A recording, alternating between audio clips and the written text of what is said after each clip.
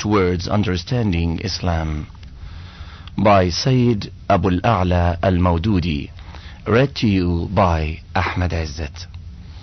Forward. The present edition of Towards Understanding Islam is not only a new translation of my book Risalatu Diyanat, but is also an entirely new and revised edition of it. The first edition of the book, which was rendered into English by the late Dr. Abdul Ghani, Director of Public Instruction, that is in Afghanistan, was very brief and sketchy. Unfortunately, Dr. Abdul Ghani passed away immediately after the completion of the translation, and thus he did not live to improve and revise it. Later on, I revised the original book and made substantial additions to it. Now Mr. Khurshid Ahmed has very ably and skillfully rendered a new translation of the revised edition of Risalatul Diyana, and my heartfelt thanks are due to him for this labor of love. I'm confident that in this new form the book will be much more useful for the purpose for which it has been written. My purpose in writing this book has been to provide all those persons, that's Muslims and non-Muslims, who have no access to the original sources of Islam, with a brief treatise giving a lucid, comprehensive, and all-embracing view of Islam. That is why I have avoided discussion over the minute details and have endeavored to portray the entire picture of Islam in one perspective. Moreover, I have not confined myself to stating what we Muslims believe in and stand for, but have also tried to explain the rational basis of our beliefs. Similarly, I have not only presented the Islamic modes of worship and the outlines of the Islamic way of life, but have also tried to unveil the wisdom behind them. I hope this shall treatise will go a long way to satisfy the intellectual cravings of the Muslim youth, and will help the non-Muslims in understanding our real position. Lahore, the 11th of September 1960. Abu al-A'la. Editor's Preface. In the editor's preface we read, "Ours is an age of anxiety and restlessness. A change is imperceptibly overtaking the world. The old order is disintegrating. The new one is, however, yet to come. And history tells us that such ages of restlessness have also been periods of birth for new movements and cultures. The world is in the grip of tension and awaits a 20th century renaissance of man. A significant feature of the present century is the new and widespread trend of Islamic revival. After a long period of stagnation, the world of Islam is rising from its stupor. A new awakening has appeared on the horizon. A new life is being infused into the community of Islam. This trend is visible in every country and at every place, and has within it the possibilities of its becoming the harbinger of a new age. But this revivalist trend can become the messenger of a new age only if it is accompanied by an intellectual revolution, a thorough appraisal of the intellectual and cultural heritage of Islam and its representation to the world in the language of today. Thus, the importance of Dr. Muhammad Iqbal and Maulana Maududi as the authors of this new intellectual awakening is immense. Maulana Maududi is the author of more than 80 books and pamphlets on Islam, and has written more or less on each and every aspect of Islamic culture. His writings have provided the present day revival of Islam with its intellectual foundations. Towards Understanding Islam also is one of his important books. It is an elementary study of Islam and a simple, understandable and unsophisticated interpretation of that religion for the younger folk. It has not been written in the brow-beaten style of theology books, through which the reader gets nested in a quagmire of legal quibblings and is unable to understand the real spirit and message of Islam. The work is simple exposition of Islam, its approach to life, the articles of its faith, its worships and prayers, and the scheme of life which it envisages. The method of exposition used in the book is the same as adopted in the Quran itself, and an attempt has been made to present in it a summary of the teachings of Islam. And as the book is primarily meant for the students and younger people, the discussion has been kept simple, rational and intelligible, and no attempt has been made to burden the mind of the reader with difficult or philosophic discussions and dissertations. Originally, the book was written in 1932 in Urdu and was intended as a textbook for students of the higher classes and the general public. It filled an important gap and became a primer of Islam. Most of the schools and colleges of the Indo-Pakistan subcontinent adopted it as a textbook in theology and made its study a part of their curricula. It has been translated into Arabic, Hindi, Bengali, Gujarati, Sindhi, Tamil, Turkish, Japanese and French languages. Realizing its importance for the English reading public, the late Dr. Abdul Ghani translated it into English in 1940. But for a number of reasons, including the fact that in the latest editions of the Urdu text, the author had made certain additions and alterations, the need has long been felt for a new translation. I have made an attempt to fulfill this need. The present translation is altogether a new one, and only a few pages of the earlier translation have been embodied in it, and these too with necessary changes and alterations. The text on which it is based is that of the 16th, that's revised edition of the Risalatul Diyana. Strictly speaking, it is not a literal word-for-word translation of the original text.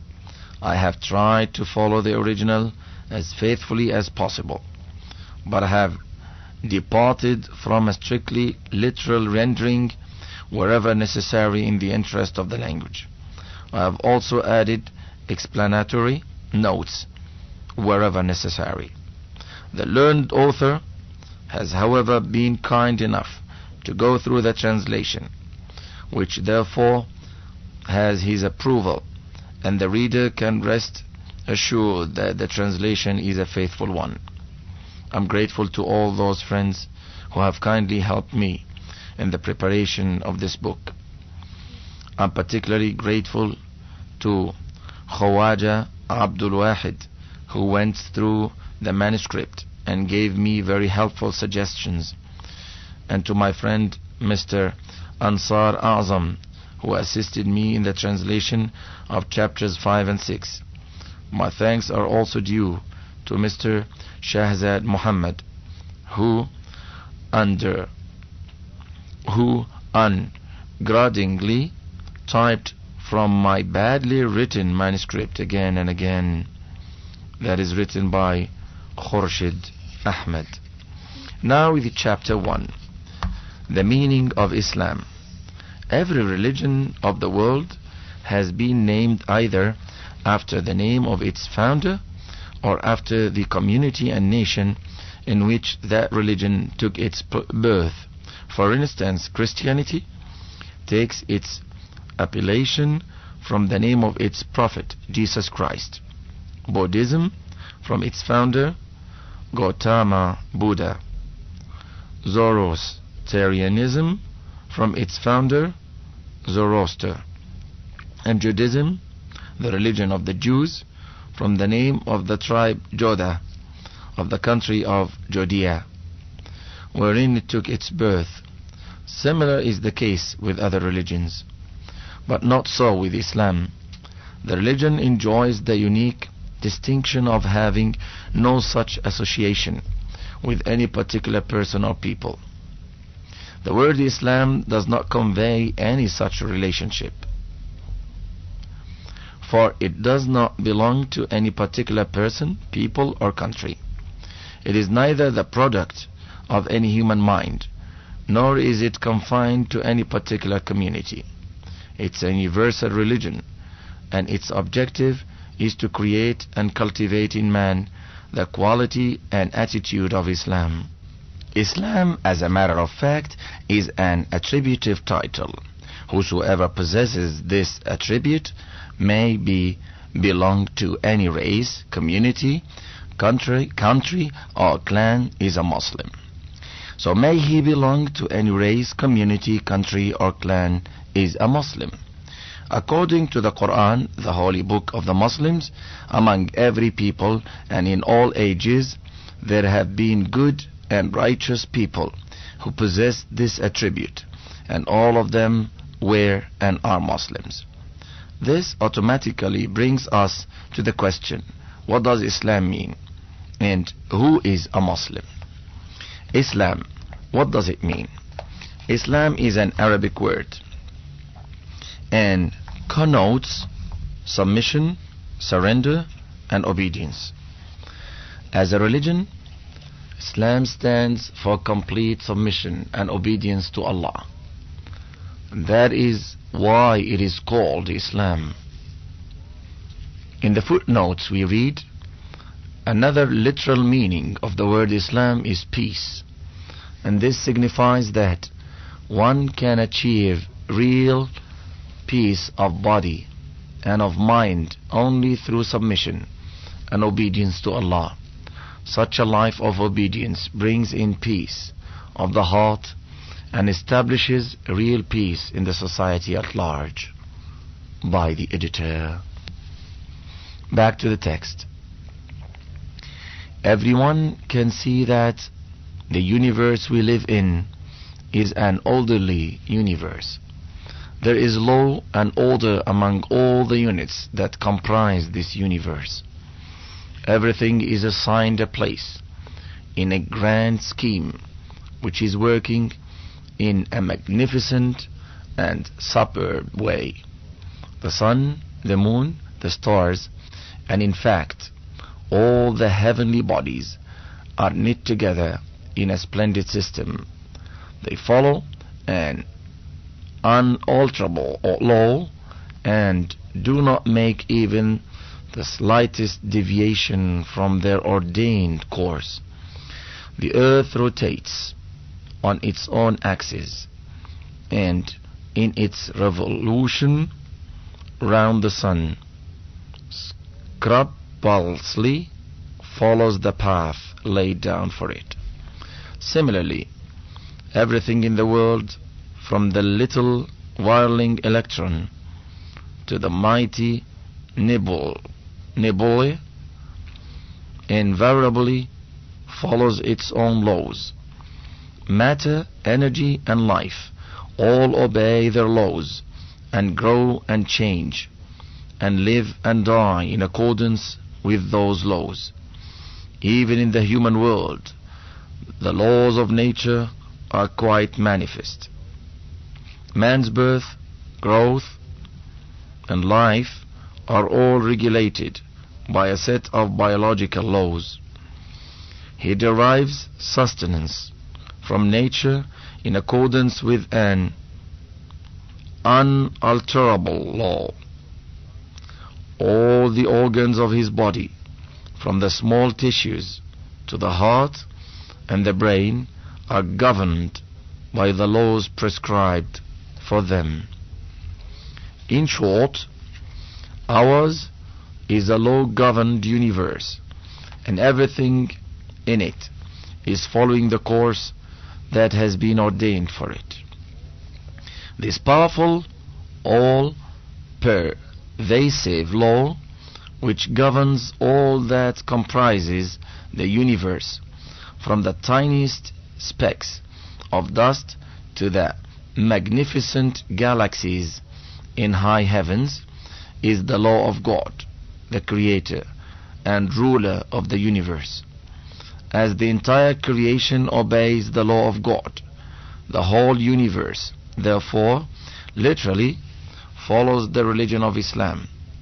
For Islam signifies nothing but obedience and submission to Allah, the Lord of the universe. The sun, the moon, the earth, and all other heavenly bodies are thus Muslim. So is the case with air, water, the heat, stones, trees, and animals. Everything in the universe is Muslim, for it obeys God by submission to His laws. Even a man who refuses to believe in God or offers his worship to someone other than Allah has perforce to be a Muslim as far as his bodily existence is concerned. For this entire life, from the embryonic stage to the body's dissolution into dust after death, and every tissue of his muscles and every limb of his body follow the course prescribed for each by God's law. His very tongue, which on account of his ignorance advocates the denial of God or professes multiple deities, is in its very nature a Muslim. His head, which he wantonly bows to others besides Allah, is a born Muslim. His heart, wherein through his lack of true knowledge he cherishes love and reverence for others, is Muslim by intuition. These are all obedient to the divine law, and their functions and movements are governed by the injunctions of that law alone. This, in short, is the real position of man and the universe. Let us now examine the problem in a different light. Man is so constituted that there are two aspects of his life, two distinct spheres of his activity. One is the sphere in which he finds himself totally regulated by the divine law. He cannot budge an inch or move a step away from it, nor can he evade it in any way or form. In fact, like other creatures, he is completely caught in the grip of the law of nature and is bound to follow it. But there is another sphere of his activity as well. He has been endowed with reason and intellect. He has the power to think and form judgments, to choose and reject, and to adopt and spurn. He is free to adopt whatever course of life he chooses. He can embrace any faith adopt any way of life and formulate his living according to whatever ideologies he likes. He may prepare his own code of conduct or accept one formulated by others. He has been bestowed with free will and can chalk out his own course of behavior. In this latter aspect, he, unlike the other creatures, has been given freedom of thought, choice, and action. Both these aspects distinctly coexist in man's life. In the first, he, like all other creatures, is a born Muslim, invariably obeys the injunctions of God, and is bound to remain so. As far as the second respect is concerned, he is free to become or not to become a Muslim. Here, he has been given the freedom of choice, and it is the way a person exercises this freedom which divides mankind into two groups, believers and non-believers. An individual who chooses to acknowledge his Creator, accepts him as his real master, honestly and scrupulously submits to his law and injunctions and follows the code he has revealed unto man for his individual and social life, thereby becomes a perfect Muslim. He has, so to say, achieved completeness in his Islam by consciously deciding to obey God in the domain in which he was endowed with freedom and choice. Now, his entire life has become one of submission to God, and there is no conflict in his personality. He is a perfect Muslim, and his Islam is complete. For this submission of his entire self to the will of Allah is Islam, and nothing but Islam. He has now consciously submitted to him whom he had already been unconsciously obeying. He has now willingly offered obedience to the master whom he already owed obedience unintentionally. His knowledge is now real, for he has acknowledged the being who endowed him with the power to learn and to know. Now his reason and judgment are set on an even keel, for he has rightly decided to obey the being who bestowed upon him the faculty of thinking and judging. His tongue also is truthful, for it expresses with conviction its confession of the Lord who gave it the faculty of speech. Now the whole of his existence is an embodiment of truth, for in all spheres of life he voluntarily as well as involuntarily obeys the laws of the same one God, the Lord of the universe. Now he is at peace with the whole universe, for he worships him whom the whole universe worships. Such a man is God's vicegerent on earth. The whole world is for him, and he is for God. The nature of kufr.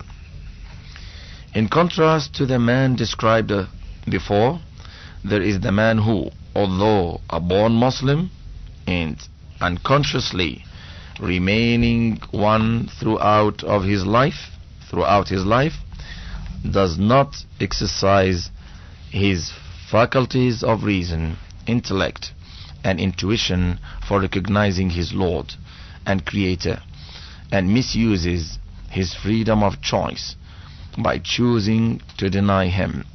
Such a man becomes an unbeliever in the language of Islam, a kafir. Kufr literally means to cover or to conceal. The man who denies God is called kafir, that is concealer, because he conceals by his disbelief what is inherent in his nature and embalmed in his own soul. For indeed his nature is instinctively imbued with Islam. His whole body, every sinew and every fiber functions in obedience to that instinct. Each and every particle of existence, living or lifeless, functions in an accordance with Islam and is fulfilling the duty that has been assigned to it. But the vision of this man has been blurred, his intellect has been befogged, and he is unable to see the manifest. His own nature has become concealed from his eye, and he thinks and acts in utter disregard of it. The reality becomes estranged from him, and he gropes in the dark. Such is the nature of kufr, disbelief. Kufr is a form of ignorance. Rather, it is ignorance, pure and simple. What ignorance can be greater than to be ignorant of God, the Creator, the Lord of the universe? A man observes the vast panorama of nature, the suburb mechanism that is ceaselessly working, the grand design that is manifest in every nook and corner of the creation. He observes this vast machine, but he does not know who is its maker and director. He looks to his own body, the wonderful organism that works in the most suburb way, and uses it to achieve his own ends, but is unable to comprehend the force that brought it into existence. The engineer who designed and produced this machine, the Creator who made the unique living being out of lifeless stuff, carbon, calcium, sodium, and the like. He witnesses a suburb plan in the universe, but fails to see the planner behind it. He sees great beauty and harmony in its working, but not the Creator of this all. He observes wonderful design in nature, but not the designer. In the universe, all around him, he observes the choicest demonstrations of skill in science and wisdom, mathematics and engineering, design and purpose, but he blinds himself to the being who brought all this vast, incomprehensible universe into existence.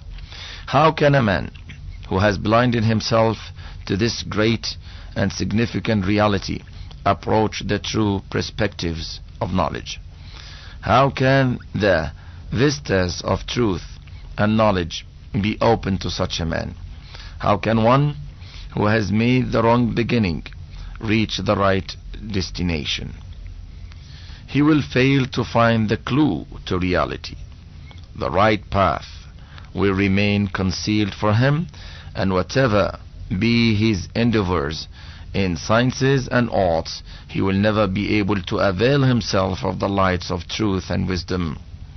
He would be groping in the dark and stumbling in the gloom of ignorance. Not only that, kufr is also a tyranny, nay, the worst of tyrannies. And what is tyranny? It is an act of cruel and unjust use of any force or power. If you force a thing to act unjustly or to act against its true nature, its real will, and its inherent attitude, that is tyranny, root and branch. We have seen that all that is in the universe is obedient to God, the Creator. To obey, to live in accordance with His will and His law, or to put it more precisely, to be a Muslim is ingrained in their very nature. God has given man power over these things, but it is incumbent in the very nature of these things that they should be used for the fulfillment of His will and not otherwise. But one who disobeys God and resorts to kufr is the person who perpetrates the greatest injustice, for he uses all these powers of body and mind to rebel against the course of nature and becomes an unwilling instrument in the drama of disobedience. Now we continue with the concept of kufr, or disobedient or disbelief. A kafir forces his head to bow down before deities other than God, and cherishes in his heart the love, reverence, and fear of other powers, in utter disregard to the instinctive urge of these organs. He uses his own powers and all those things upon which he has authority against the explicit will of God, and thus establishes a reign of tyranny.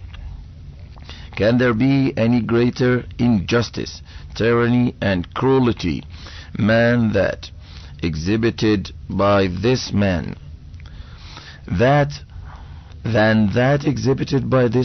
who exploits and misuses everything under the sun, and unscrupulously forces them to a course which affronts nature and justice? Kufr is not mere tyranny. It is, to say the least, sheer rebellion, ingratitude, and infidelity. After all, what is the reality of man? What is his power and authority? Is he himself the creator of his mind, his heart, his soul, and other organs of his body? Or have they been created by God?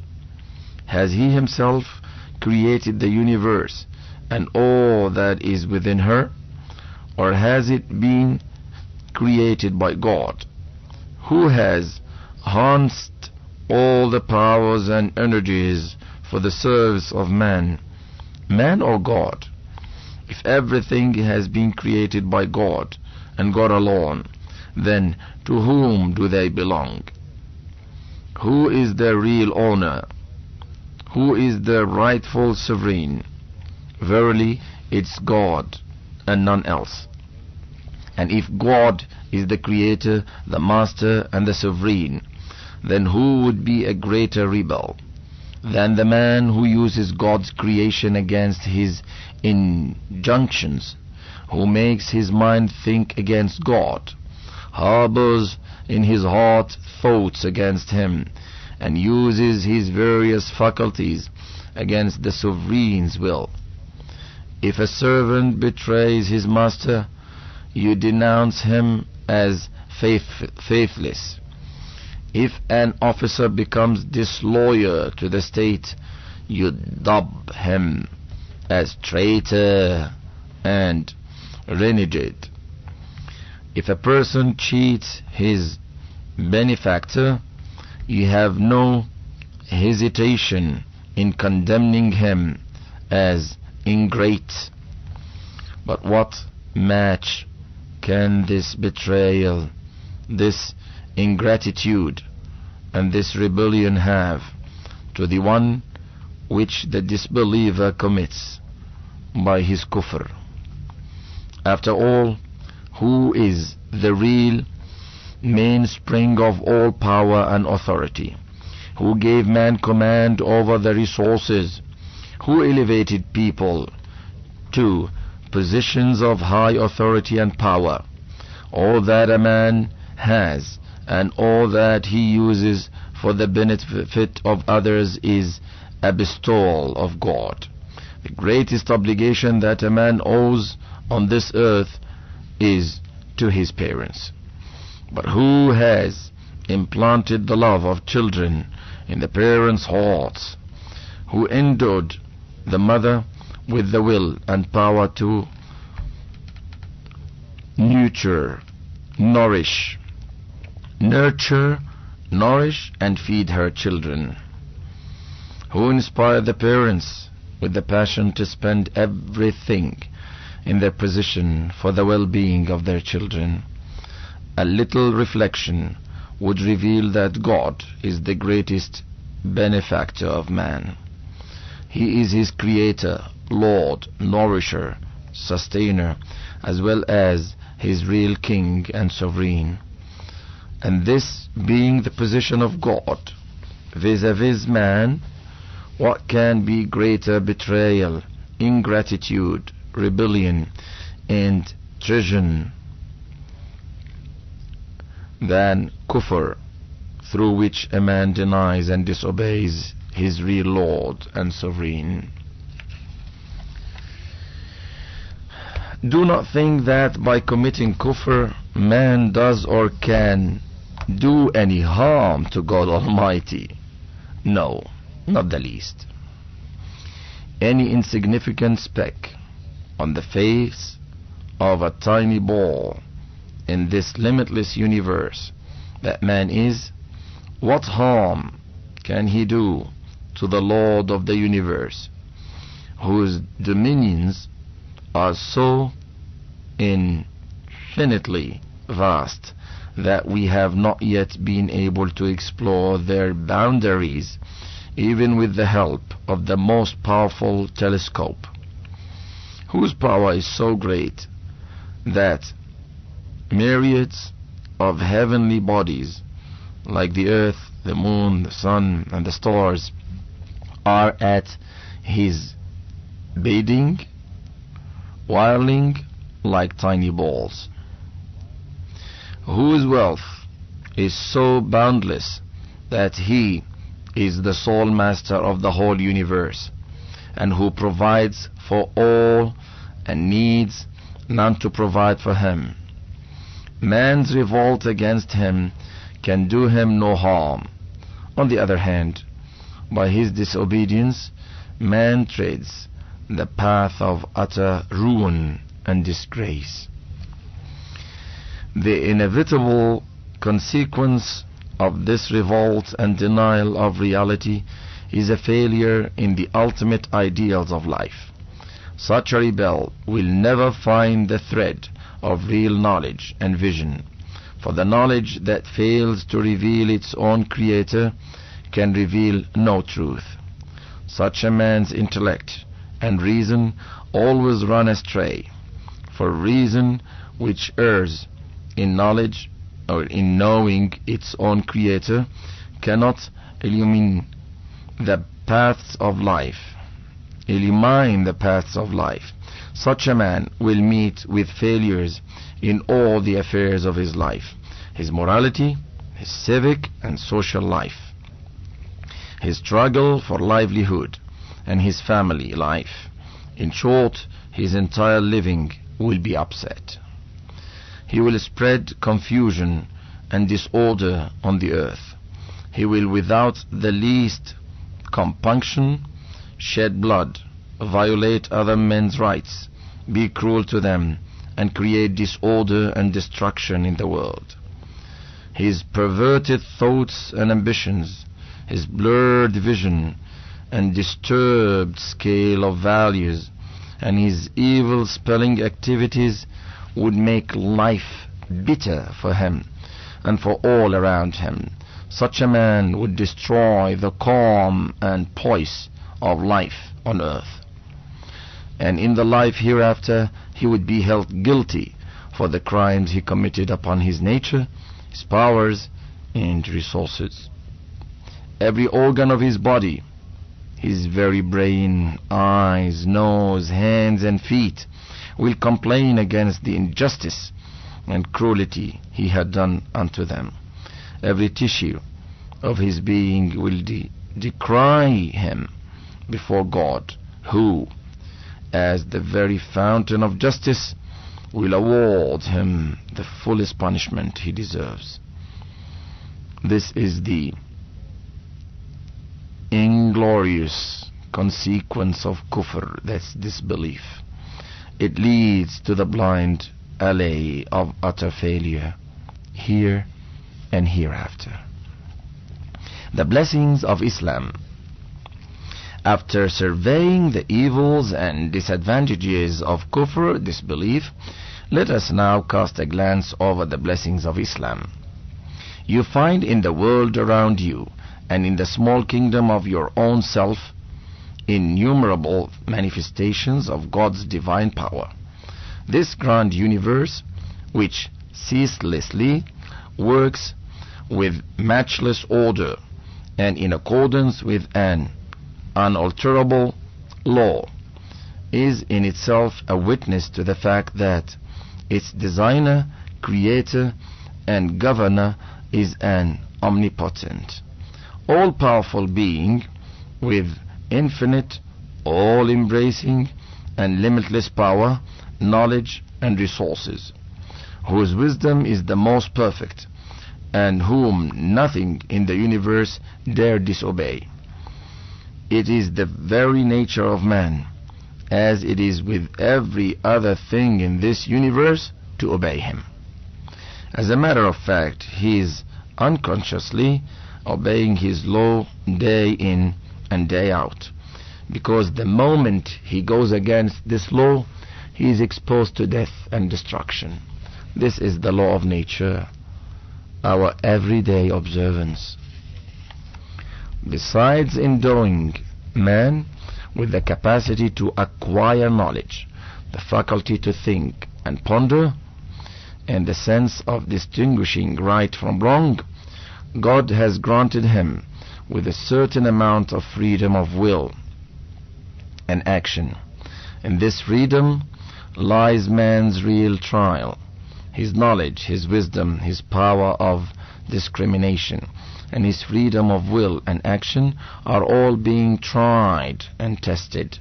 In this trial and test, man has not been obliged to adopt any particular course, for by compulsion the very object of the trial would have been defeated. Evidently, if in an examination you are compelled to write a certain answer to a question, the examination will be of no use. Your merit can be properly judged only if you are allowed to answer the questions freely, according to your own knowledge and understanding. If your answer is correct, you will succeed, and you will get access to future progress. And if your answer is wrong, you will fail, and your failure will bar the way to further progress. Similar is the situation which man faces in the world.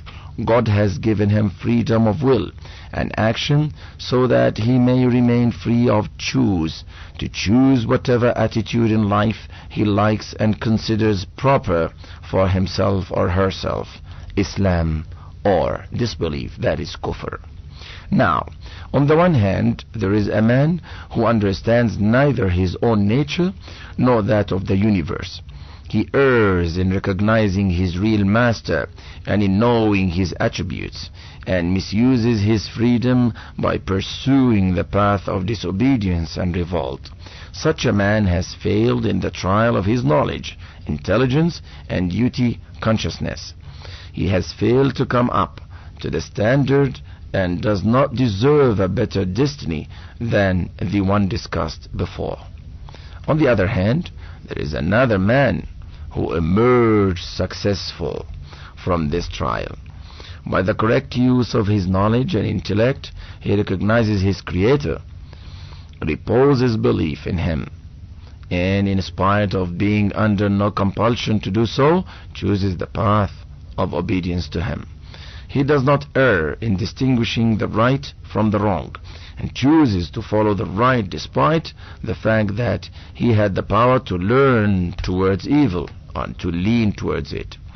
He understands his own nature and realizes the laws and realities of nature, and despite the power and freedom of adopting any course, adopts the way of obedience and loyalty to God, the Creator. He is successful in his trial because he has used his intellect and all other faculties properly. He uses his eyes to see the reality, his ears to listen to the truth, his mind to form right opinions, and puts all his heart and soul in following the right way he has so chosen. He chooses truth, sees the reality, and willingly and joyfully submits to his Lord and Master. He is intelligent, truthful, and dutiful, for he has chosen light over darkness, and after seeing the light of reality, has responded to its call willingly and enthusiastically. Thus, he has proved by his conduct that he is not only a seeker after truth, but is its knower and worshipper as well. Verily, he is on the right path, and such a man is destined to succeed in this world and in the life to come. Such a man will always choose the right path in every field of knowledge and action. The man who knows God with all his attributes knows the beginning as well as the ultimate end of reality. He can never be led astray, for his first step was on the right path, and he is sure of the direction and destination of his journey in life. In philosophy, he will ponder over the secrets of the universe and will try to fathom the mysteries of nature. But unlike an unbelieving philosopher, he will not lose his way in the maze of doubts and skepticism, his path being illuminated with divine vision. His every step would fall in the straight direction. In science, he will endeavor to know the laws of nature, uncover the hidden treasures of earth, and direct all the hitherto unknown forces of mind and matter, all for the betterment of humanity. He will try his level best to explore all avenues of knowledge and power, and to harness all that exists in earth and heavens in the interests of mankind.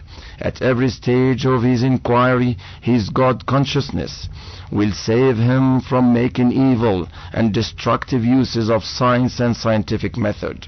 He will never conceive himself claiming to be a master of all those objects, boasting to be the conqueror of nature, arrogated to himself the godly and sovereign powers, and nourishing the ambition of subdiving the world, subduing the human race, and establishing his supremacy over all the sundry by means fair and foul.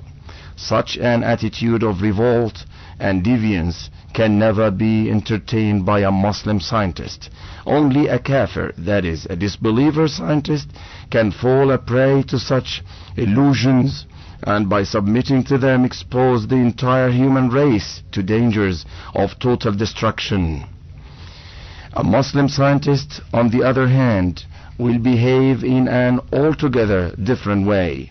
The deeper his insight into the world of science, the stronger will be his faith in God. His head will bow down before him in gratitude. His feelings will be that as his master has blessed him with greater power and knowledge, so he must exert himself for his own good and for the good of humanity. Instead of arrogance, there will be humility. Instead of power, drunkenness.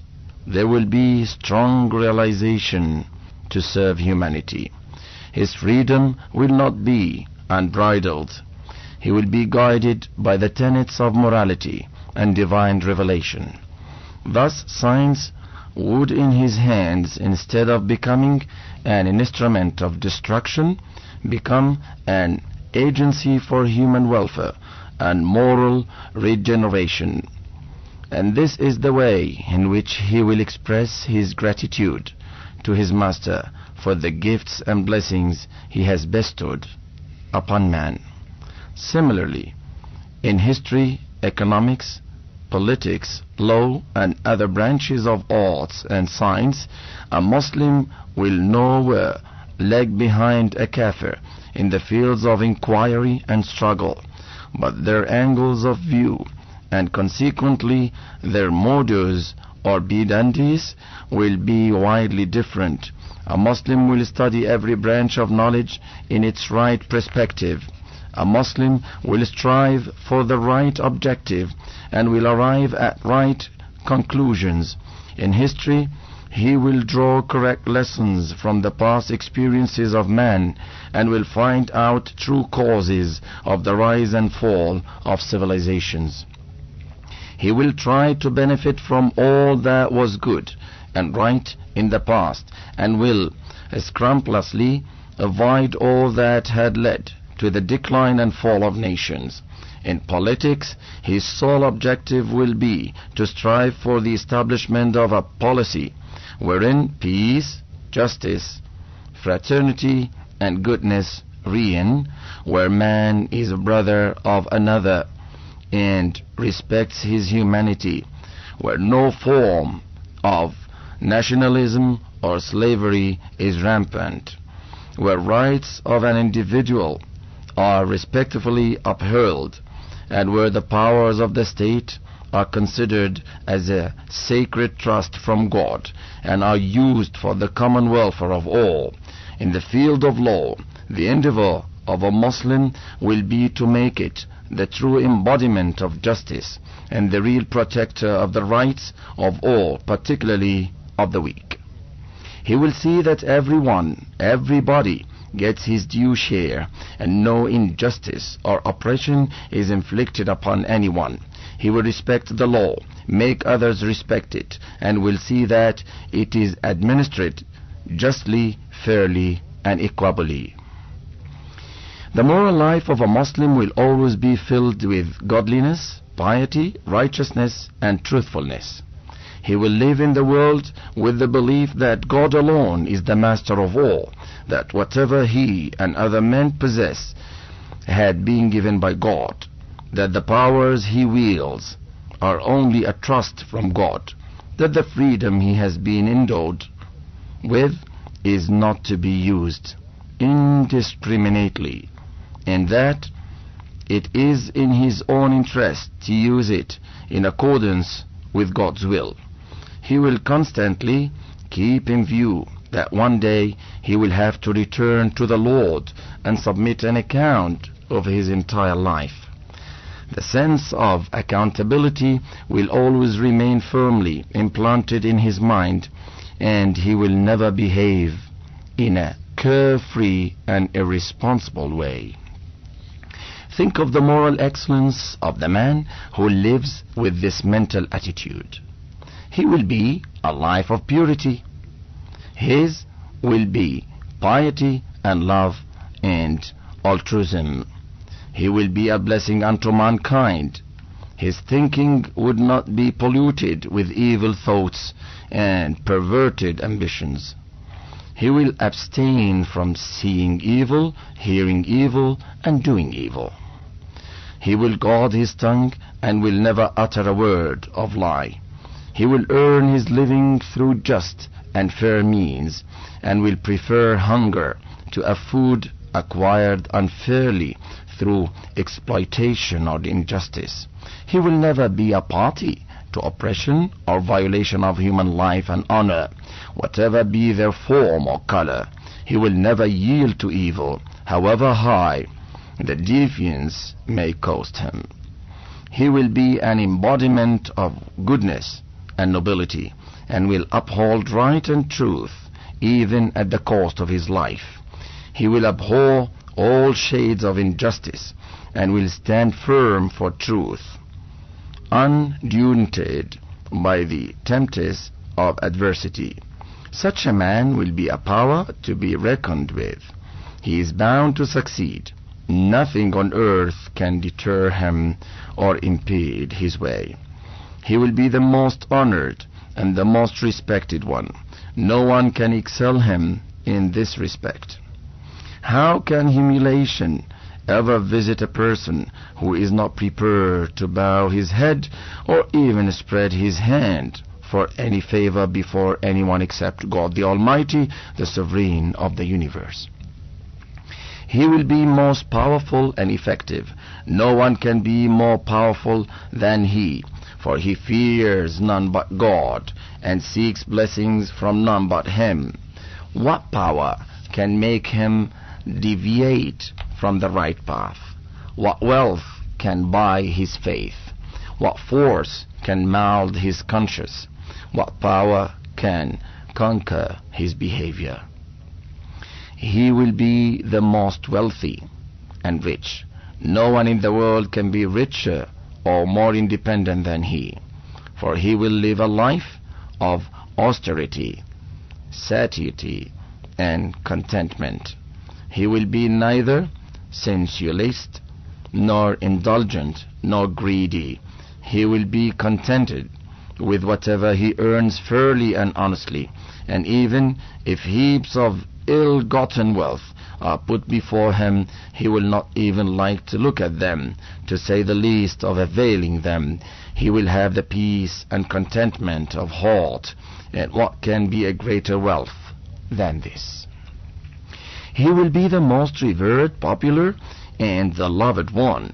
No one can be more lovable than he, for he lives a life of charity and benevolence. He will do justice to all, and sundry discharge his duties honestly, and work for the good of others sincerely. People's hearts would be naturally drawn towards him, and they would like him, love him, and refer him. He will be the most trusted and honored one. No one can be more trustworthy than he, for he will not betray his trust, nor will he go astray from righteousness. He will be true to his word, and straightforward and honest in his dealings. He will be fair and just in all his affairs, for he is sure that God is ever present, ever vigilant. Words fail to describe the credit and goodwill which such a man commands. Can there be anyone who will not trust him? Such is the life and character of a Muslim. If you understand the true character of a Muslim, you will be convinced that he cannot live in humiliation, abasement, or subjugation. He is bound to prevail, and no power on earth can overwhelm him or subdue him, for Islam inculcates in him the qualities which cannot be overshadowed by any charm or illusion. And after living a respectable and honorable life on this earth, he will return to his Creator, who will shower upon him the choicest of his blessings. For he discharged his duty ably, fulfilled his mission successfully, and emerged from the trial triumphantly. He is successful in life, in this world, and in the hereafter will live in the eternal peace, joy, and bliss. This is Islam, the natural religion of man, the religion which is not associated with any person, people, period, or place. It is the way of nature, the religion of man, in every age, in every country, and among every people. All God-knowing and truth-loving men have believed and lived this very religion. They were all Muslims, irrespective of the fact, whatever they call that way, Islam or anything else. Whatever its name was, it signifies Islam and nothing but Islam. Chapter 2. Faith and Obedience. Islam means obedience to God, and it is a matter of common sense that this obedience cannot ensure in full measure unless man knows certain basic facts of life and reposes firm faith in them. What are those facts? And what are the primary essentials which a man must know to fashion his life in accordance with the divine way? This we propose to discuss in the present chapter. First of all, one should have unshakable belief in the existence of God, for unless a man has a firm and unalloyed faith in God's existence, how can he render obedience to him? Then, one must know the attributes of God. It is the knowledge of the attributes of God which enables man to cultivate in him the noblest of human qualities and to fashion his life in virtue and godliness. If a man does not know that there is one and only God, who is the creator, the ruler and the sustainer of the universe, and there is none else to share with him even a sherd of the divine power and authority, he may fall a prey to false gods and offer his homage to them to suscite their towards understanding Islam. We're still with chapter 2, Faith and Obedience. Islam means obedience to God, and it is a matter of common sense that this obedience cannot ensure in full measure unless man knows certain basic facts of life and reposes firm faith in them. What are those facts? And what are the primary essentials which a man must know to fashion his life in accordance with the divine way? This we propose to discuss in the present chapter. First of all, one should have unshakable belief in the existence of God. For unless a man has a firm and unalloyed faith in God's existence, how can he render obedience to him? Then, one must know the attributes of God. It's the knowledge of the attributes of God which enables man to cultivate in him the noblest of human qualities and to fashion his life in virtue and godliness.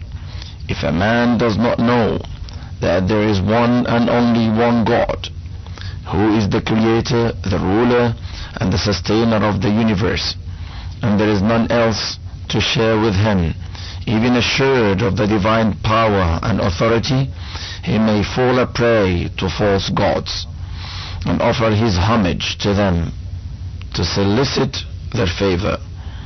But if he knows the divine attribute of Tawheed, that is oneness of God, there is not the least possibility of his falling a prey to this illusion.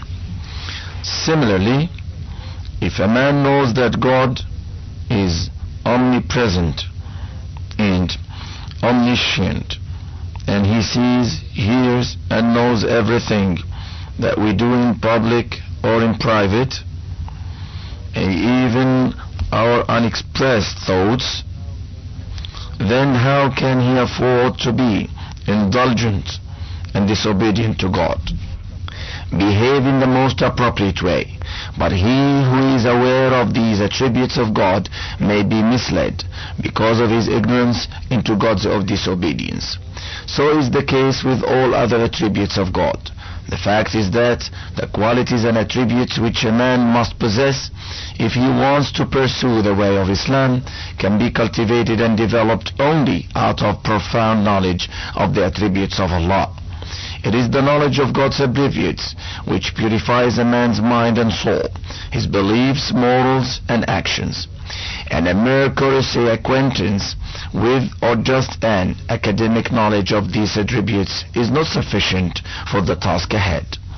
There must be an unflinching conviction firmly rooted in the mind and heart of man, so that he may remain immune from insidious doubts and perversions. Moreover, one must know in detail the way of living by following which one can seek the pleasure of God. Unless a man knows the likes and the dislikes of God, how can he choose and adopt the one and reject the other? If a man has no knowledge of the divine law, how can he follow it?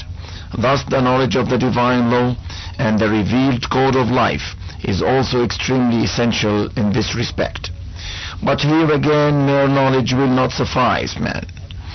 Man must have full confidence and conviction that it is the divine law and that his salvation lies in the following of this code alone. For knowledge without this conviction will fail to spur man to the right path, and he may be lost in the blind alley of disobedience. Finally, one must also know the consequences of belief and obedience and those of disbelief and disobedience. He must know what blessings would be showered upon him if he chooses God's way and leads a life of purity, virtue and obedience. And he must also know what evil and harrowing consequences would follow if he adopts the way of disobedience and revolt. Thus the knowledge of life after death is absolutely essential for the purpose. Man must have an unwavering belief in the fact that death does not mean the end of life, that there will be resurrection, and he will be brought to the highest court of justice to be persisted over by God himself, that on the day of judgment complete justice will prevail, and that good deeds will be rewarded and misdeeds punished. Everybody will get his due, and there is no escape. This is bound to happen. This sense of responsibility and accountability is quite essential for the full-fledged obedience of the law of God. A man who has no knowledge of the world to come may consider obedience and disobedience quite immaterial. He may think that the obedient and the disobedient will both meet a similar end, for after death both will be reduced to mere dust. With this attitude of mind, how can he be expected to submit to all the inconveniences and troubles that are inextricably associated with the life of active obedience, and shun those sins the commission of which does not apparently bring to him any moral or material loss in this world? With this mental attitude, a man cannot acknowledge and submit to God's law, nor can a man who lacks firm belief in the life hereafter and in the divine court of judgment remain firm and steadfast in the turbulent waters of life with its attraction or sin, crime and evil. For doubt and hesitancy rob a man of his will to action. You can remain firm in your behavior only if you are firm in your beliefs. If you carry a wavering mind, you cannot remain firm and steadfast. You can wholeheartedly follow a course only if you are sure of the benefits that will accrue to you by following it, and of the losses and grievances that will engulf you if you disobey it. Thus, a profound knowledge of the consequences of belief and disbelief and of the life after death is extremely necessary for canalizing life into God's obedience. These are the essential facts which one must know if one wants to live the life of obedience, that is Islam. Faith. What does it mean? Faith is what we have described in the foregoing discussion as knowledge and belief. The Arabic word iman, which we have rendered in English as faith, literally means to know, to believe, and to be convinced beyond the least shadow of doubt. Faith, thus, is firm belief arising out of knowledge and conviction. And the man who knows and reposes unshakable belief in the unity of God, in his attributes, in his law and the revealed guidance, and in the divine code of reward and punishment is called mu'min, that is faithful. This faith invariably leads man to a life of obedience and submission to the will of God, and one who lives his life of submission is known as Muslim. This should clearly bring home the fact that without faith, that is iman, no man can be a true Muslim. It is the indispensable, essential, rather the very straight point without which no beginning can be made. The relation of Islam to Iman is the same as of a tree to its seed. As a tree cannot sprout forth without its seed, in the same way it is not possible for a man who has no belief to start with to become a Muslim. On the other hand, just as it can happen that, in spite of sowing the seed, the tree may not grow for a multiple of reasons, or if it sprouts, its growth may be impaired or retarded. In the same way, a man may have faith, but due to a number of weaknesses, he may not become a true and stout Muslim. Thus, we found that faith is the starting point and leads man to the life of submission to God, and that a man cannot become a Muslim without faith. On the contrary, it is possible that a man may have faith, but because of the weakness of his will, power, poor training, or bad company, he may not be living the life of a true Muslim. As such, from the viewpoint of Islam and Iman, all men may be classified into 4 categories. Number 1. Those who have firm faith, a faith that makes them absolutely and wholeheartedly submit to God. They follow the way of God and devote themselves heart and soul to seek His pleasure by doing all that He likes and by avoiding all that He dislikes. In their devotion, they are even more fervent than is the common man in pursuit of wealth and glory. Such men are true Muslims. Number 2. Those who do have faith, who believe in God, His law, and the day of judgment, but whose faith is not deep and strong enough to make them totally submit to God. They are far below the rank of true Muslims, deserve punishment for their defaultations and misdeeds, but still they are Muslims. They are defaulters and wrongdoers, but not rebels. They acknowledge the sovereign and his law, and although they are violating the law, they have not revolted against the sovereign. They admit its supremacy and their own guilt. Thus, they are guilty and deserve punishment, but Muslims they remain. Number 3. Those who do not possess faith at all, these people refuse to acknowledge the sovereignty of God and are rebels. Even if their conduct is not bad, and even if they are not spreading corruption and violence, they remain rebels, and their apparent good deeds are of little value. Such men are like the outlaws, and as even if any action of an outlaw is in consonance with the law of the land, he does not become a loyal and obedient citizen. In the same way, the apparent good of those who revolt against God cannot compensate for the gravity of the real wrong, revolt, and disobedience. Number 4. Those who neither possess faith nor do good deeds, they spread disorder in the world and perpetrate all kinds of violence and oppression. They are the worst of the people, for they are rebels as well as the wrongdoers and criminals. The above classification of mankind clearly shows that the real success and salvation of man depends on Iman, that is faith.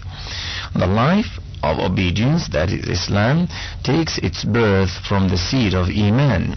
This Islam of a person may be flawless or defective, but without Iman there can be no Islam. Where there is no Iman, there is no Islam. Where there is no Islam, there is kufr. Its form and nature may be different, but in any way it would be kufr and nothing but kufr. This brings home the importance of Iman vis-a-vis a life of true and total submission to God. How to acquire the knowledge of God. Now, the question arises, how to acquire the knowledge and belief in God, His attributes, His law, and the day of judgment. We have already referred to the countless manifestations of God around us and in our own selves, which bear witness to the fact that there is one and only one creator and governor of this universe, and it is He who controls and directs it. These witnesses reflect the divine attributes of the Creator, His great wisdom, His all-embracing knowledge, His omnipotence, His mercy, His all-sustaining power, His force majeure. In short, His attributes can be traced everywhere in His works. But man's intellect and his capacity to attain knowledge have erred in observing and understanding them, and this is the error. He erred in them. These are all manifest and clear, and our eyes are open to read what is right large on the creation. But here men have erred. Some have declared that there are two gods. Others began to profess belief in Trinity, and still others succumbed by polytheism. These succumbed by polytheism and more began nature worship, and others divided divinity into multifarious deities, God of rain, air, fire, life, death, etc. As such, although the manifestations of God were quite clear, human reason has faltered on various counts and failed to see the reality in its true perspective. It met deception after deception and resulted in nothing but confusion of thought. We hardly need dilate here on these errors of human judgment. Similarly, with regard to life after death, men have put forward many erroneous notions. For instance, that man is reduced to dust after death and will not rise to life again, or that man is subject to a process of continuously regeneration in this very world and is punished or rewarded in the oncoming cycles of life. Even greater difficulty arises when we come to the question of the code of life. To formulate a complete and balanced code of life that should conform to God's pleasure merely with the help of human reason is an extremely difficult task. If a man is equipped with the highest faculties of reason and intellect, and he possesses matchless wisdom and experience of many years of deliberation, even then the chances of his formulating right views on life and existence are not very promising. And even if after a lifelong deliberation he succeeds in that, he will still lack in the confidence that he has really discovered the truth and adopted the right path. Although the fullest and fairest test of man's wisdom, reason, and knowledge might have been to leave him to his own resources without any external guidance, so that he might find out the right way of living in this world, those who, through their own sagacious sittings and strivings, might have reached truth and righteousness, would have won success and salvation, while those not reaching them would have failed. God, however, spared his human creatures such a hard test. Through his grace and benevolence, he raised for mankind men from among themselves, to whom he imparted the true knowledge of his attributes, revealed to them his law and the right code of living, gave them the knowledge of the meaning and purpose of life, and of the life after death, and thus showed them the way by pursuing which man can achieve success and in that eternal bliss. These chosen men are the messengers of God, his prophets. God has communicated knowledge and wisdom to them by means of wahi, that is, revelation.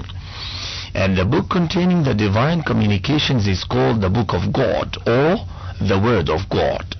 Now, the test of man's wisdom and intellect lies in this. Does he recognize God's messenger after thoroughly observing his pure and pious life and carefully studying his noble and flawless teachings? The man who possesses right wisdom and sound common sense would verify truth and accept the instructions given by the messenger of truth. If he denies the messenger of God and his teachings, his denial would signify that he was devoid of the capacity to find out truth and righteousness. On account of this denial, he would fail in this test. Such a man will never be able to discover the truth about God and his law and the life after death. Faith in the unknown. It is an everyday experience that when you do not know a thing, you look for somebody who knows it, and you repose faith in his word and follow him. If you get ill and you cannot treat and cure yourself, you look for the doctor and accept and follow his instructions without question. Why? Because he is properly qualified to give medical advice, possesses experience, and has treated and cured a number of patients. And we still comment on the word cured. You, therefore, stick to his advice. Do whatever he asks you to do, and avoid whatever he forbids. Similarly, in matters of law, you believe in whatever your legal advisor says and act accordingly. In educational matters, you have faith in your teacher or instructor and you accept his instructions as true. When you want to go to some place and do not happen to know the way to it, you ask somebody who knows it and follow the way he points out. In short, the reasonable course that you adopt in the whole of your life about matters which you do not or cannot know is that you approach one who knows them, accept his advice, and act accordingly. As your own knowledge of that matter or problem is inadequate, you carefully search for one who knows that, and then silently accept his word. You take every pain to select the proper reason, but after selecting the right man, you accept his advice unquestioningly. This kind of belief is called belief in the unknown. For here you have relied upon one you know who knows in matters you do not know. This exactly is al-iman bil-ghayb. Thus, believing or having faith in what was previously unknown to you is called faith in the unseen or faith in the unknown, al-iman bil-ghayb. Al-iman bil-ghayb therefore signifies that you achieve the knowledge of what was known not to you from one who knows. You do not know God and his real attributes. You're not aware that his angels are directing the machinery of the whole universe according to his orders, in that they surround you on all sides. You have not the proper knowledge of the way of life through which you can seek the pleasure of your Creator, and you are in the dark about the life that is to come. The knowledge of all these matters is given to you by the prophets, who had direct contact with the divine being and had been endowed with the correct knowledge. These prophets, they are the persons whose sincerity, integrity, trustworthiness, godliness, and the absolute purity of whose lives stand as irrevocable witnesses to the truth of their claim to knowledge. And above all, the very wisdom and force of their message makes you admit that they speak the truth and their preachings deserve to be believed and followed. This conviction of yours is al-iman bil-ghayb. Such trust that truth discerning and truth acknowledging attitude, that is al-iman bil-ghayb, is essential for obedience to God and for acting in accordance with His pleasure, for you have no other medium than God's messenger for the achievement of true knowledge, and without accurate and true knowledge you cannot proceed rightly on the path of Islam. Chapter 3, the Prophethood. Our earlier discussion brings home the following points. Number 1. The right course for man is to live in obedience to God, and for the observance of such a life of obedience, knowledge and faith are absolutely essential.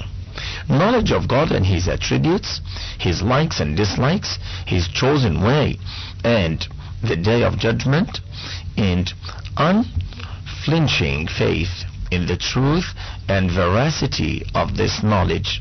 This is Iman. Number 2.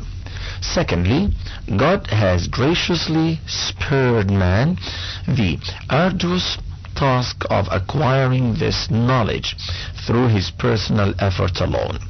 He has not put man to this difficult trial. Instead, He revealed this knowledge to the prophets chosen from amongst men, commanding them to convey the will of God to other human beings and show them the right path. This has saved man from formidable misfortunes. Number 3. Lastly, the duty of the common men and women is to recognize a prophet, and after ascertaining that one is the true prophet of God, to have faith in him and his teachings, and to scrupulously obey him and follow in his footsteps. This is the road to salvation. In this chapter, we shall discuss the nature, history, and other aspects of prophethood. Number 1. Prophethood, its nature and necessity. You can see that God has most graciously provided man all that he needs in this universe. Every newborn child arrives in the world endowed with eyes to see, ears to hear, nose to smell, and breathes, hands to touch, feet to walk, and mind to think and ponder. All those potentialities, powers, and faculties that a man needs or can need are most carefully provided and marvelously set in his tiny body. Every minute requirement is foreseen and provided for. Nothing which he needs is left out. Similar is the case with the world he lives in.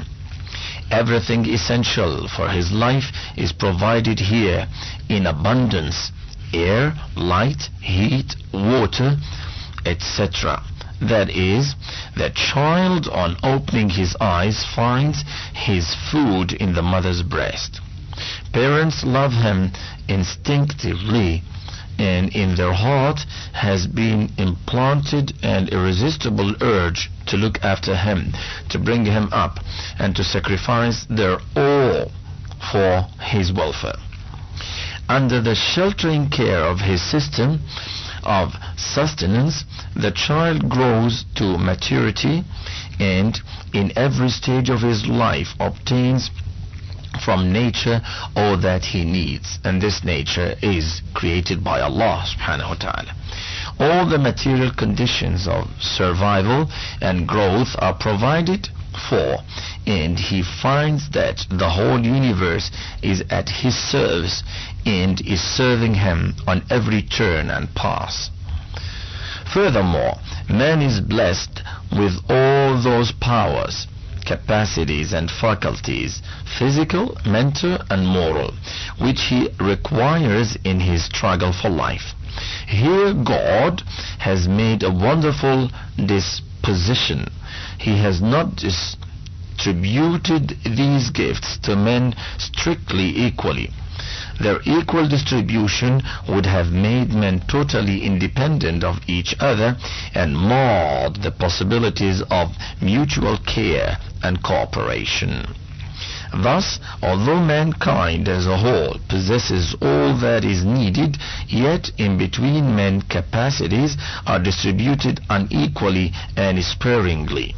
Some possess physical strength and powers, others distinguish themselves for their mental talents. Some are born with greater aptitude for arts, poetry, and philosophy. Some possess sharpness of tongue. Some others military acumen, commercial intelligence, mathematical keenness, scientific curiosity, literary observation, philosophic disposition.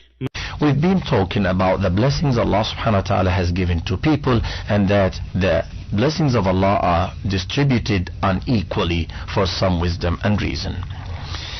Thus, although mankind as a whole possesses all that is needed, yet in between men capacities are distributed unequally and sparingly.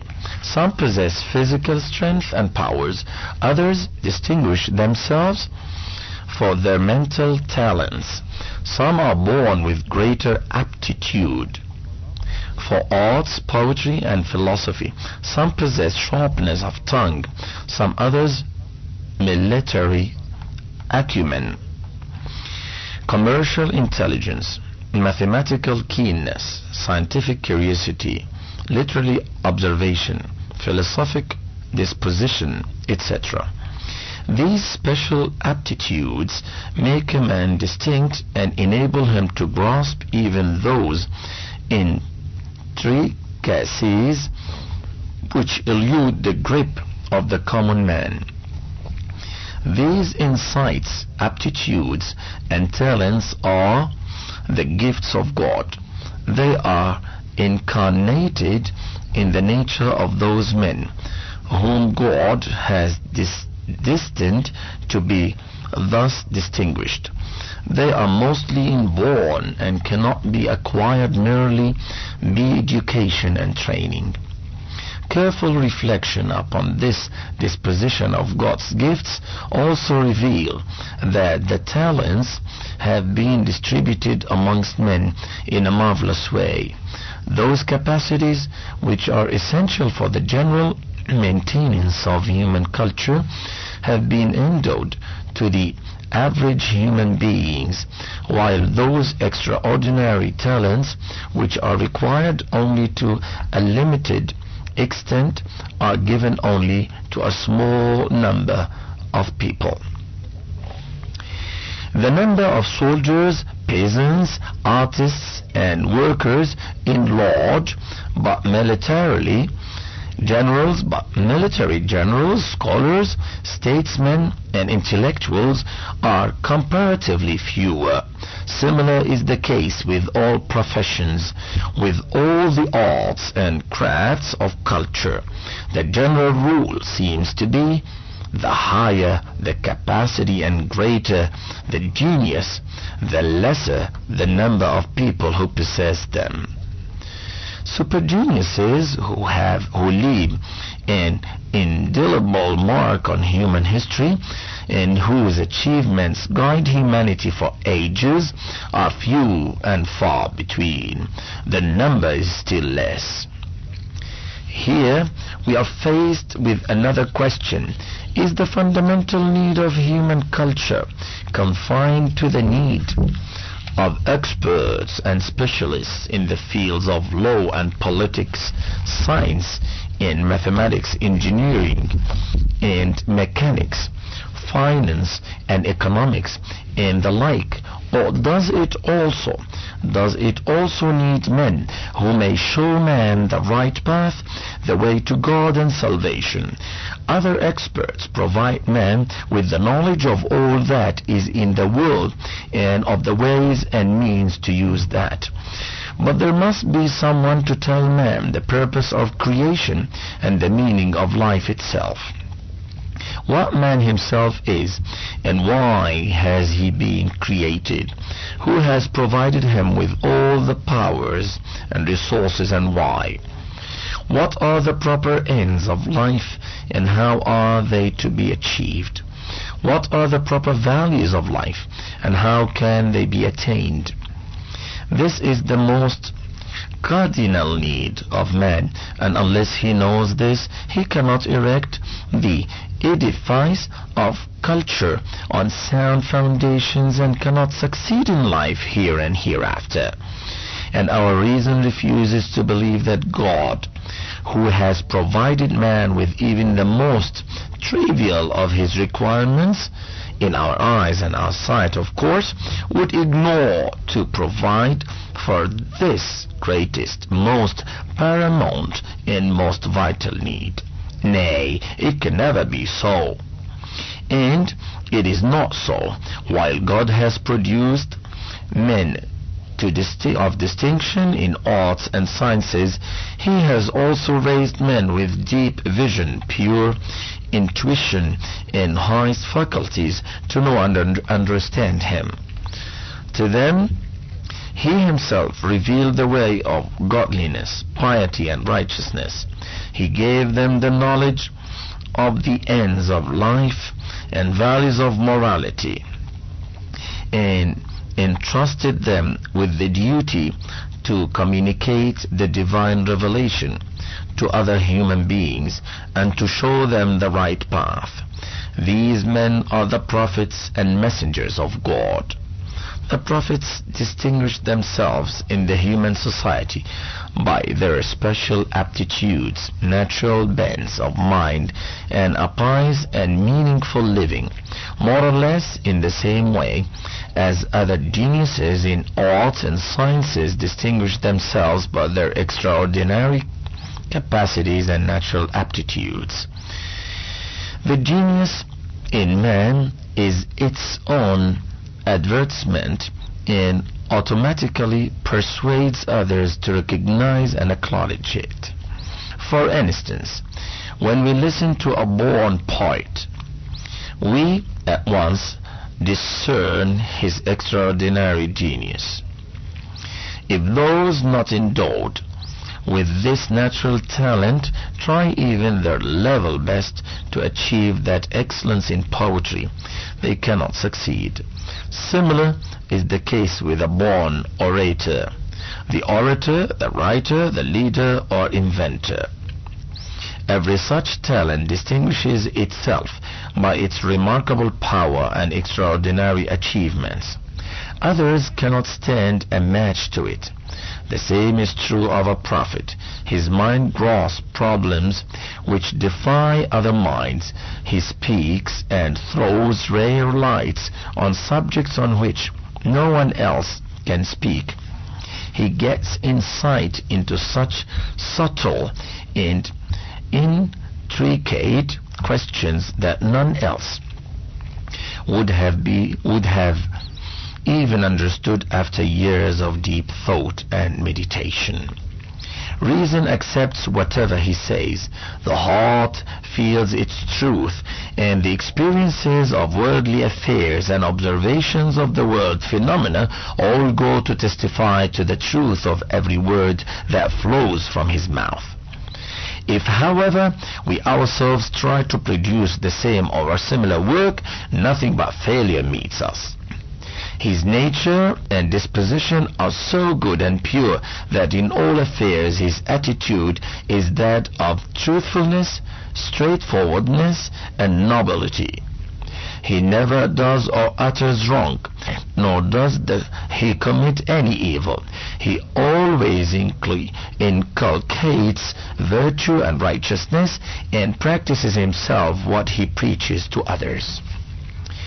No incident of his life shows that his life is not in accordance with his ideal. Neither his word nor his deed is prompted by any self-interest.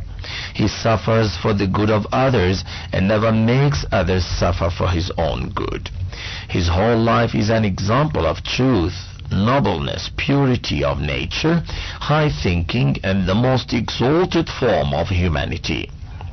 His character is without any blemish, and even the minutest security fails to reveal any flaw in his life. And all these facts, all these attributes make it evident that he is the prophet of God, and faith must be reposed in him.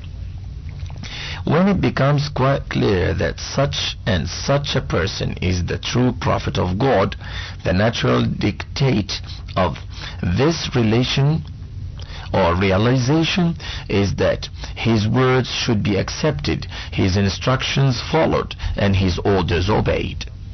It is quite unreasonable to accept a man as God's true prophet and yet not to believe in what he says or not to follow what he ordains. For your very acceptance of him as God's prophet means that you have acknowledged that what he says is from God, and that whatever he does is in accordance with God's will and pleasure. Now, disobedience to him is the disobedience of God, and disobedience of God leads to nothing but ruin and devastation. Therefore, the very acceptance of the prophet makes it incumbent on you to bow to his instructions and accept them without any demur whatsoever. You may not be able fully to grasp the wisdom and usefulness of this or that order, but the very fact that an instruction has emanated from the prophet is sufficient guarantee for its truth, and there can be no room for doubt or suspicion. Your inability to understand it is no reason for its having flaw or defect, for a common man's understanding is not flawless. It has its own limitations, and they cannot be ignored altogether. It's evident that one who does not know some art thoroughly cannot understand its subtleties. But such a person would be a fool to reject what an expert says, merely on the plea that he himself does not fully understand the expert. It is noteworthy that in every important worldly affair an expert is needed for advice, and when you turn to the expert, you thereafter trust his advice and entirely depend upon it.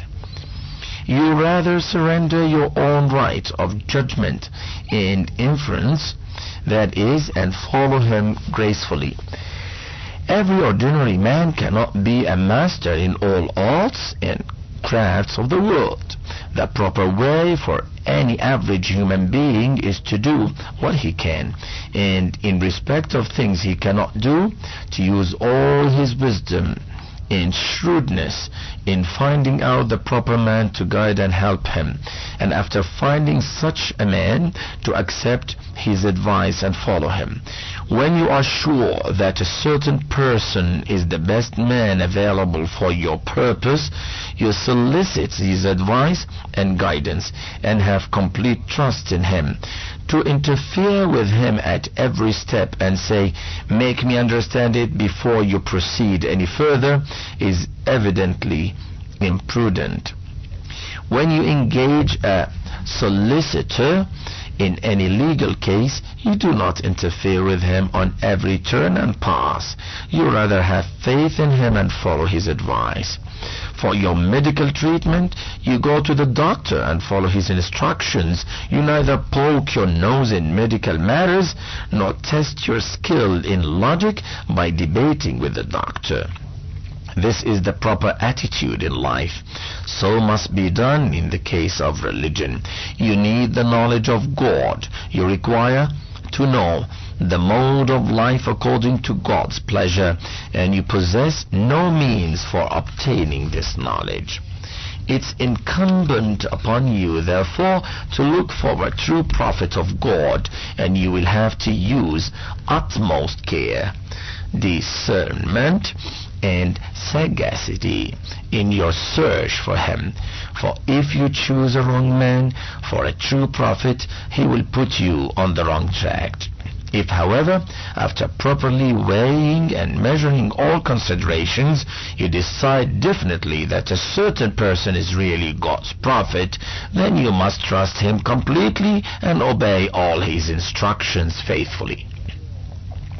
Now, it is clear that the right path for man is that, and that alone, which the prophet declares to be so, and the correct way of life that only which he informs us to be from God. From this one can easily understand that to have faith in the prophet and to obey and follow him is absolutely necessary for all men, and that a man who puts aside the prophet's instructions and himself tries to carve out a way for himself deviates from the right path and surely goes astray. In this matter, men are guilty of strange errors. There are men who admit the integrity and truthfulness of the prophet, but do not repose iman, that is faith in him, nor do they follow him in the affairs of their life. Such men are not only kafirs, but also behave in an imprudent and unnatural way. For not to follow the prophet after admitting him to be true means that one knowingly follows untruth, and what folly can be greater than that? Some people declare we do not need a prophet for our guidance, and we can ourselves find out the way to truth. This too is a faulty view. You have probably learnt geometry, and you know that between 2 points there can be only one straight line, and all other lines must be crooked or will fail to touch the point in view. The same is the case with the way to truth, which in the language of Islam is called Siratullahi al-Mustaqim, the straight path.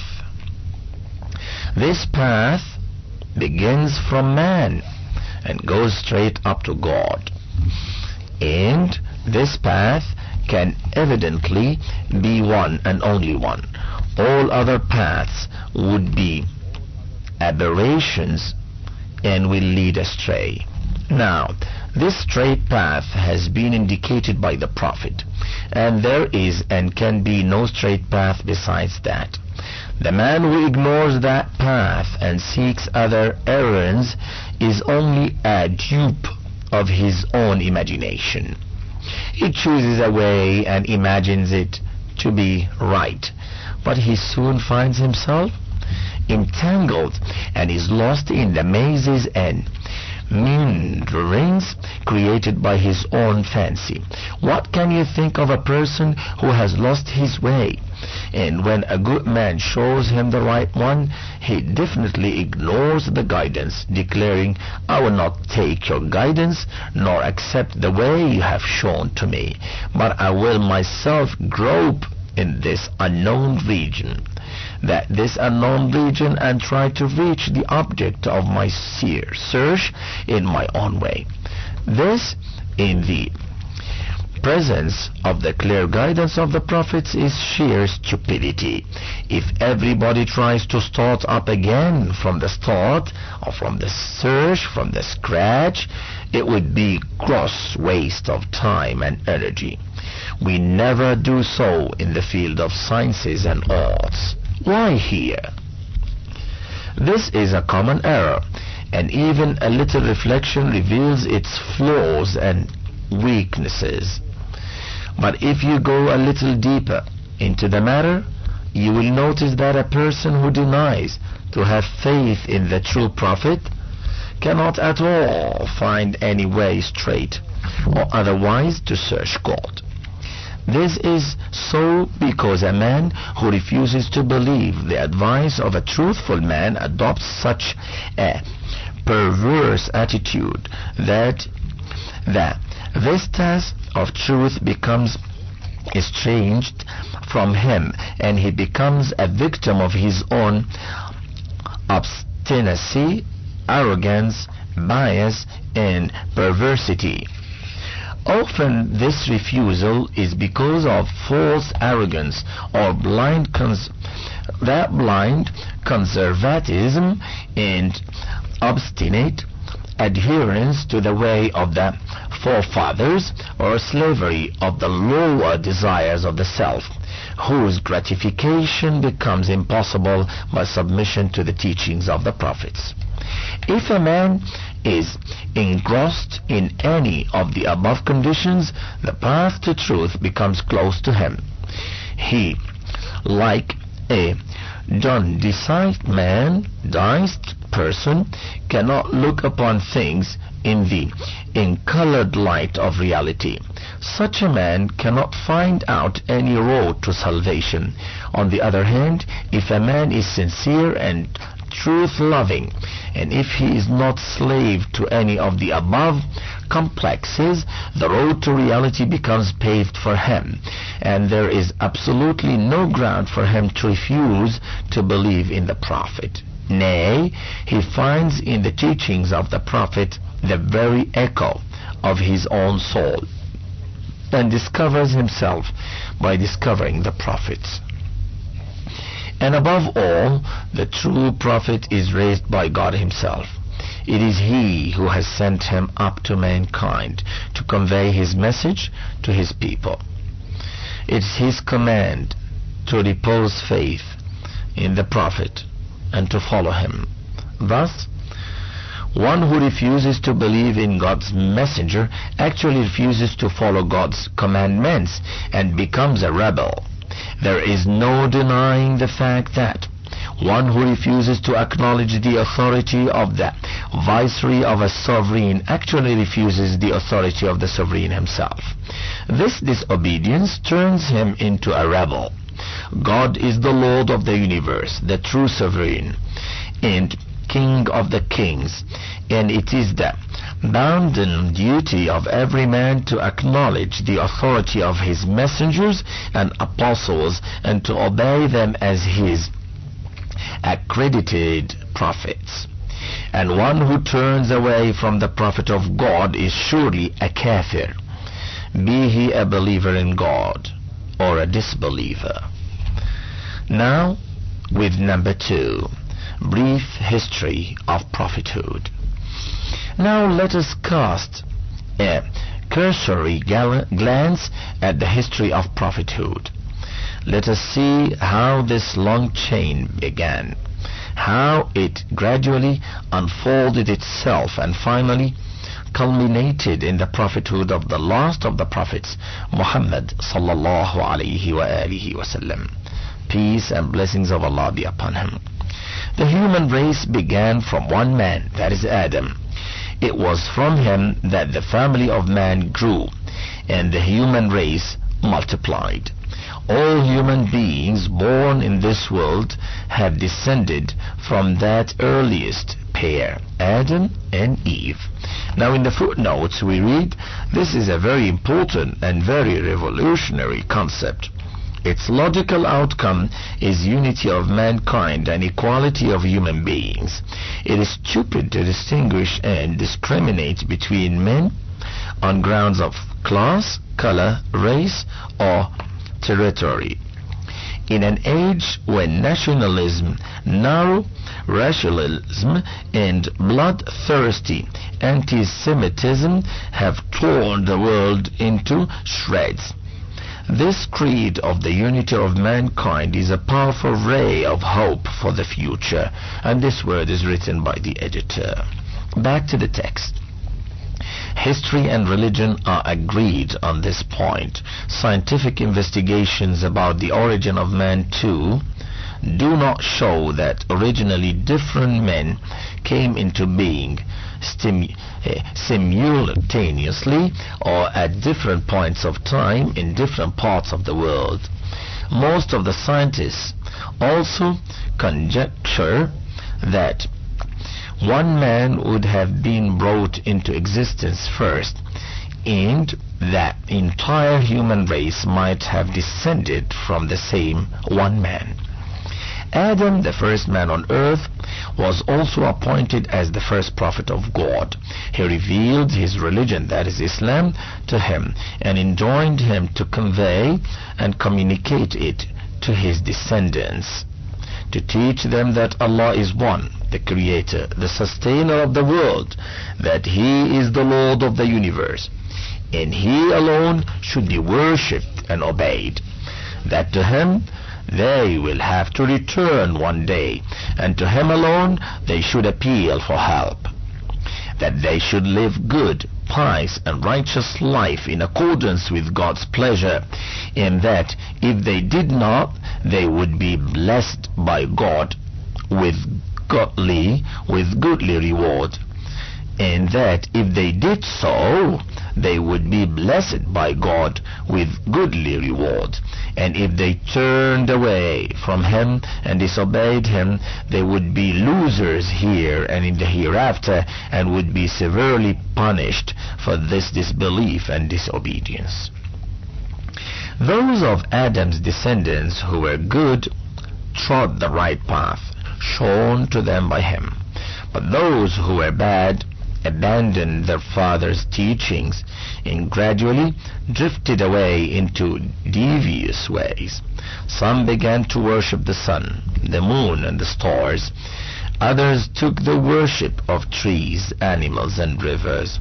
Some believed that air, water, fire, health and all the blessings and forces of nature were each under the control of a different God, and that each one of them should be propitiated by means of worship. In this way, ignorance gave rise to many forms of polytheism and idolatry, and scores of religions were formulated. This was the age when Adam's progeny had spread fairly over the globe and formed different races and nations. Every nation had made a different religion for itself, each with formalities and rituals of its own. God, the one Lord and Creator of mankind and the universe, was altogether forgotten. Not only that, Adam's descendants forgot even the way of life which God had revealed for them, and which their great progenitor had taught them.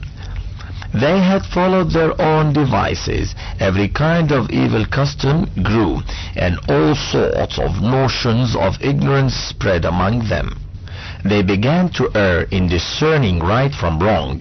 Many evils began to be considered right, and many right things were not only ignored but duped as wrong. In the editor's word we read like this: this view of the history of religions is diametrically opposed to the so-called evolutionary view of religion, which regards nature worship as the first stage. These people stop at the manifestations of nature worship in earlier societies, but do not try to explore the still earlier form, of which they were mere perversions and corruptions. Later scientific studies are confirming the view that Tawheed, that is worship of one God, was the earliest form of worship, and all other forms are later perversions of that original religion. Those who want to pursue the topic may refer to Professor W. Skimmett's valuable research treatise, The Origin and Growth of Religions, English translation by H.J. Rose, London, Methuen, that is written by the editor. Back to the text. At this stage, God began to raise prophets among every people who preached Islam to them. With this, we come to the end of tape 2, and the rest of the book is recorded on the coming tapes. Thank you. Towards Understanding Islam. We continue under the title Brief History of Prophethood. The page is 43. At this stage, God began to raise prophets among every people who preached Islam to them. Each one reminded his people of the lesson they had forgotten. They taught them God worship, but an end to idol worship and the practice of shirk, that is, associating other deities with God, did away with all customs of ignorance, taught them the right way of living in accordance with God's pleasure, and gave them life-giving laws to be followed and enforced in society. God's true prophets were raised in all countries, in every land and people. They all possessed one and the same religion, the religion of Islam. In the footnotes we read, "This view of the history of religions is diametrically opposed to the so-called evolutionary view of religion, which regards nature worship as the first stage." These people stop at the manifestations of nature worship in earlier societies, but do not try to explore the still earlier form of which they were mere perversions and corruptions. Later scientific studies are confirming the view that Tawheed, that is the worship of God, one God, was the earliest form of worship, and all other forms are later perversions of the original religion. Those who want to pursue the topic may refer to Professor W. Skinnitt's valuable research treatise, The Origin and Growth of Religions, English translation by H. J. Rose, London, Mifune, and this is written by the editor. As for number 2, there is a common misconception mostly among the Western writers that Islam owes its origin to Prophet Muhammad sallallahu alaihi wasallam, peace and blessings of Allah be upon him. And some of the writers even go to the extent of calling him the founder of Islam. This is a travesty of truth. Islam has been the religion of all the prophets of God, and all of them have brought the same message from him. Prophets have not been the founders of Islam. They have only been the messengers of it. Islam consists of the divine revelation conveyed to mankind by the truthful prophets. And from the footnotes, back to the text. God's true prophets were raised in all countries, in every land and people. They all possessed one and the same religion, the religion of Islam. No doubt the methods of teaching and the legal codes of different prophets were a little different in accordance with the needs and the stage of culture of the people among whom they were raised. The particular teachings of each prophet were determined by the kind of evils which he faced and endeavored to eradicate. The methods of reform differed as it suited to fight different notions and ideas. When the people were in the primitive stages of society, civilization, and intellectual development, their laws and regulations were simple. They were modified and improved as the society evolved and progressed. These differences were, however, only superficial and apparent. The fundamental teachings of all the religious were the same, that is, belief in the unity of God, adherence to the life of piety, goodness, and peace, and belief in the life after death, with its just mechanism for reward and punishment. Man's attitude towards God's prophets has been strange. First, he maltreated the prophets and refused to listen and accept their teachings. Some of the prophets were expelled from their lands, some were assassinated, some, in face of the people's indifference, continued preaching the whole of their lives, and hardly won more than a few followers.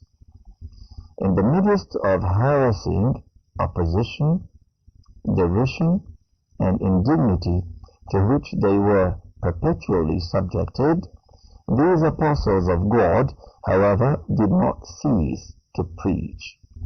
Their patient determination at last succeeded. Their teachings did not remain without effect.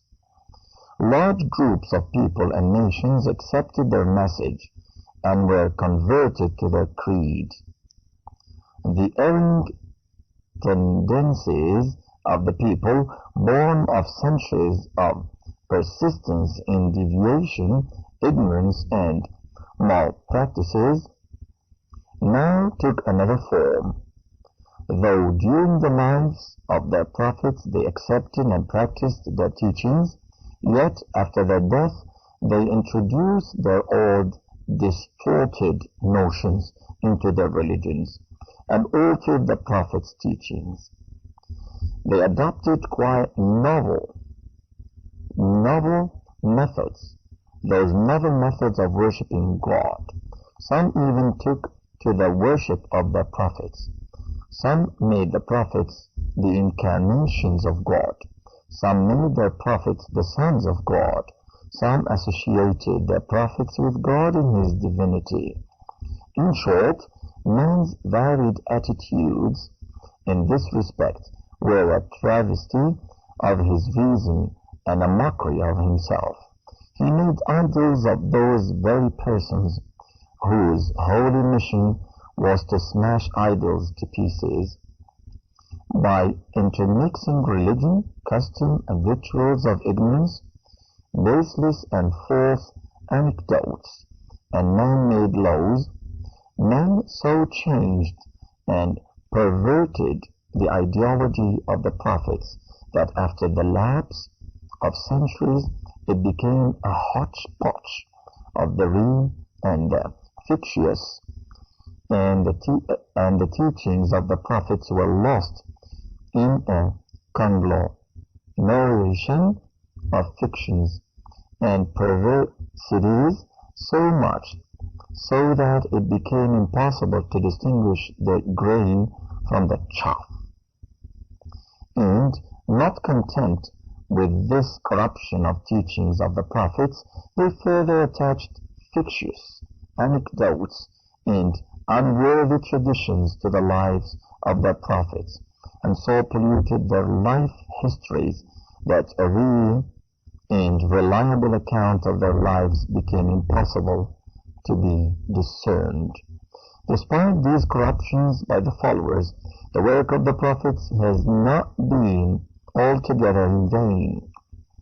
Among all nations, in spite of all interpolations and alterations, some traces of truth have survived. The idea of God and of the life after death was definitely assimilated in some form or other. A few principles of goodness, truthfulness, and morality were commonly admitted throughout the whole world. The prophets thus prepared the mental attitude of their respective people in such a way that a universal religion could be safely introduced, a religion which is quite in consonance with the nature of man, which embodies all that was good in all other creeds and societies, and which is naturally and commonly acceptable to the entire mankind. As we've said above, in the beginning, separate prophets used to appear among different nations or groups of people. The teachings of each prophet were meant specially and specifically for his people. The reason was that at that stage of history, nations were situated separately and were so cut off from each other that one was bound up within the geographical limits of its own territories, and the facilities for mutual intercourse were just non-existent. In such circumstances, it was very difficult to propagate a common world faith with its accompanying system of law, for the life of this world. Besides, the general conditions of the early nations were widely different from one another. Their ignorance was great, and among the different peoples it had given different forms to their moral aberrations and distortions of faith. It was therefore necessary that different prophets be raised to preach the truth to them and win them over to God's ways, to gradually eradicate evils and aberrations, to root out the ways and modes of ignorance, and teach them to practice the noblest principles of simple, pious, and righteous life, and thus train and bring them up in the arts and crafts of life. God alone knows how many thousands of years were spent in thus educating man and developing him mentally, morally, and spiritually. Anyhow, man continued to make progress, and at last the time came when he grew from his infancy and entered the age of maturity. With the progress and spread of commerce, industry, and arts, intercourse was established between nations. From China and Japan, as far as the distant lands of Europe and Africa, regular routes were opened both by sea and land. Many people learned the art of fighting. Knowledge spread. Ideas began to be communicated from one country to the other, and learning and scholarship began to be exchanged. Great conquerors appeared, extended their conquests far and wide, established vast empires, and knit many different nations under one political system. Thus nations came closer and closer to one another, and their differences became less and less. It became possible under these circumstances that one and the same faith, envisaging a comprehensive and all-embracing way of life, catering to the moral, spiritual, social, cultural, political, economic, and all other needs of men, and embodying both religious and secular elements, be sent by God for the entire mankind.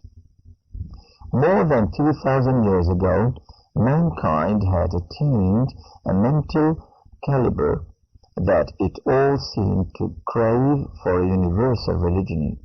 Buddhism, though it consisted only of some moral principles and was not a complete system of life, emerged from India and spread as far as Japan and Mongolia. On one side, into Afghanistan and Bukhara on the other.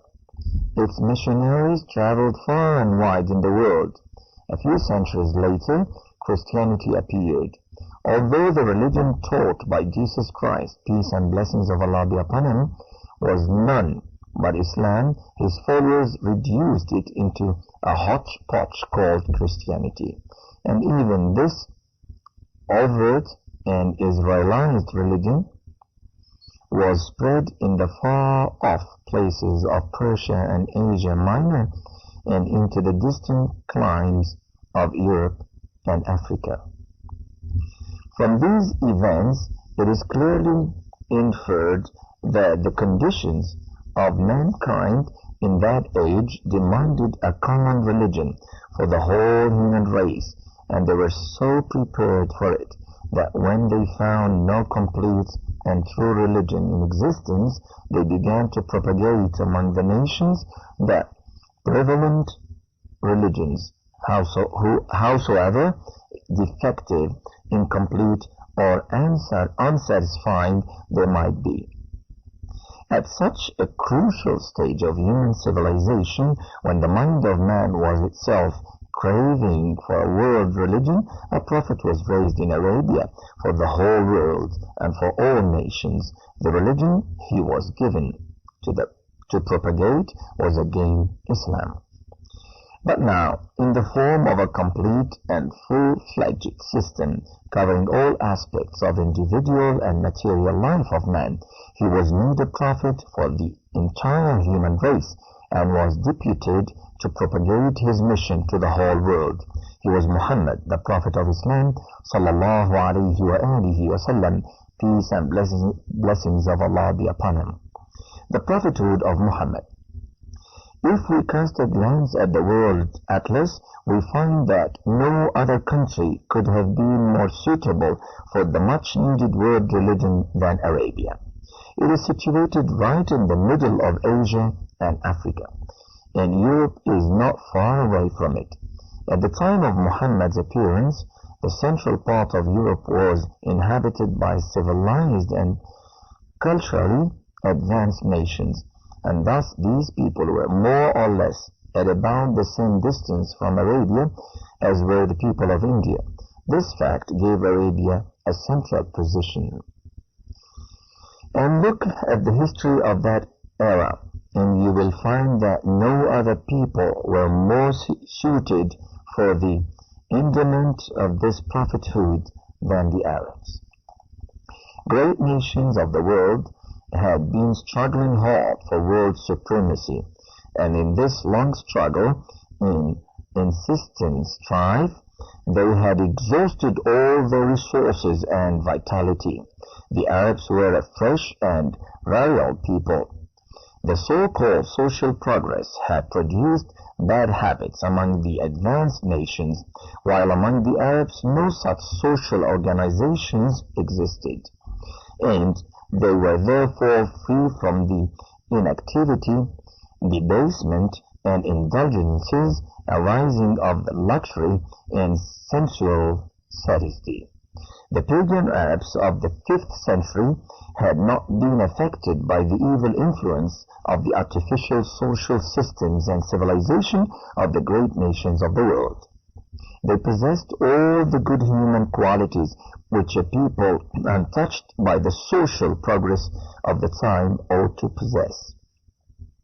They were brave, fearless, generous, faithful to their promises, lovers of freedom, and were politically independent, not subject to the hegemony of any of the imperial powers. They lived a very simple life and were strangers to the life of luxury and indulgence. No doubt there were certain undesirable aspects of their life as well, as we shall mention later on.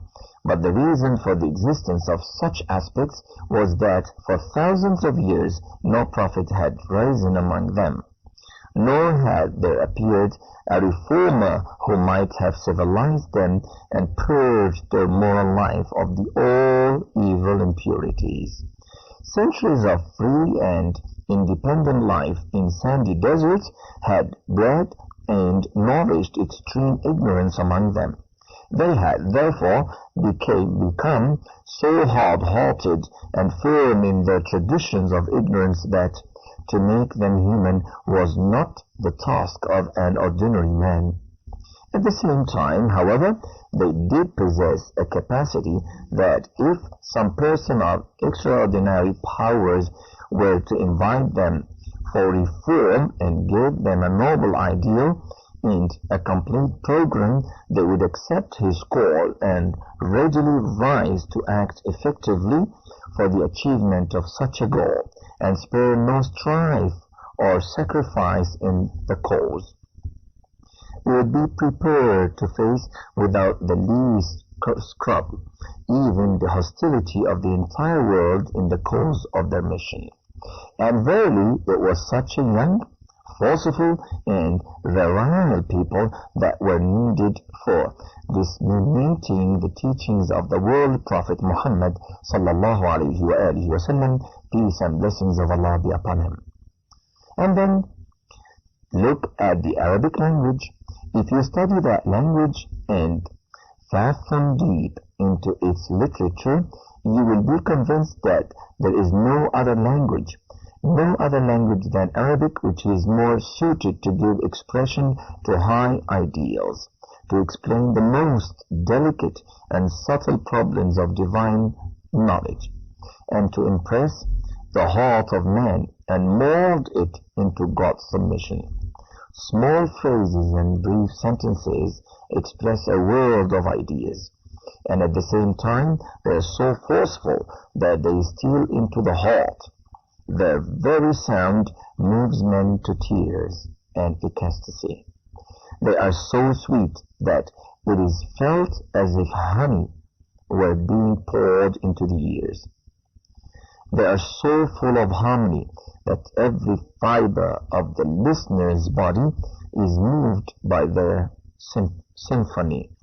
It is such a rich and powerful language that was needed for the Quran, the great word of God. It was therefore the manifestation of God's great wisdom that He chose the land of Arabia for the birthplace of the world prophet. Let us now see how unique and extraordinary was the blessed personality chosen by God for the mission of the world prophet. Number 3. Muhammad's prophethood, a rational vindication. If one were to close one's eyes and imagine oneself in the world of 1,400 years ago, one would find that it was a world completely different from ours, having not even the least semblance to the rough and tumble that we find around ourselves. How few and far between were the opportunities for the exchange of ideas. How limited and undeveloped were the means of communication. How little and merged was man's knowledge. How narrow was his outlook. How enveloped was he in superstition and wild and sophisticated ideas. Darkness held the sway. There was only a faint glimmer of learning which could hardly illuminate or illumine the horizon of human knowledge.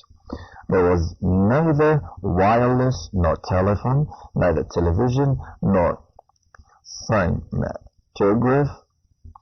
Railways and motor cars and airplanes were undreamt of, and printing presses and publishing concerns were unknown. Handwritten books or copyists alone supplied whatever scanty literary material was there to be transmitted from generation to generation. Education was a luxury meant only for the most fortunate, and educational institutes were very few and far between. The store of human knowledge was scanty. Man's outlook was narrow, and his ideas of men and things were confined to his limited surroundings. Even a scholar of that age lacked in certain respects the knowledge possessed by a layman of today, and the most cultured person was less refined than our own man in the street. Indeed, humanity was steeped in ignorance and superstition. Whatever light of learning there was seemed to be fighting a losing battle against the darkness prevailing all around.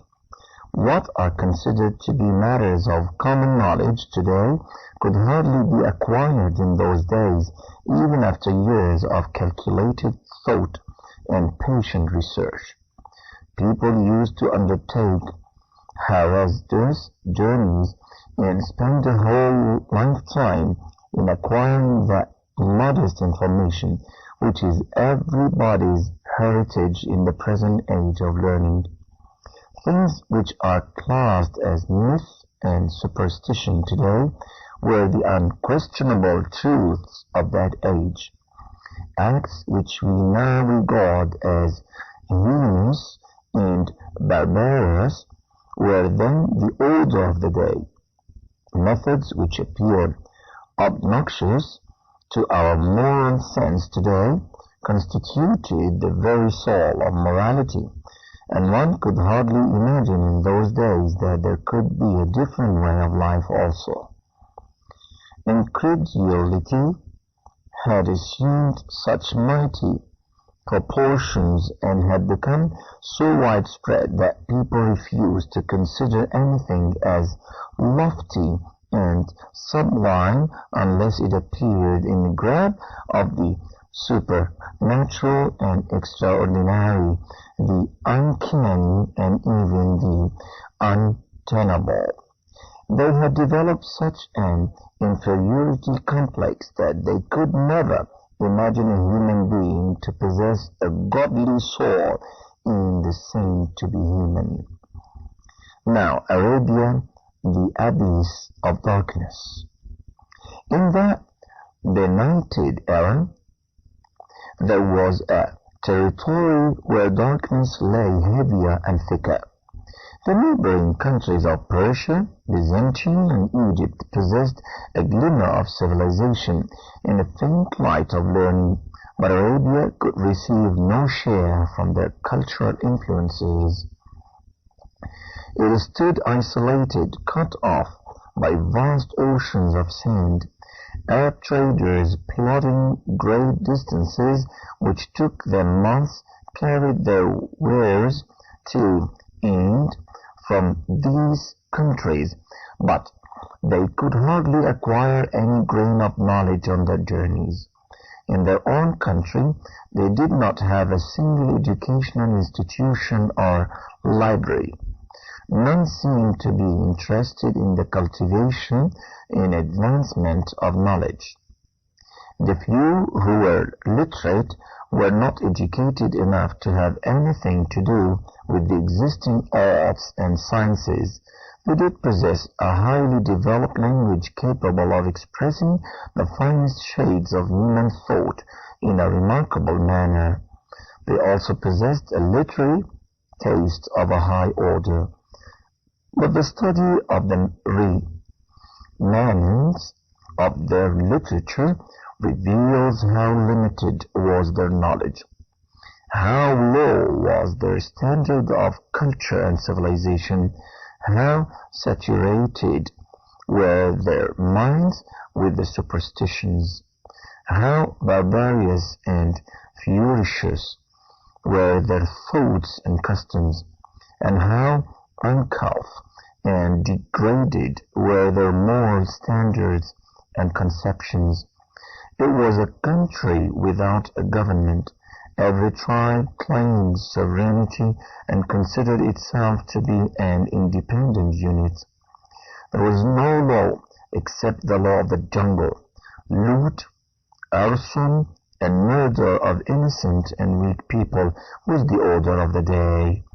Life, property, and honor were constantly at stake. Different tribes were always at daggers drawn with one another. Any trivial incident was enough to cause a war to blaze out in ferocious fury, which sometimes even developed into a country-wide conflagration, ceaselessly continuing for several decades. Indeed, a Bedouin could not understand why he should let off a person of another tribe whom he thought he had every right to kill and plunder. Now in the footnotes we read, Professor Joseph Hell writes in The Arab Civilization, page 10, these struggles destroyed the sense of national unity and developed an incredible, that is, particularism, each tribe deeming itself self-sufficient and regarding the rest as its legitimate victims for murder, robbery, and plunder. After the footnotes, we go back to the text. Whatever notions they had of morals, culture, and civilization were primitive and uncouth. They could hardly discriminate between pure and impure, lawful and unlawful, civil and uncivil. Their life was wild, their methods were barbaric. They reveled in adultery, gambling, and drinking. Loot and plunder was their motto, murder and rapine their very habit. we continue with the era where Prophet Muhammad ﷺ was sent. Whatever notions they had of morals, culture, and civilization were primitive and uncouth. They could hardly discriminate between pure and impure, lawful and unlawful, civil and uncivil. Their life was wild. Their methods were barbaric. They reveled in adultery, gambling, and drinking. Loot and plunder was their motto. Murder and rapine their very habits. They would stand stark naked before each other without any qualms of conscience. Even the womenfolk would become nude at the ceremony of circumambulating the Kaaba, going round the Kaaba. Out of sheer foolish notions of prestige, they would bury their daughters alive, lest anyone should become their son-in-law. They would marry their stepmothers after the death of their fathers. They were ignorant of even the rudiments of everyday routine of eating, dressing, and washing. As regards their religious beliefs, they suffered from the same evils which were playing havoc with the rest of the world. They worshipped stones, trees, idols, stars, and spirits. In short, everything conceivable except God. They did not know anything about the teachings of the prophets of old. They had an idea that Abraham and Ishmael were their forefathers, but they knew next to nothing about their religious preachings and about the God whom they worshipped. The stories of Ad and Thamud were to be found in their folklore, but they contained no traces of the teachings of prophets Hud and Salih.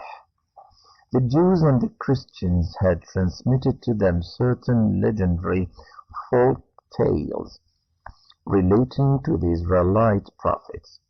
They presented a harrowing picture of those noble souls. Their teachings were adulterated with the figments of their own imagination, and their lives were tarred and black.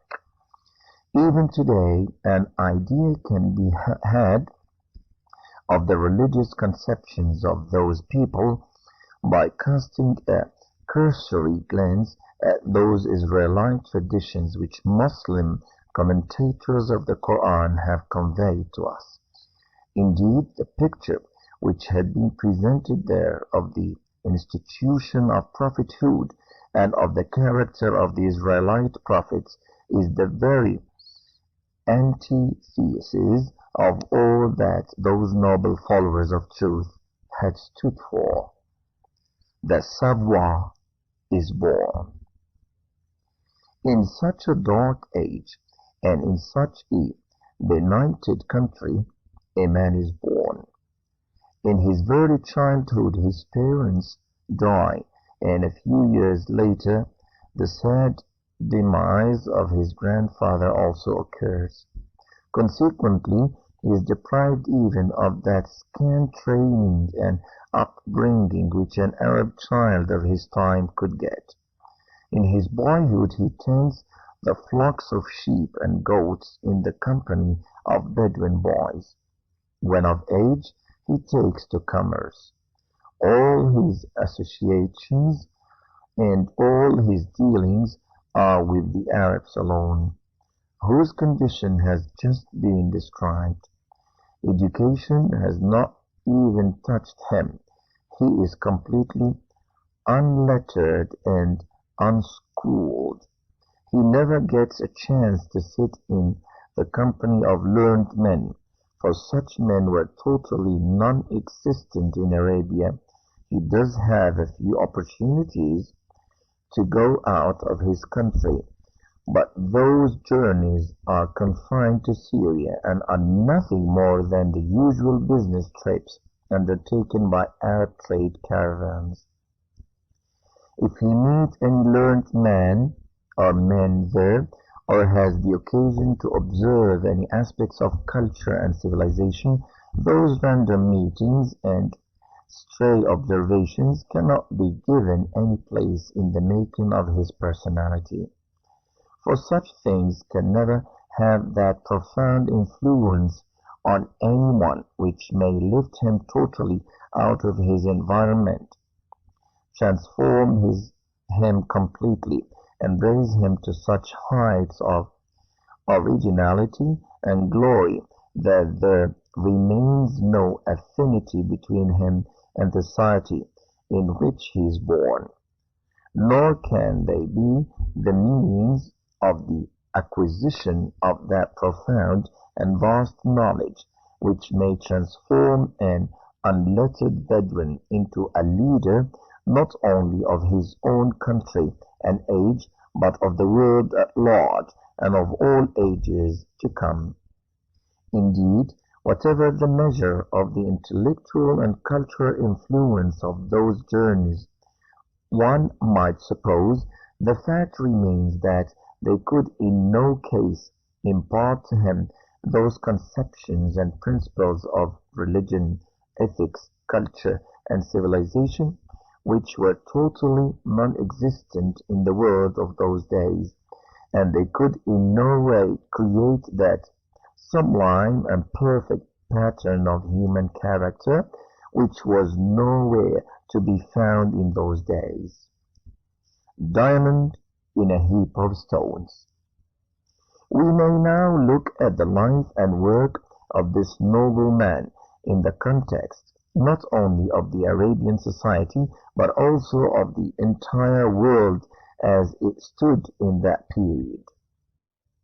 He is totally different from the people among whom he is born and with whom he passes his youth and early manhood, attaining finally his full stature. He never tells lies. His whole nation is unanimous in testifying to his truthfulness. Even his worst enemies never accuse him of telling a lie on any occasion whatsoever during his entire life. He talks politely and never uses obscene and abusive language. He has a charming personality and winsome manners with which he captivates the hearts of those who come into contact with him. In his dealings with the people, he always follows the principles of justice and fair play. He remains engaged in trade and commerce for years, but he never enters into any dishonest transaction. Those who deal with him in business have full confidence in his integrity. The entire nation calls him Al-Amin, the truthful and the trustworthy. Even his enemies deposit their costly belongings with him for safe custody, and he scrupulously fulfills their trust. He is the very embodiment of modesty in the midst of a society which is immodest to the core.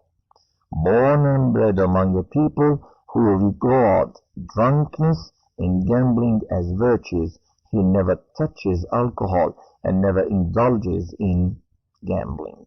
His people are uncouth, uncultured, and unclean, but he personifies in himself the highest culture and the most refined aesthetic outlook. Surrounded on all sides by heartless people, he himself has a heart overflowing with the milk of human kindness. He helps the orphans and widows. He is hospitable to travelers. He harms no one. Rather, he goes all out to suffer hardships for others' sake. Living among those for whom war is bread and butter, he is such a lover of peace that his heart melts for them when they take up arms and cut each other's throats. He keeps aloof from the feuds of his tribe and is foremost in bringing about reconciliation. Bred up in an adulterous race, he he is so clear-minded and possesses such a pure soul that he regards nothing in the heavens and the earth worth worshipping except the one true God. He does not bow before any created thing, and does not partake of the offerings made to idols even in his childhood. Instinctively, he hates all kinds of worship of all creatures and beings besides God. In brief, the towering and radiant personality of this man in the midst of such a benighted and dark environment may be likened to a beacon light illuminating a pitch dark night, or to a diamond shining in a heap of dead stones. Now a revolution comes. After spending a great part of his life in such a chaste, pure, and civilized manner, there comes a revolution in his being. He feels fed up with the darkness and ignorance massed around him. He wants to swim clear of the horrible sea of ignorance, corruption, immorality, adultery, and disorder which surrounds him on all sides. He finds everything around him out of harmony with his soul. He retires to the hills, away from the hum and drum of habitations. He spends days and nights in perfect seclusion and meditation. He fasts so that his soul and his heart may become purer and nobler still. He muses and ponders deep. He is in search of a light which might melt away the encompassing darkness. He wants to get hold of that power with which he might bring about the downfall of the corrupt and disorderly world of his day, and lay the foundations of a new and better world. Lo, a remarkable revolution comes over his person. All of a sudden his heart is illuminated with the divine light, giving him the power he had yearned for. He comes out of the confinement of his cave, goes to the people, and addresses them in the following strain. The idols which you worship are a mere sham. Cease to worship them from now onward. No mortal being, no star, no tree, no stone, no spirit is worthy of human worship. Therefore, bow not your heads in worship before them. The entire universe, with everything that it contains, belongs to God Almighty alone. He alone is the creator, the nourisher, the sustainer, and consequently the real sovereign before whom all should bow down and to whom all should pray and render obedience. Thus worship him alone and obey only his commands. Loot and plunder, murder and rapine, injustice and cruelty, all the vices in which you indulge are crimes in the eyes of God. Leave your evil ways. He hates them all. Speak the truth. Be just. Do not kill anyone. Do not rob anyone. Take your lawful share. Give that is due to others in a just manner. You are human beings, and all human beings are equal in the eyes of God. None is born with the slur of shame on his face, nor anyone has come into the world with the mantle of honor hung around his neck. He alone is high and honored, who is God-fearing and pious, true in words and deeds. Distinctions of birth and glory of race are no criteria of greatness and honor. One who fears God and does good deeds is the noblest of human beings. One who is shorn of love of God and is steeped in bad manners is doomed. There is an appointed day after your death when you shall have to appear before your Lord. You shall be called to account for all your deeds, good or bad, and you shall not be able, you shall never be able then to hide anything. The whole record of your life shall be an open book to him. Your fate shall be determined by your good or bad actions. In the court of the true judge, the omniscient God, the question of unfair recommendation and favoritism does not arise. And favoritism does not arise at all. You shall not be able to bribe him. You can't bribe him. No consideration will be given to your pedigree or parentage. True faith and good deeds alone will stand you in good stead at that time. He who will be fully equipped with them shall take his abode in the heaven of eternal happiness, while one devoid of them shall be cast in the fire of hell. This is the message with which he comes. The ignorant nation turns against him. Abuses and stones are showered at his august person.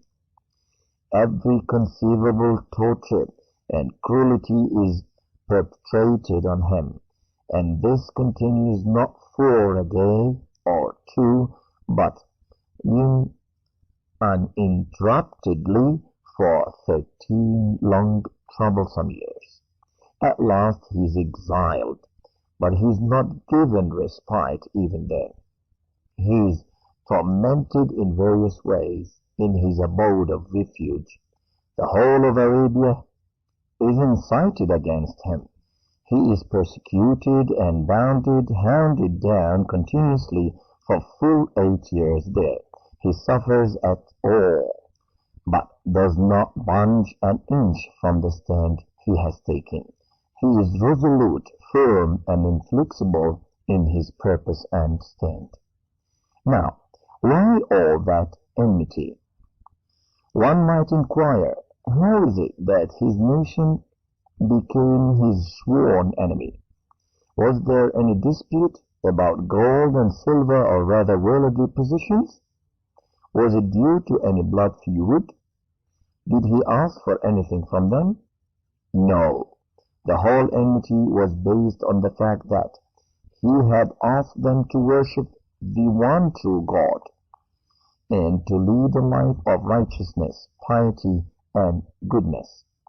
He had preached against idolatry and the worship of other beings besides God, and had denounced their wrong ways of life. He had cut at the roots of priestcraft.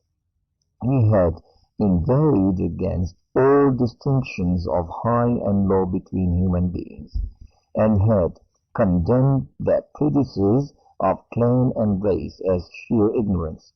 And he wanted to change the whole structure of society, which had been handed down to them from the immemorial. In their turn, his countrymen told him that the principles of his mission were hostile to their ancestral traditions, and asked him either to give them up or to bear the worst consequences.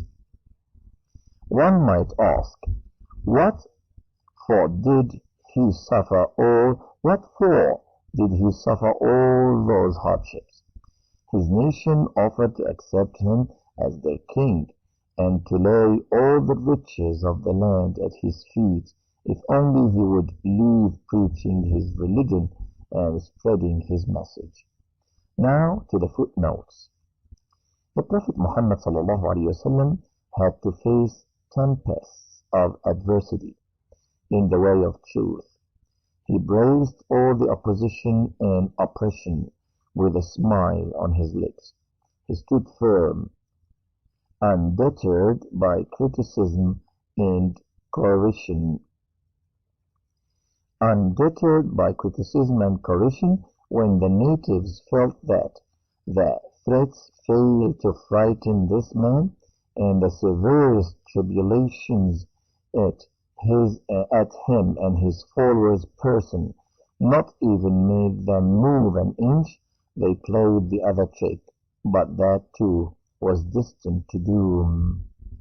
A deputation of the leading Quraysh called upon the Holy Prophet and tried to bribe him by offering all the worldly glory they could imagine. They said, "If you want to possess wealth, we will amass for you as much as you wish. If you aspire to win honor and power, we are prepared to swear allegiance to you as our overlord and king. If you have a fancy for beauty, you shall have the hand of the most beautiful maiden of your own choice." But they wanted that he should abandon his mission. The terms were extremely tempting for any human mortal, but they had no significance in the eyes of the great prophet. His reply fell like a bombshell upon the deputation of the leaders of Arabia. They thought they had played the trump, but they were disappointed. The Holy Prophet ﷺ said, "Pray, I want neither pelf nor power. I have been commissioned by God as a warner to mankind. I deliver his message to you. Should you accept it, you shall have felicity and joy in this life and eternal bliss in the life hereafter. Should you reject the word of God, surely God will decide between you and me." On another occasion, he said to his uncle, who, on the pressure from the leaders of Arabia, was trying to persuade him to abandon his mission, "O uncle, should they place the sun in my right hand and the moon in my left, in order to make me renounce this mission? It shall not be. I will never give it up, till it should please God to make it a triumph, or I perish in the attempt." This was the character of the Prophet of Islam. By the editor. Back to the text. But he chose to refuse the tempting offers and to suffer for his cause instead. Why? Was he to gain in any way if those people became pious and righteous? Why was it that he cared not a jot for riches and luxury, kingship and glory, in ease and plenty? Was he playing for some higher material gains, so that these blessings sank into insignificance in comparison with them? Were those gains so tempting that he could elect to go through fire and sword and bear tortures of the soul and torments of the body with equanimity for years? One has to ponder over it deeply to find an answer.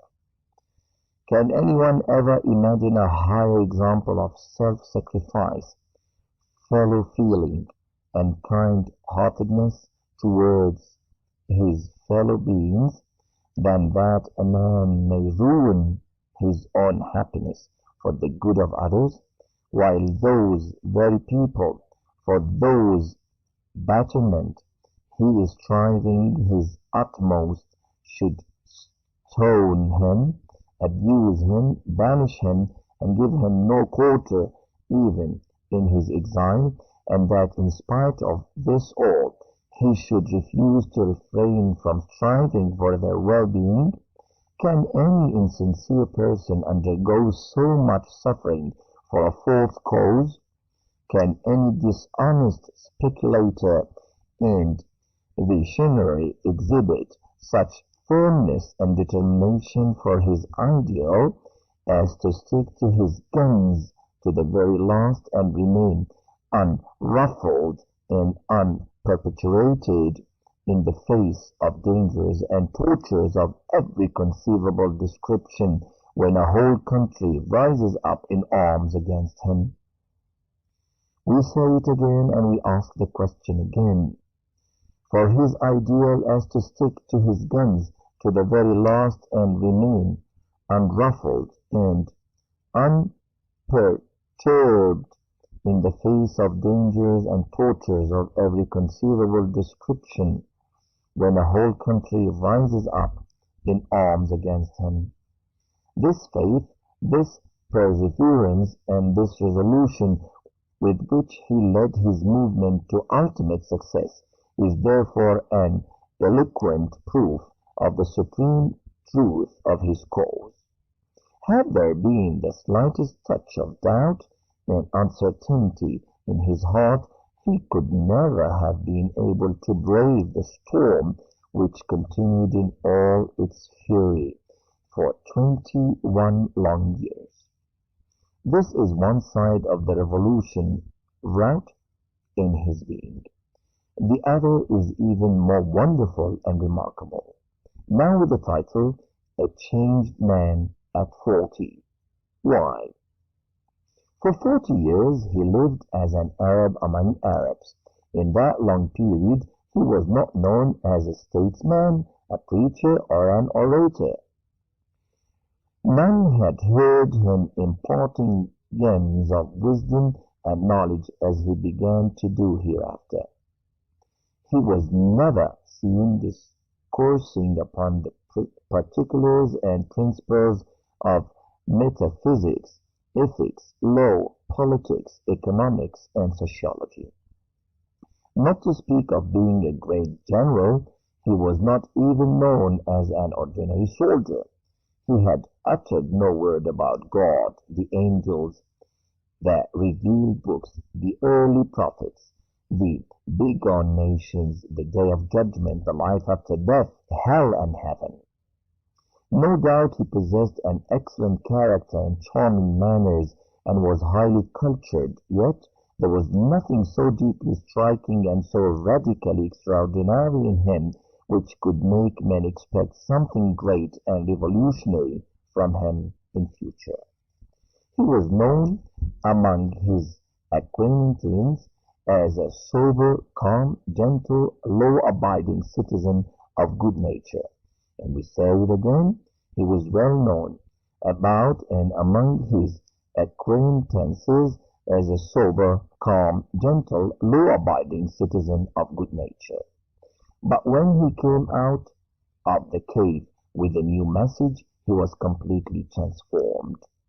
When he began preaching his message, the whole of Arabia stood in awe and wonder, and was bewitched by his wonderful eloquence and oratory.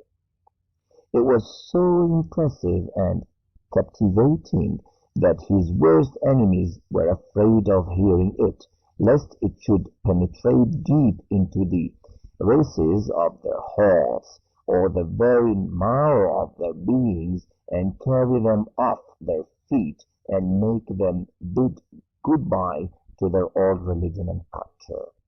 It was so matchless that the whole legion of Arab poets, preachers, and orators of the highest caliber failed to bring forth its equivalent in beauty of language and splendor of diction when he threw the challenge to his opponents to put their heads together and produce even a single line like one he recited. His all-embracing message. Along with this, he now appeared before his people as a unique philosopher. Towards understanding Islam, the Prophet Muhammad ﷺ all-embracing message. Along with this, he now appeared before his people as a unique philosopher, a wonderful reformer, a renowned molder of culture and civilization, an illustrious politician, a great leader, a judge of the highest eminence, and an incomparable general. This unlettered Bedouin, this dweller of the desert, spoke with such learning and wisdom, the like of which none had said before, and none could say after him. He expounded the intricate problems of metaphysics and theology. He delivered speeches on the principles of the decline and fall of nations and empires, supporting his thesis by the historical data of the past. He reviewed the achievements of the old reformers, passed judgments on the various religions of the world, and gave verdicts on the differences and disputes between nations. He taught ethical canons and principles of culture. He formulated such laws of social, culture, economic organization, group conduct, and international relations that even eminent thinkers and scholars can grasp their true wisdom only after lifelong research and vast experience of men and things. Their beauties indeed unfold themselves progressively as man advances in theoretical knowledge and practical experience. This silent and peace-loving trader, who had never handled a sword before, who had no military training, who had but once participated in a battle, and that also just as a spectator, turned suddenly into such a brave soldier that he did not even once retreat in the fiercest battle. He became such a great general that he conquered the whole of Arabia in 9 years, at a time when the weapons of war were primitive and the means of communication poorest.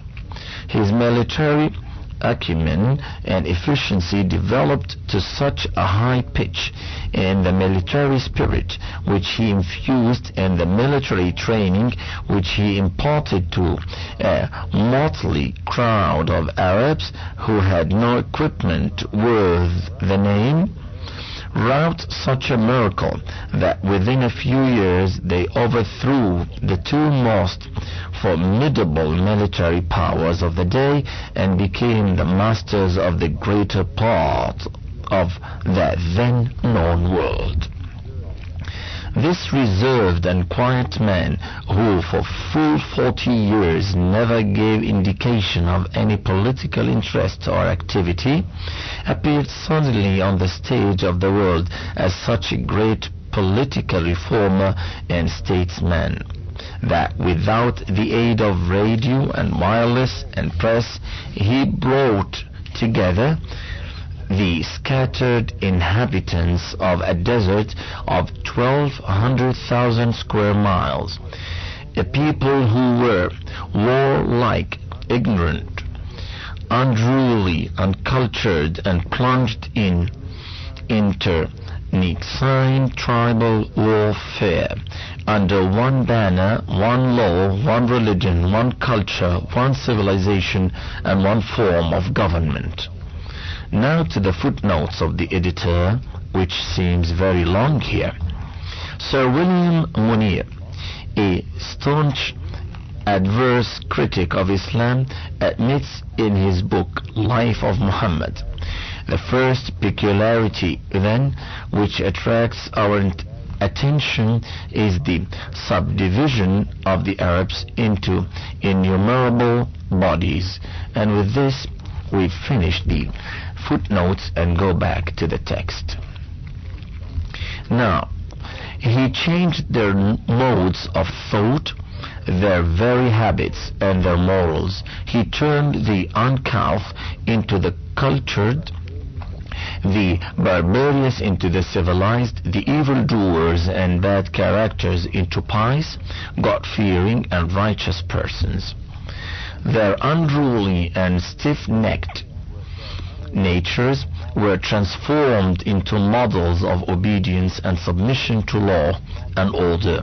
A nation which had not produced a single great man worth the name for centuries gave birth under his influence and guidance to thousands of noble souls who went forth to far-off corners of the world to preach and teach the principles of religion, moral, and civilization.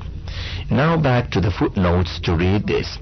It would be instructive to refer here to an important speech of Ja'far ibn Abi Talib when the oppression upon the Muslims of Mecca reached its limits.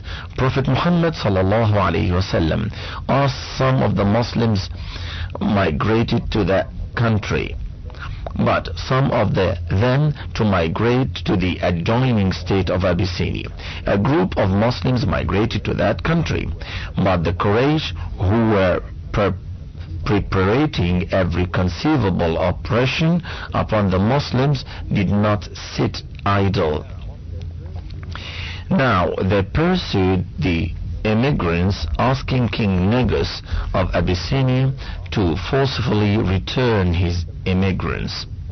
In the court of King Negus, Ja'far made a speech and threw light on the revolution that the Holy Prophet had brought about. An extract from his speech is given below. O King, we were ignorant people, given to idolatry. We were used to eat corpses, even of dead animals, and to do all kinds of disgraceful things. We did not make good our obligations to our relations, and ill-treated our neighbors. The strong among us would thrive at the expense of the weak, till at last God raised a prophet for our reformation. His decent, his righteousness, his integrity, and his piety are well known to us all.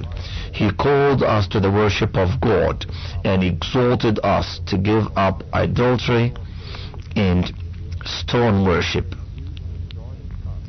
He enjoined us to speak the truth, to make good our trusts, to respect ties of kinship, and to do good to our neighbors, and up to the end of the word of Ja'far.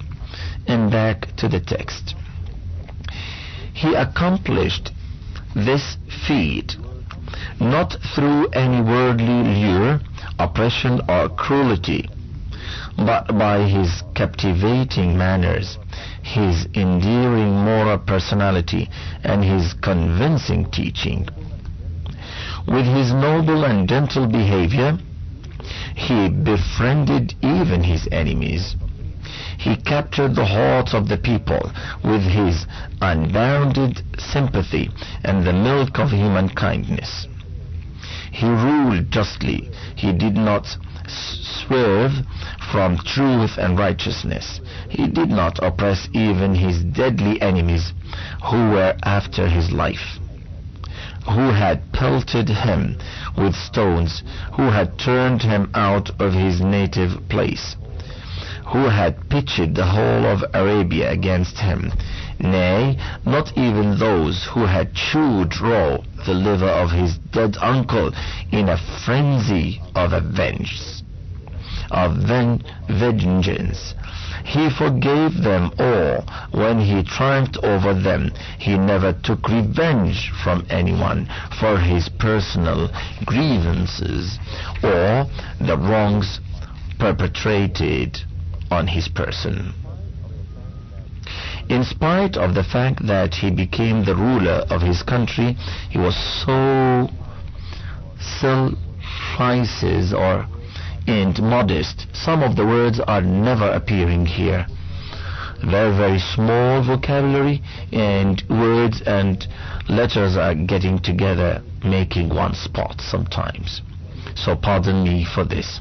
He was so modest that he remained very simple and sparing in his habits.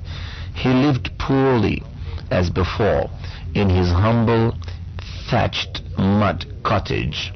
He slept on a mattress, wore coarse clothes, ate the simplest food of the poor, and sometimes went without any food at all. He used to spend whole nights standing in prayer before his Lord. He came to the rescue of the destitute and the penniless. He felt not the least humility in working as a laborer. Now to the footnotes. The Prophet said, anyone who dies in debt or leaves behind dependents who are in danger of becoming destitutes, they should come to me because I am their guardian. His whole life bears ample testimony to this. We finish with the comment of the editor at the footnotes and back to the text. He felt not the least humility in working as a laborer. Till his last moments there was not the slightest tinge of kingly pomp and show the high and the rich in him. Like an ordinary man, he would sit and walk with people and share their joys and sorrows. He would so mix up and mingle with the crowd that a stranger and outsider would find it difficult to point out the leader of the people and the ruler of the nation from the rest of the company. In spite of his greatness, his behavior with the humblest person was that of an ordinary human being.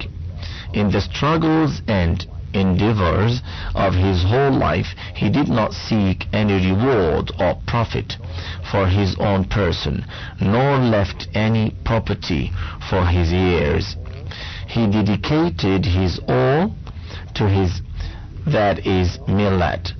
He did not ask his adherents to earmark anything for him or his descendants, so much so that he forbade his progeny from receiving the benefit of zakah or poor tax, lest his followers at any future time may dole out the whole share of zakat to them. Now, his contribution to human thought.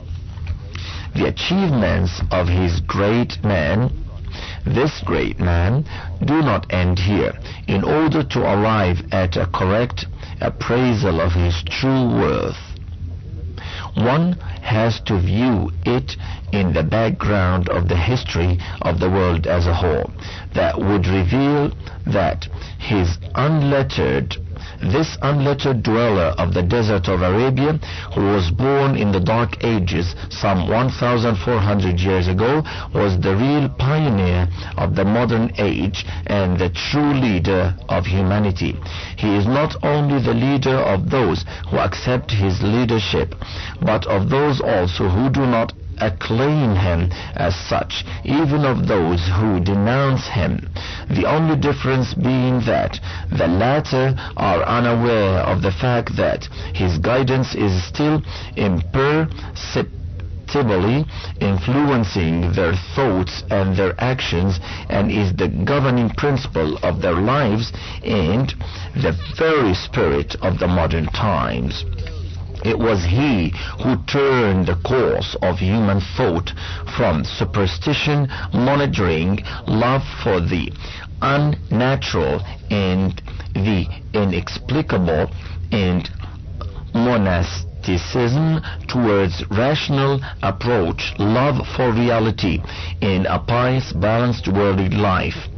It was he who, in a world which regarded only supernatural happenings as miracles and demanded them for the verification of the truth of a religious mission, inspired the urge for rational poor in the faith in them, the rational proof and the faith in them as the criterion of truth.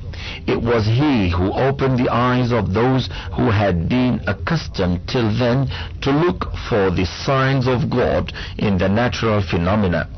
It was he who, in place of baseless speculation, led human beings to the path of rational understanding and sound reasoning on the basis of observation, experiment, and research. It was he who clearly defined the limits and functions of sense perception, reason, and intuition. It was he who brought about a rapprochement between the spiritual and the material values. It was he who harmonized faith with knowledge and action. It was he who created the scientific spirit with the power of religion, and who evolved true religion on the basis of the scientific spirit. It was he who eradicated idolatry, man worship, and polytheism in all forms so thoroughly, and created such a firm faith in the unity of God that even those religions which were based entirely on superstitions and idolatry were compelled to adopt a monotheistic theme. It was he who changed the basic concepts of ethics and spirituality. To those who believed that asceticism and self-annihilation alone formed the standard of moral and spiritual purity, that purity could not be achieved except by running away from worldly life, disregarding all the urges of the flesh, and subjecting the body to all types of tortures. It was he who showed the path of spiritual evolution, moral emancipation, and attainment of salvation through active participation in the practical affairs of the world around them. It was who brought home to man his true worth and position. Those who acknowledged only a God incarnate or a son of God as their moral perception or spiritual guide were told that a human being like them, having no pretensions to Godhead, could become the vicegerent of God on earth.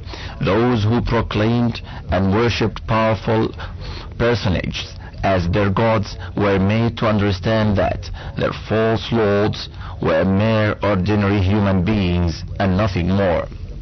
It was he who stressed the point that no person could claim holiness, authority, and overlordship as his birthright, and that none was born with the stigma of untouchability, slavery, or servile on his person.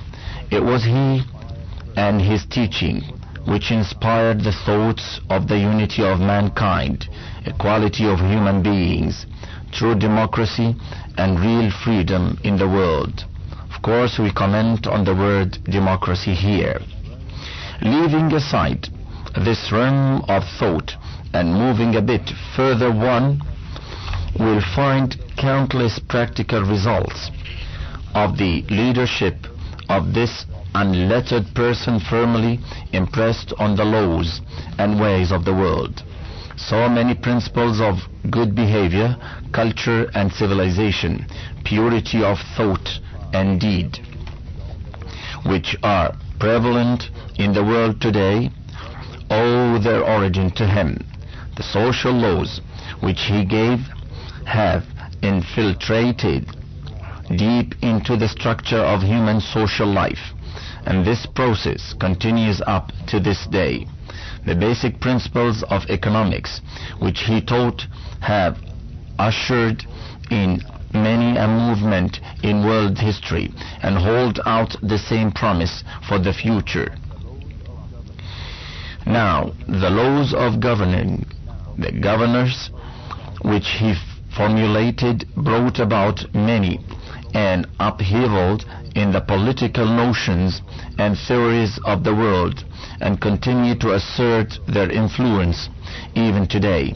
The fundamental principles of law and justice, which bear the stamp of his genius, have influenced to a remarkable degree the administration of justice in the courts of nations, and form a perpetual source of guidance for all ages to come.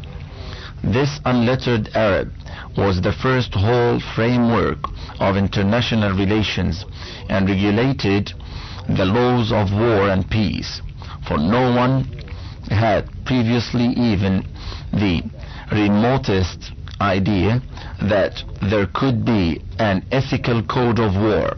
Also, and that relations between different nations could be regulated on the ground of common humanity. Now in the footnotes we read, for details see Abu al-A'la al-Mawdudi في الإسلام, the greatest revolutionary. In the cavalcade of world history, the sublime figure of this wonderful person towers so high above all the great men of all times who are famous as heroes of nations, that they appear to be dwarfs when contrasted with him. None of them possessed a genius capable of making any deep impression on more than one or two aspects of human life. Some are the exponents of theories and ideas, but are deficient in practical action. Some others are men of action, but suffer from paucity of knowledge. Some are renowned as statesmen only. Others are masters of strategy and maneuvering. Some have concentrated on one aspect of social life in a manner that other aspects have been overlooked. Some others have devoted their energies to ethical and spiritual verities, but have ignored economics and politics. Some others have taken to economics and politics, but neglect morals and spiritual side of life. In short, one comes across heroes who are adepts and experts in one walk of life only. His is the only example where all the excellences have been blended into the personality, into one personality. He is a philosopher and a seer, and also a living embodiment of his own teachings. He is a great statesman as well as a military genius. He is a legislator and also a teacher of morals. He is a spiritual luminary as well as a religious guide. His vision penetrates every aspect of life, and there is nothing which he touches and does not adorn. His orders and commandments cover a vast field, from the regulation of international relations down to the habits of everyday life, like eating, drinking, and cleanliness of the body. On the foundations of his theories, he established a civilization and a culture, and produced such a fine equilibrium in the conflicting aspects of life that there is to be found not even the slightest trace of any flaw, deficiency, or incompleteness. Can anyone point out any other example of such a perfect and all-round personality? Most of the famous personalities of the world are said to be the products of their environments, but this case is unique. His environment seems to have played no part in the making of his personality. It also cannot be proved that historically his birth synchronized with the order of things in Arabia at that time. What one can say at the most is that the circumstances in Arabia cried aloud for the appearance of such a person who could weld together the warring tribes into the nation and lay the foundation of their economic solidarity and well-being by bringing other countries under their sway. In short, a national leader who would have all the traits of an Arab of those days, and through cruelty, oppression, bloodshed, deceit, and hypocrisy, or by any other fair or foul means, could have enriched his own people and left a kingdom as a heritage for his successors. One cannot prove any other crying need of the history of Arabia of that time. What one can say at the most in the light of Hegel's philosophy of history of Marx, or Marx's historical materialism, is that the time and environment demanded the emergence of a leader who could create a nation and build up an empire. But the Hegelian or Marxian philosophy cannot explain how such an environment could produce a man whose mission was to teach the best morals, to purify humanity of all dross, and to wipe out the prejudices of superstitions of the days of ignorance and darkness, who looked beyond the watertight compartments of race, nation, and country, who laid the foundations of a moral, spiritual, cultural, and political superstructure of the good of the world, and not for his country alone, who practically, not theoretically, placed business transactions, civics, politics, and international relations on moral grounds, and produced such a balanced and temperate synthesis between worldly life and spiritual advancements that even to this day it is considered a masterpiece of wisdom and foresight, exactly in the same way as it was considered in his lifetime. Can anyone honestly call such a person as a product of the all-pervading darkness of Arabia? He does not only appear to be independent of his environment. Rather, when we look at his achievements, we are irresistibly drawn to the conclusion that he actually transcends all limitations of time and space. His vision breaks through all temporal and physical barriers, passes beyond centuries and millennia, and comprehends within itself entire human activity and the whole of human history. He is not one of those whom history has cast into oblivion, and he is not praised only because he was just a good leader in his own time. He is that unique and incomparable leader of humanity, who marches with the time, who is modern in every age and in every era, as he was in his own age of history. Truly, his teachings are as modern as tomorrow morn. Those whom people style as makers of history are only creatures of history. In fact, in the whole history of mankind, he is the unique example of a maker of history. One may scan the lives and circumstances of the great leaders of the world who brought about revolutions, and one will find that on each such occasion the forces of revolution were gathering momentum for the distant upheaval, were taking their course in certain directions, and were only waiting for a propitious moment to burst out.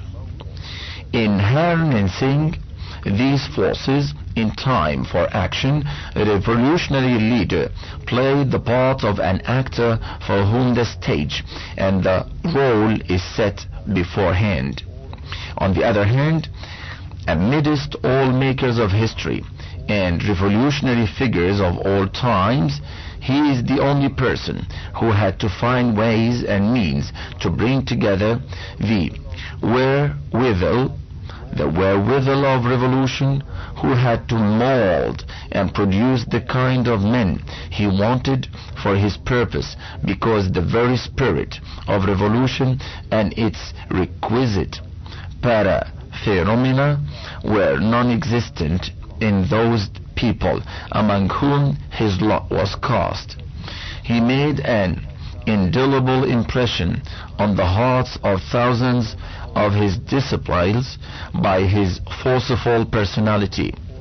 He made an indelible impression on the hearts of thousands of his disciples by his forceful personality, and molded them according to his liking. By his iron will, he prepared the ground for revolution, molded its shape and features, and directed the currents of events into a channel as he wished and desired. Can anyone cite another example of a maker of history of such distinction, another revolutionary of such brilliance and splendor? Now with the final testimony.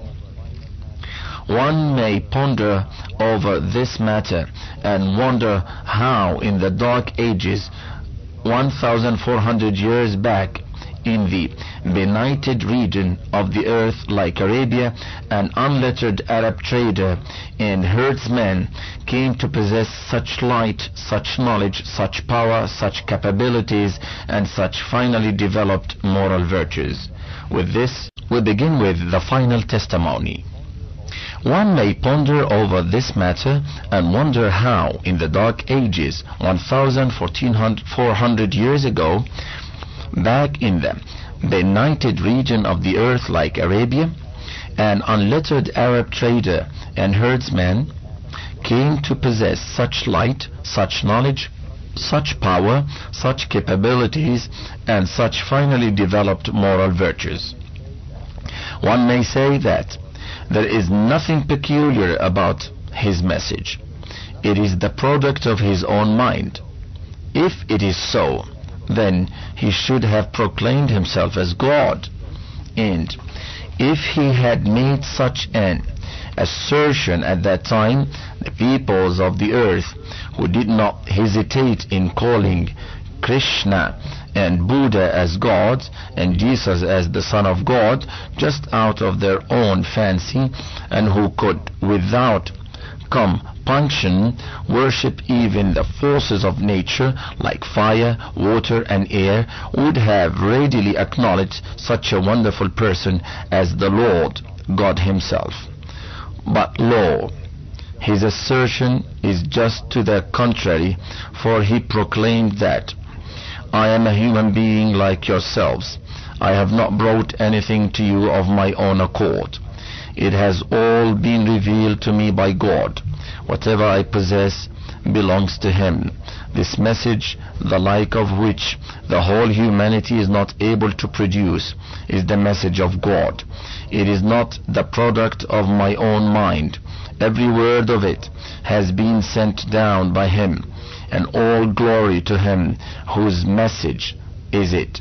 It is all the wonderful achievements which stand to my credit in your eyes, all the laws which I have given, all the principles which I have enunciated and taught. None of them is from me. I find myself thoroughly incompetent for producing such things out of my sheer personal ability and capabilities. I look to divine guidance in all matters. Whatever he wills I do. What he directs I proclaim. What a wonderful and inspiring example of honesty, integrity, truth, and honor it is. A liar and a hypocrite generally tries to ascribe to himself all the credit for the deeds of others also, even when the falsehood of his statement can be easily proved. But this great man does not appropriate the credit of any of these achievements to his own person, even when none could contradict him, as there was no method of finding out the source of his inspiration. What more proof of perfect honesty of purpose, uprightness of character, and sublimity of soul can there be? What else can be a more truthful person than he who received such unique gifts and embellishments through a secret channel, and still he outrightly points out the source of all his enlightenment and inspiration? All these factors lead to the irresistible conclusion that such a man was the true messenger of God.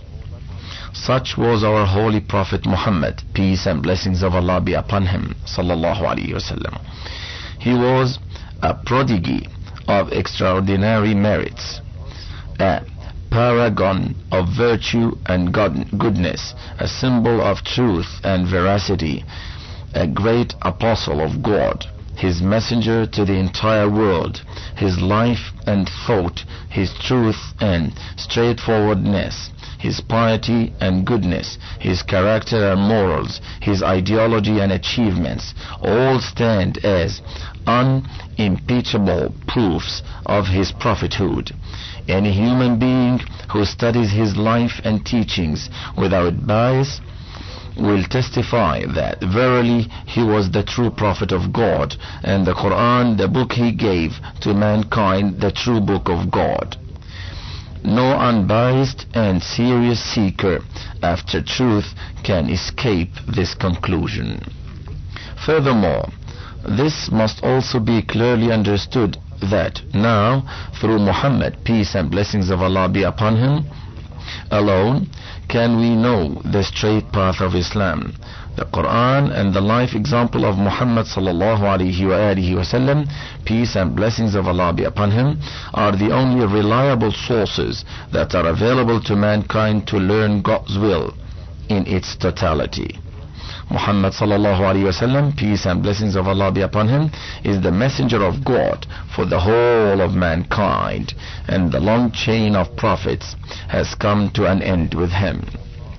He was the last of the prophets, and all the instructions which it was God's will to impart to mankind through direct revelation were sent by him through Muhammad sallallahu alaihi wasallam, peace and blessings of Allah be upon him, and are enshrined in the Quran and the Sunnah.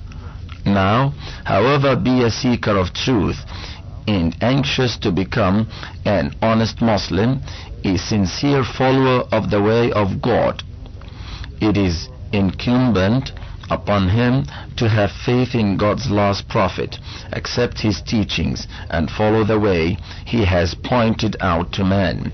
This is the real road to success and salvation. Now, chapter 4, the finality of prophethood. This brings us to the question of the finality of prophethood. Let us now consider this aspect of the prophethood of Muhammad sallallahu alaihi wasallam, peace and blessings of Allah be upon him. We have already discussed the nature of prophethood, and this discussion makes it clear that the advent of a prophet is not an everyday occurrence, nor is the presence in personam or the prophet essential for every land, people and period. The life and teachings of the prophet are the beacon light to guide a people to the right path, and as long as his teachings and his guidance are alive, he is, as it were, himself alive. The real death of a prophet consists not in his physical demise, but in the mitigation of his teachings and the interpolation of his guidance. The earlier prophets have died because their followers have adulterated their teachings, interpolated their instructions, and besmirched their life examples by attaching fictitious event to them. Not one of the earlier books like Torah, Zabur, that's Psalms of David, Injil, Gospel of Jesus, etc., exists today in its original text, and even the followers of those books confess that they do not possess the original books. The life histories of the earlier prophets have been so mixed up. We read it again. The life histories of the earlier prophets have been so mixed up with fiction that an accurate and authentic account of their lives has become impossible. Their lives have become tales and legends, and no trustworthy record is available anywhere. Not only that, their records have been lost, and their life and their life perhaps forgotten, but even this cannot be said with certainty as to when and where a certain prophet was born and bred, how he lived, and what code he gave to mankind. In fact, the real death of a prophet consists in the death of his teachings. Judging the facts on this criterion, no one can deny that Muhammad sallallahu alayhi wa alihi wasallam, peace and blessings of Allah be upon him, and his teachings are alive. His teachings stand uncorrupted and are uncorruptible. The Quran, the book he gave to mankind, exists in its original text, without the slightest difference of letter, syllable, jot, or title. The entire account of his life, his sayings, instructions, and actions is preserved with complete accuracy, so much so that even after the lapse of 13 centuries, its delineation in history is so clear and complete that it seems as if we are seeing him with the eyes under our brows.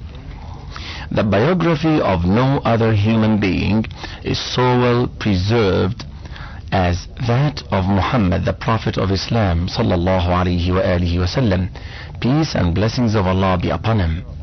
In each and every matter of our life, we can seek the guidance of Muhammad sallallahu alayhi wasallam, peace and blessings of Allah be upon him, and take a lesson from his life example. That is why there is no need of any other prophet after Muhammad, the last prophet, peace and blessings of Allah be upon him. Furthermore, there are three things which necessitate the advent of a new prophet. It is not just the replacement of a departed prophet. These may be summed up as follows. Number one, that the teachings of the earlier prophets have been interpolated and or corrupted, or they have died and their revival is needed. In such a case, a new prophet is raised so that he may purge the impurities from the lives of the people and restore religion to its pristine form and purity.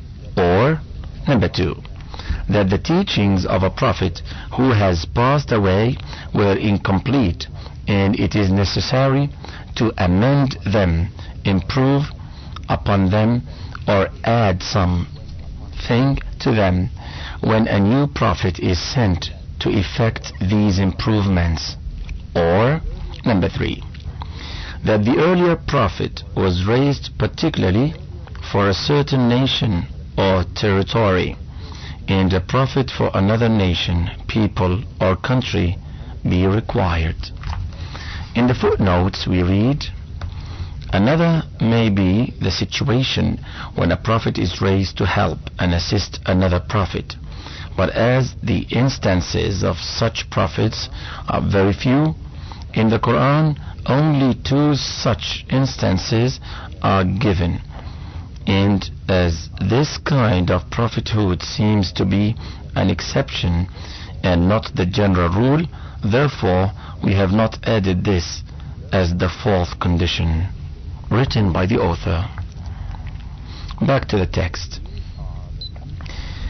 These are the 3 fundamental conditions which necessitate the raising of a new prophet. A careful perusal of the facts shows that none of these conditions exists today. The teachings of the last prophet, Muhammad sallallahu alayhi wasallam, peace and blessings of Allah be upon him, are alive, have been fully preserved and made important. The guidance he has shown unto mankind is complete and flawless, and is enshrined in the Holy Quran. All the sources of Islam are fully intact, and each and every instruction or action of the Holy Prophet can be ascertained without the least shadow or doubt. Thus, as his teachings are totally intact, there is no need of any new prophet on this count. Secondly, God has completed his revealed guidance through Prophet Muhammad sallallahu alaihi wasallam. Peace and blessings of Allah be upon him. And Islam is the complete religion for mankind. God has said that today I have perfected your faith, the religion, for you, and have completed my bounty upon you. And a thorough study of Islam as a complete way of life proves the truth of these Quranic words. Islam gives guidance for life in this world and in the hereafter, and nothing essential for human guidance has been left out. The religion has now been perfected, and there is no ground for new prophethood on the plea of imperfection. Now in the footnotes we read, some people say that the passage of time itself is a sufficient ground for the need of new guidance, and a religion which was revealed some 13 centuries ago must necessarily grow obsolete and become a thing of the past. This is how I can read the word, which is not showing very much here in the printing. Not suited to the needs of the new age. The objection is totally unfounded. The reasons may be briefly stated as follows. Number one, Islam's teachings are eternal because they have been revealed by Allah, who knows all about the past, present and future, and who himself is eternal. It is the human knowledge that is limited. It is the human eye which cannot see into the dim vista of future, not God, whose knowledge is above all the limitations of time and space. Number two, Islam is based on human nature, and the nature of man has remained the same in all times and epochs. All men are cast in the molds of the earliest men, and the fundamental human nature remains unchanged. 3. In human life, there is a beautiful balance between elements of permanence and change. Neither everything is permanent, nor is everything changeable. The fundamental principles, the basic values, do not invite change. It is the outward forms which change with the passage of time and which are changed, keeping in view certain principles which are to be observed. And Islam has created for the needs of both permanence and change. The Quran and the Sunnah propound the eternal principles of Islam, while through ijtihad they are applied to every age according to its own needs. Islam is the only religion which has established a machinery for the perennial evolution of human society in accordance with the fundamental principles and permanent values of life. Number 4. Scientifically also, the human race is living in the age which was inaugurated by the advent of man on earth, and no fundamental evolutionary change has occurred in this phase of existence. Civilizations have arisen and died. Cultures have grown and withered. Empires have emerged and disintegrated. But the age in the great chain of cosmic evolution remains the same, Therefore, the view that guidance given some centuries back automatically becomes obsolete with the passage of time is unfounded and superficial. That is by the editor. Back to the text.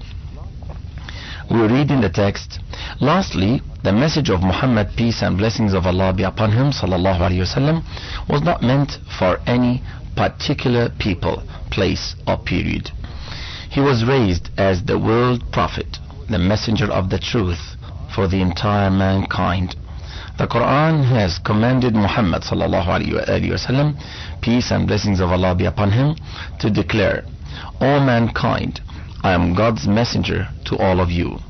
He has been described as a blessing for all the people of the worlds, and his approach has been universal and human. That is why after him there remains no need for new prophethood, and he has been described by the Quran as Khatamul Anbiya or Khatamun Nabiyyin, the last of the chain of the true prophets. In the footnotes we read, the Quran and the Hadith are very explicit on this point. The Quran says Muhammad is the messenger of God and last of the prophets. The Holy Prophet himself has said, there will be no prophet after me. On another occasion he said, my relation to the long chain of the prophets can be understood by the parable of a palace. The palace was most beautifully built. Everything was complete therein except the place for one brick. I have filled in that place, and now the castle has been completed. By Al-Bukhari and Muslim. This is written by the editor. Back to the text. Now, therefore, the only source for the knowledge of God and his way is Muhammad's, peace and blessings of Allah be upon him. We can know of Islam only through his teachings, which are so complete and so comprehensive that they can guide men for all times to come. Now the world does not need any new prophet. It needs only such people as have full faith in Muhammad sallallahu alaihi wasallam, peace and blessings of Allah be upon him, who become the standard bearers of his message, propagate it to the world at large, and endeavor to establish the culture which Muhammad sallallahu alaihi wasallam, peace and blessings of Allah be upon him, gave to men. The world needs such men of character as can translate his teachings into practice and establish a society which is governed by divine law, whose supremacy Muhammad sallallahu alaihi wasallam, peace and blessings of Allah be upon him, came to establish. This is the mission of Muhammad sallallahu alaihi wasallam, and on its success hangs the success of man. Now with chapter 4, the articles of faith. Before we proceed further, it would be advisable to recapitulate the former discussions and sum up their substance. We can summarize them as follows. Number 1.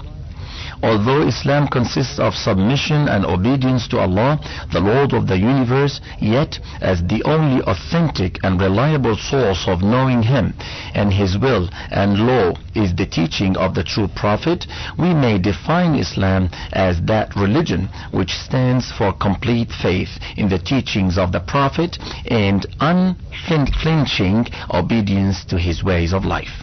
Consequently, one who ignores the medium of the Prophet and claims to follow God directly is not a Muslim. Number 2. In the earlier epochs, there had been separate prophets for different nations, and the history of prophethood shows that even in one and the same nation, several prophets appeared one after the other.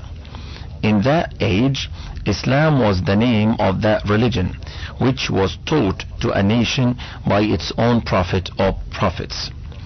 Though the nature and substance of Islam was the same in every age and country, the modes of worship, codes of law, and other detailed rules and regulations of life were a bit different according to the local and particular conditions of every people. It was not therefore necessary for any nation to follow another nation's prophet, and its responsibility was confined only to following the guidance given by its own prophet. Now with number 3. This period of polyprophetism came to an end with the advent of Muhammad, peace and blessings of Allah be upon him, sallallahu alaihi wasallam. The teachings of Islam were made complete through him. One basic law was formulated for the whole world, and he was made a prophet unto the entire humanity. His prophethood was not meant for any particular nation or country or period. His message is for all peoples and for all ages. The earlier codes were abrogated by the advent of Muhammad, peace and blessings of Allah be upon him, who gave the world a complete code of life. Now, neither any prophet is to appear in the future, nor is any new religious code going to be revealed till the last day. Muhammad's sallallahu alaihi wasallam teachings are meant for all the children of Adam, the entire human race. Now Islam consists in following Muhammad, viz., to acknowledge his prophethood, to believe in all that he has asked to believe in, to follow him in letter and spirit, and to submit to all his commands and injunctions as the commands and injunctions of God. This is Islam. This automatically brings us to the question, what has Muhammad, peace and blessings of Allah be upon him, asked us to believe in? What are the articles of Islamic faith? Now we shall try to discuss these articles and see how simple, how true, how lovable, and how valuable they are, and to what high pinnacle they raise the status of man in this world and the life to come. Number 1. Tawheed, faith in the unity of God. The most fundamental and most important teaching of Prophet Muhammad, peace and blessings of Allah be upon him, sallallahu alaihi wasallam, is faith in the unity of God. This is expressed in the primary kalima of Islam as La ilaha illallah. There is no deity but Allah. This beautiful phrase is the bedrock of Islam, its foundation and its essence. It is the expression of this belief which differentiates a true Muslim from a kafir unbeliever, a mushrik, one who associates others with God in his divinity, or a dahiriya, that is, a theist. The acceptance or denial of this phrase produces a world of difference between man and man. The believers in it become one single community, and those who do not believe in it form the opposite group. For the believers there is unhampered progress and resounding success in this world and in the hereafter, while failure and ignominy are the ultimate lot of those who refuse to believe in it. But the difference which occurs between the believers and the unbelievers is not the result of mere chanting of a few words. Evidently, the mere utterance of a phrase or two cannot bring about such a mighty difference. The real force lies in the conscious acceptance of this doctrine and its stipulations and complete adherence to it in practical life. Unless you know the real meaning of the phrase, there is no deity but Allah, and the bearing of its acceptance on human life, you cannot realize the real importance of this doctrine. It would never become effective unless these essentials are achieved. Mere repeating of the word food cannot dull the edge of hunger. Mere chanting of a medical prescription cannot heal the disease. In the same way, if the kalima is repeated without any understanding of its meanings and dictates, it cannot work the revolution which it is meant to bring about.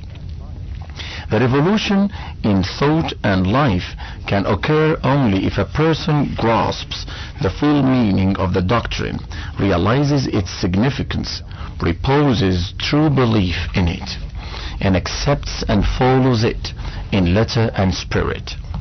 Unless this grasp of the kalima is developed, it cannot become fully effective. We avoid fire because we have a realization that it burns. We keep away from poison because we believe that its use kills a man.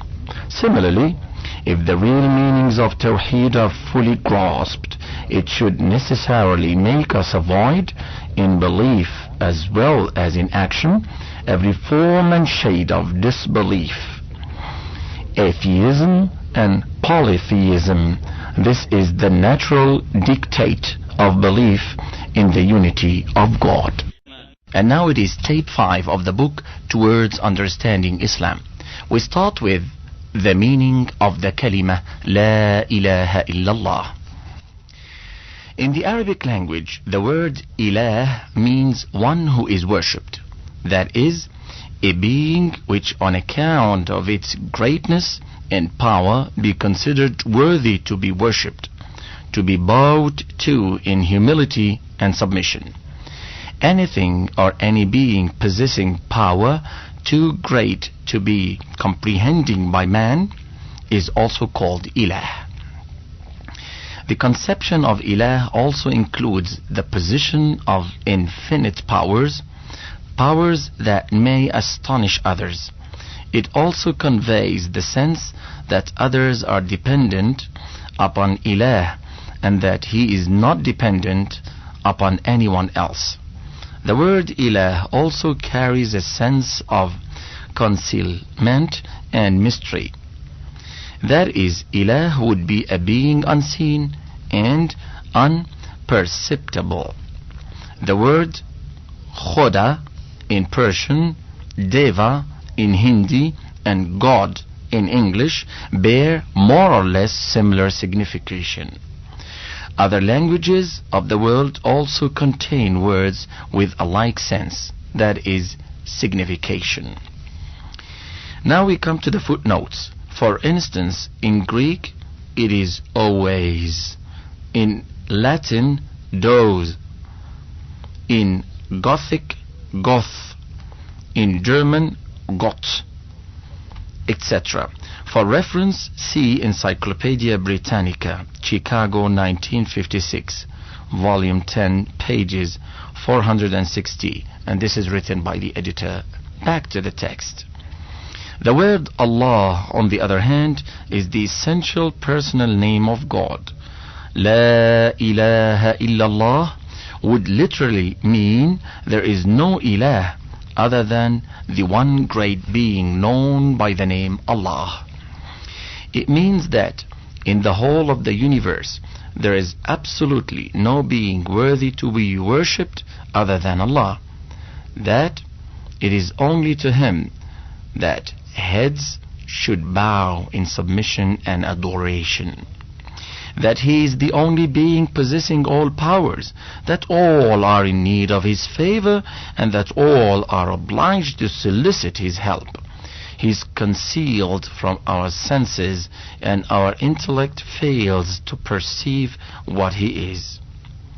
Having known the meanings of these words, let us now find out their real significance.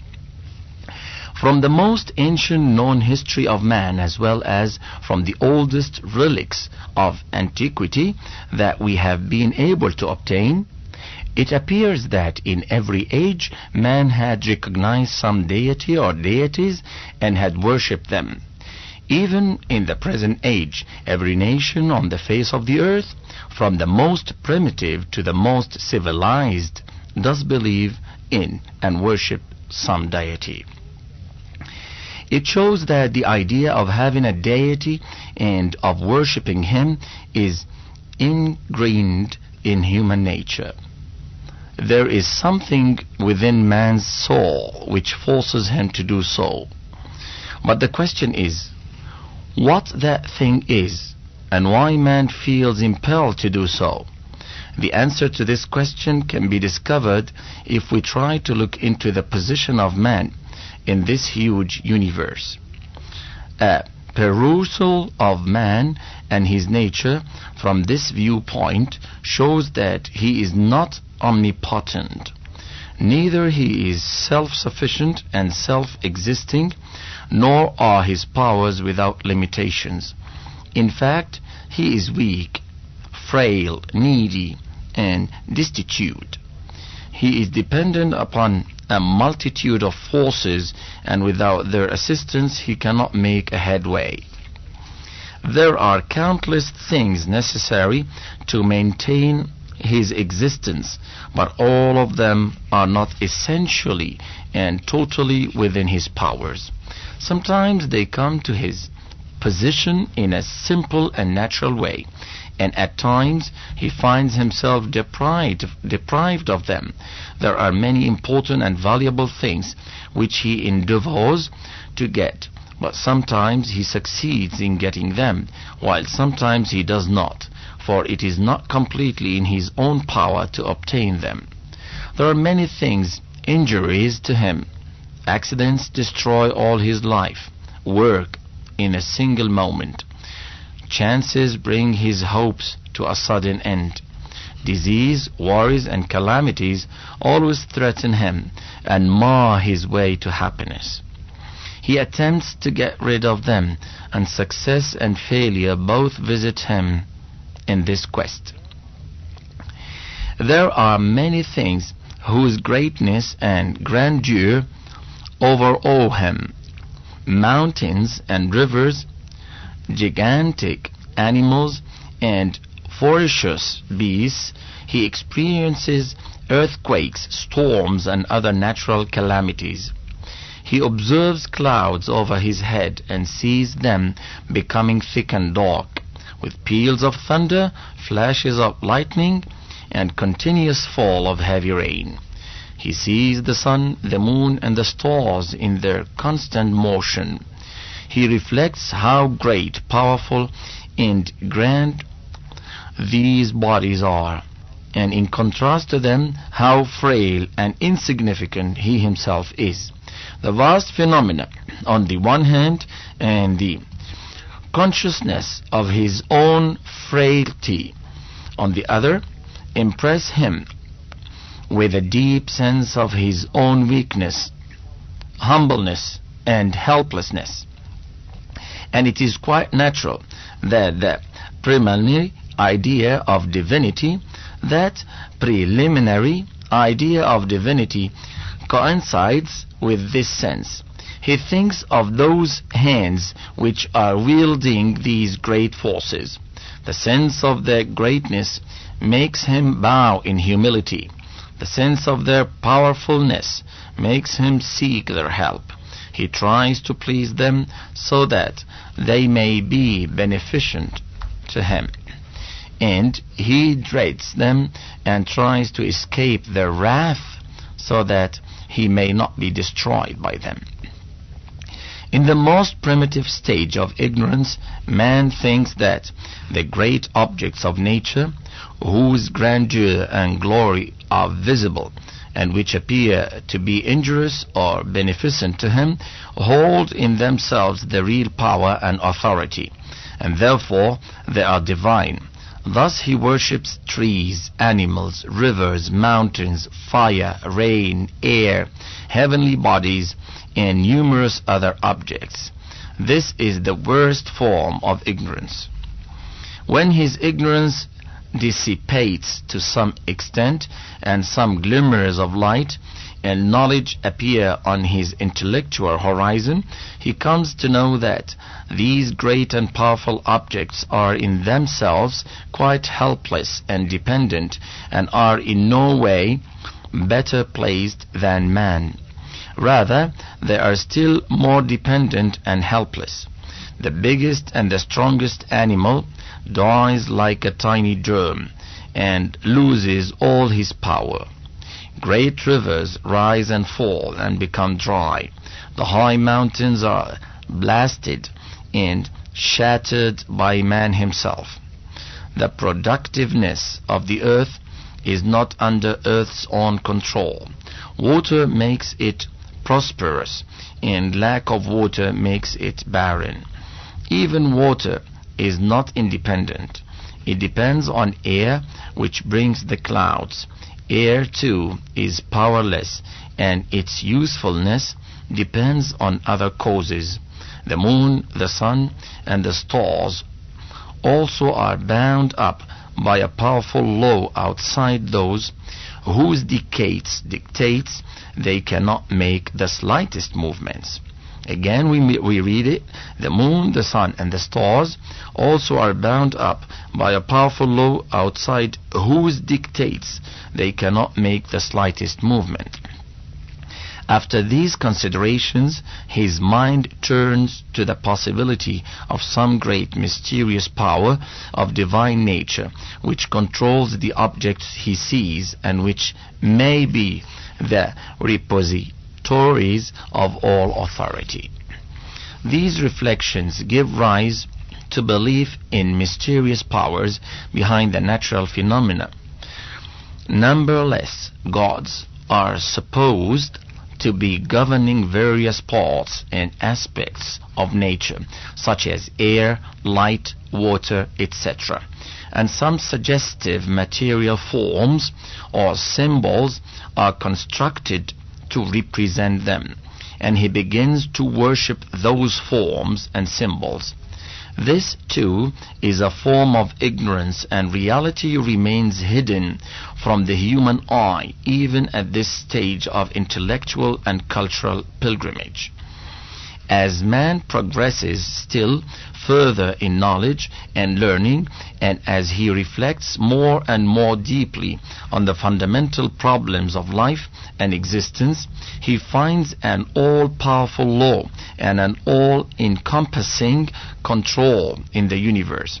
What a complete regularity is observed in sunrise and sunset, in winds and rains, in the motions of stars and the changes of seasons.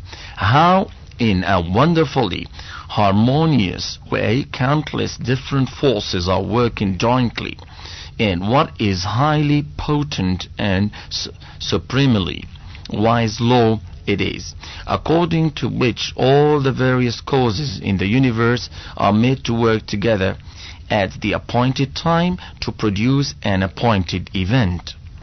Observing this uniformity, regularity, and complete obedience to a firm law, the uniformity, regularity, and complete obedience to the firm law in all fields of nature, even a polytheist finds himself obliged to believe that there must be a deity greater than all others, exercising supreme authority. For if there were separate independent deities, the whole machinery of the universe would be upset. He calls this greatest deity by different names, such as Allah, Permeshwar, God, Khoda, and Khodaijan, etc.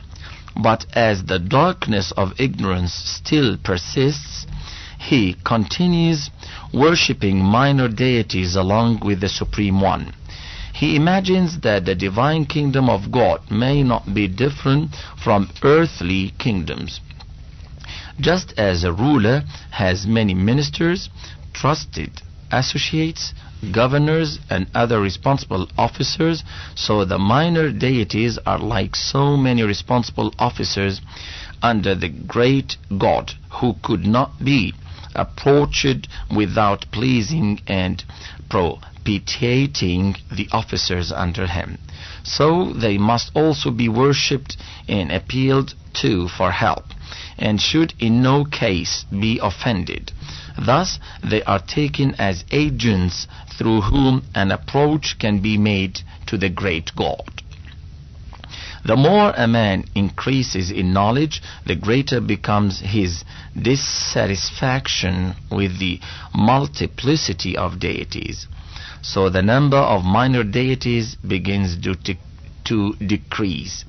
More enlightened men bring each one of them under the searchlight of scrutiny, and ultimately find that none of these man-made deities has any divine character. They themselves are creatures like man, rather more helpless. They are thus chopped out one by one until only one God remains. But the concepts of one God still contains some remnants of the elements of ignorance. Some people imagine that he has a body as men have, and is settled in a particular place. Some believe that God came down to the earth in human form. Others think that God, after settling the affairs of the universe, has retired and is now taking rest. Some believe that it is necessary to approach God through the media of saints and spirits, and nothing can be achieved without their intercession. Some imagine God to have a certain form or image, and they regard it necessary to keep that image before them for the purpose of worship. Some distorted notions of Godhead have persisted and lingered, and many of them are prevalent among different people even in the present age. Tawheed is the highest conception of Godhead, the knowledge of which God has sent to mankind in all ages through his prophets. It was this knowledge with which in the beginning Adam had been sent down to the earth. It was the same knowledge that had been revealed to Noah, Abraham, Moses, and Jesus. God's blessings be upon them all. It was this very knowledge which Muhammad, God's blessings be upon him, brought to mankind. It is the knowledge pure and absolute, without the least shade of ignorance. Man became guilty of shirk, idol worship, and kufr, only because he turned away from the teachings of the prophets and depended upon his own faulty reasoning, false perceptions, or biased interpretations. Tawheed dispels all the clouds of ignorance and illumines the horizon with the light of reality. Let us see what significant realities this concept of Tawheed. This little phrase, La ilaha illallah, points out what truth it conveys and what beliefs it fosters. This we can grasp if we ponder over the following points. First of all, we are faced with the question of divinity. We are face to face with a grand, limitless universe. Man's mind fails to discern its beginning and visualize its end. It is moving on in its charactered course from time immemorial and is continuing its journey in the vast vista of the future. Creatures beyond number have appeared in it and go on appearing every day. The phenomena are so bewildering that a thinking mind finds itself aghast and wonder-struck. Man is unable to understand and grasp the reality by his unaided vision. He cannot believe that all this has appeared just by chance or accident. The universe is not a fortuitous mass of matter.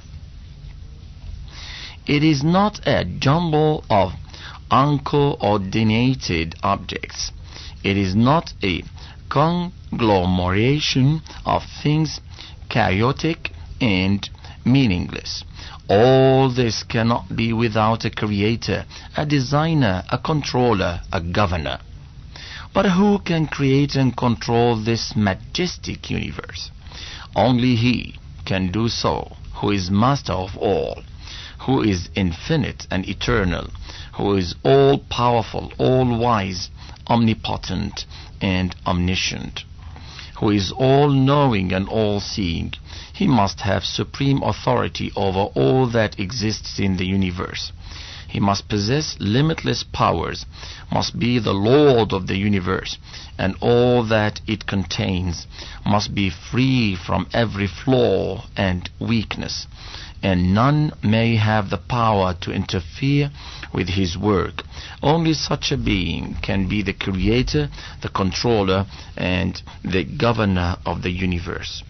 Secondly, it's essential that all these divine attributes and powers must vest in one being. It's virtually impossible for two or more personalities having all the powers and attributes equally to coexist. They are bound to collide. Therefore, there must be one and only one supreme being having control over all others. You cannot think of two governors for the same province or two supreme commanders of the same army. Similarly, the distribution of these powers among different deities, for instance, that one of them is all knowledge, the other all providence, and still another life giver, and each having independent domain in his own field, is also unthinkable. The universe is an indivisible whole, and each one of such deities will be dependent upon others in the execution of his task. Lack of coordination is bound to occur, and if this happens, the world is destined to go to pieces. These attributes are also untransferable. It is not possible that a certain attribute might be present in a certain deity at one time and at another time it be found in another deity. So the attributes, as we said, are also untransferable. A divine being who is incapable of remaining alive himself cannot give life to others. The one who cannot protect his own divine power is definitely unsuited to govern the vast, limitless universe. Thus, the greater you reflect upon the problem, the firmer would be your conviction that all these divine powers and attributes must exist in one and the same being alone. Thus, polytheism is a form of ignorance and cannot stand rational security. It is a practical impossibility. The facts of life and nature do not fit into that explanation. They automatically bring man to reality, that is, Tawheed, the unity of God. Now, keeping in view this correct and perfect conception of God, cast a searching glance at this vast universe. Exact yourself to the utmost and say, if you find among all the objects that you see, among all the things that you perceive, among all that you can think, feel, or imagine, all that your knowledge can comprehend, anyone possessing these attributes. So exert yourself. The sun, the moon, the stars, animals, birds, or fishes, matter, money, any man or a group of men, does any of these possess these attributes? Certainly none. For everything in the universe is created, is controlled and regulated, is dependent on others, is mortal and transitory, is not self-acting and self-propelling. Its slightest movements are controlled by an inexorable law, and it cannot deviate from that law. Their helpless condition proves that the attire of divinity cannot fit their body. They do not possess the slightest trace of divinity and have absolutely nothing to do with it. They are simply without the godly powers, and it is a travesty of truth and a folly of the highest magnitude to attribute to them the divine status. This is the meaning of La ilah, that is, there is no God, no human and material object possesses the divine power and authority deserving worship and obedience. But this is not the end of our quest. We have found that divinity does not vest in any material or human element of the universe, and that none of them possesses even the slightest trace of it. This very inquiry leads us to the conclusion that there is a supreme being, over and above all that our unwary eyes see in the universe, who possesses the divine attributes, who is the will behind all phenomena, the creator of this grand universe, the controller of its superb law, the governor of its serene rhythm, the administrator of all its workings. He is Allah, the Lord of the universe, and has none as associate in his divinity. This is what ilah or illallah, but Allah, means. This knowledge is superior to all other kinds of knowledge, and the greater you exert, the deeper will be your conviction that this is the string or the starting point of all knowledge. In every field of inquiry, may it be that of physics, chemistry, astronomy, geology, biology, zoology, economics, politics, sociology, or humanities, you will find that the deeper you probe, the clearer become the indications of the truth of La ilaha illallah in every field of knowledge and inquiry. It is this concept which opens up the doors of inquiry and investigation and illumines the pathways of knowledge with the light of reality. And if you deny or disregard this reality, you will find that at every step you meet disillusionment. For the denial of this primary truth robs everything in the universe of its real meaning and true significance. The universe becomes meaningless, and the vistas of progress get blurred and confused. Now the effects of Tawheed on human life. Now let us study the effects which the belief in La ilaha illallah brings forth upon the life of a man, and see why he should always be a success in life, and why one who denies it becomes a failure in life here and in the hereafter. Number 1. A believer in this kalima, that is La ilaha illallah, can never be narrow-minded or shriveled in outlook. He believes in a God who is the creator of the heavens and the earth, the master of the east and the west, and the sustainer of the entire universe. After this belief, he does not regard anything in the world as a stranger to himself. He looks upon everything in the universe as belonging to the same Lord, whom he himself belongs to. He is not partisan in his thinking and behavior. His sympathy, love, and service do not remain confined to any particular sphere or group. His vision is enlarged, his intellectual horizon widens, and his outlook becomes liberal and as boundless as is the kingdom of God. How can this width of vision and breadth of mind be achieved by an atheist, a polytheist, or one who believes in a deity supposed to possess limited and defective powers like a man? Number 2. This belief produces in man the highest degree of self-respect and self-esteem. The believer knows that Allah alone is the possessor of all power, and that none besides him can benefit or harm a person, or provide for his needs, or give and take away life, or wield authority or influence. This conviction makes him indifferent to and independent and fearless of all powers other than those of God.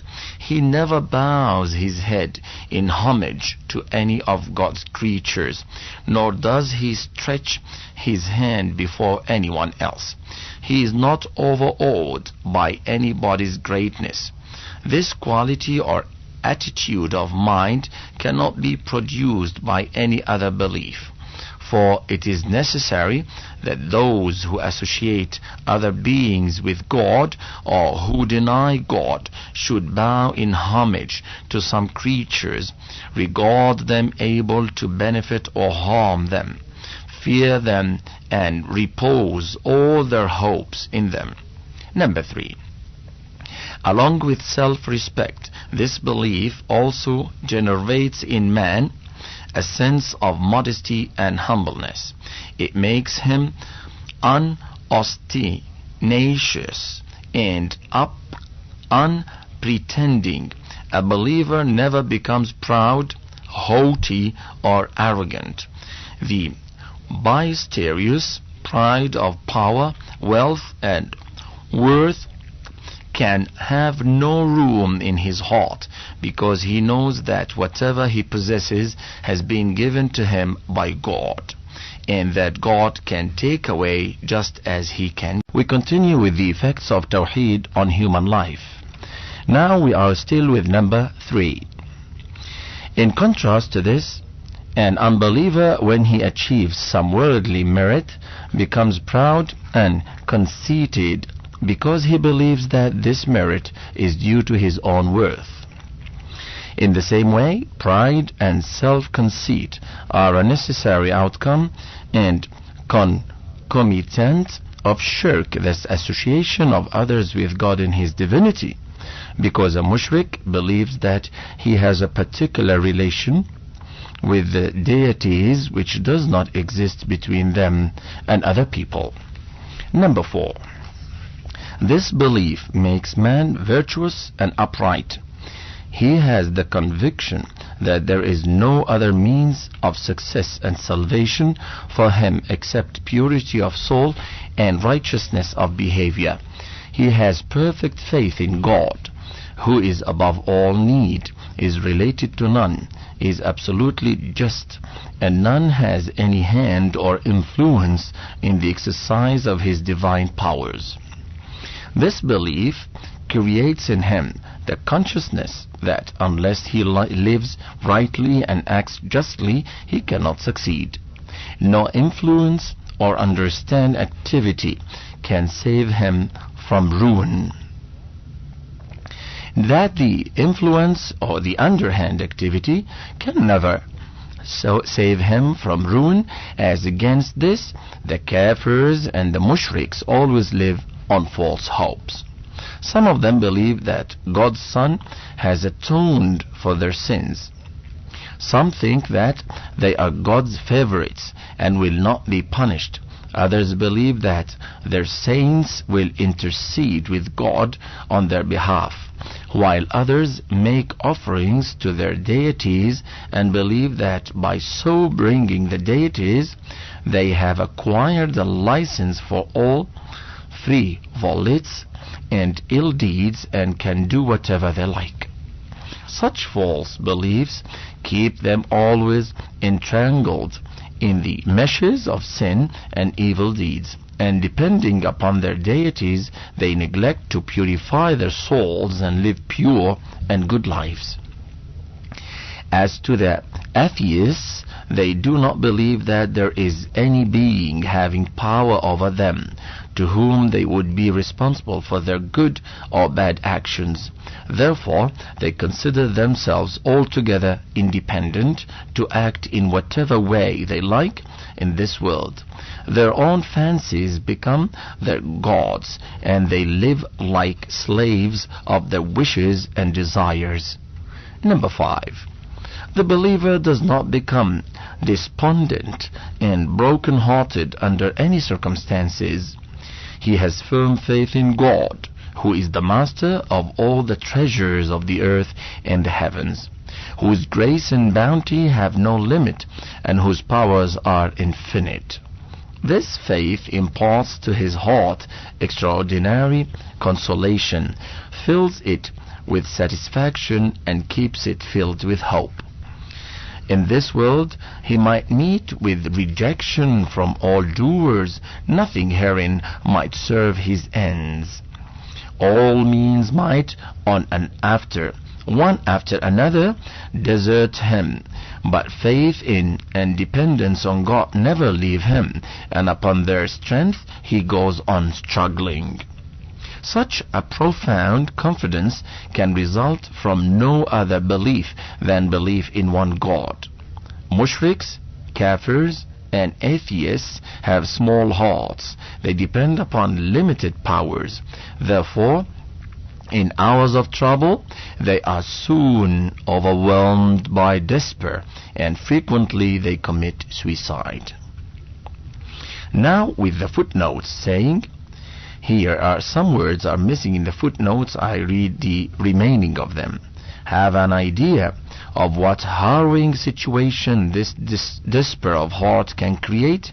If you want to have an idea, the reader is referred to the thought-provoking study of modern life by Mr. Colin Wilson, The Outsider, the 11th Impression, London, 1957.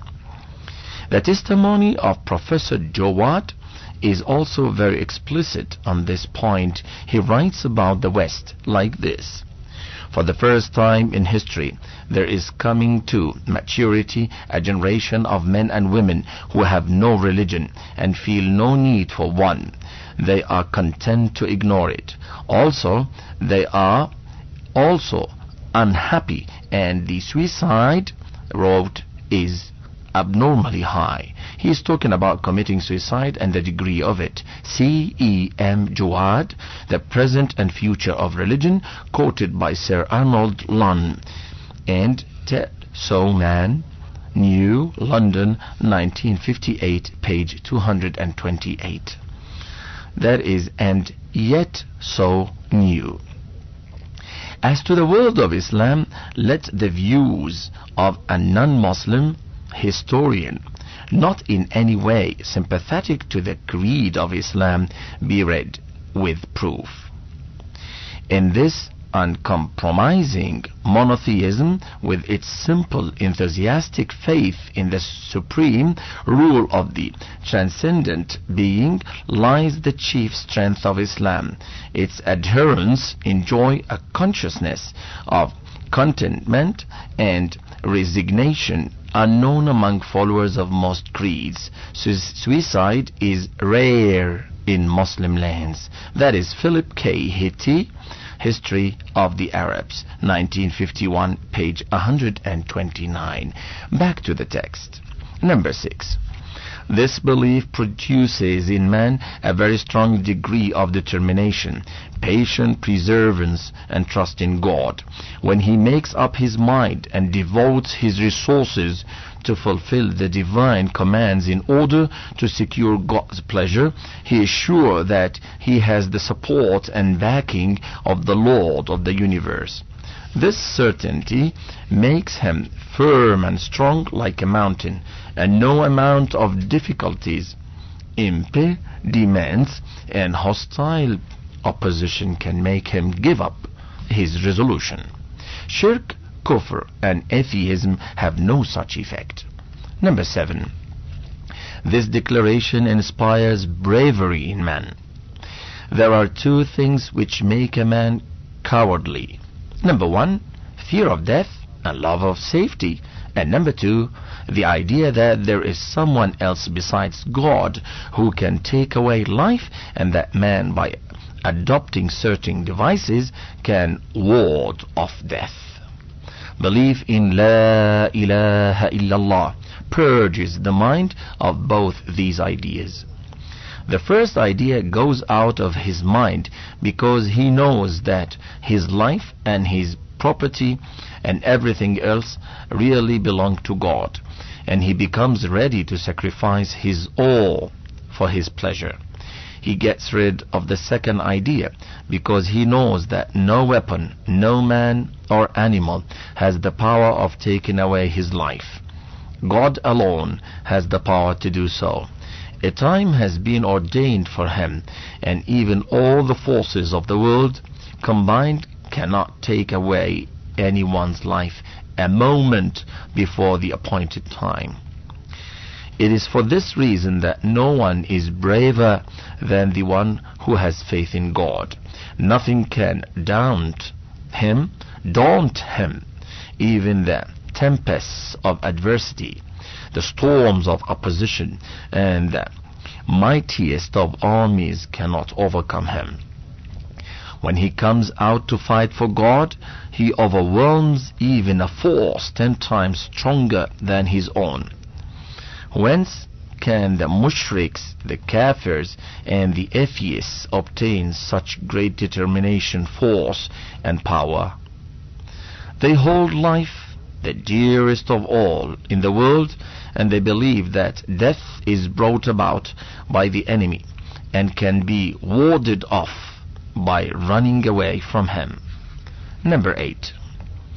The belief in La ilaha illallah creates an attitude of peace and contentment, purges the mind of the subtle passions of jealousy, envy, and greed, and keeps away the ideas of resorting to base and unfair means for achieving success.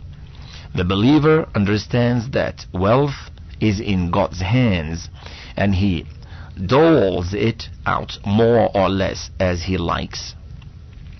That honor, power, reputation, and authority, everything is subjected to his will, and he bestows them as he wills, and that man's duty is only to endeavor and struggle fairly. He knows that success and failure depends upon God's grace. If he wills to give, no power in the world can prevent him from doing so, and if he does not will it, no power can force him to give. On the other hand, the mushriks, the kafirs, and the atheists consider success and failure as dependent upon their own efforts alone and upon the help or opposition of earthly powers. Therefore, they always remain slaves to cupidity and envy.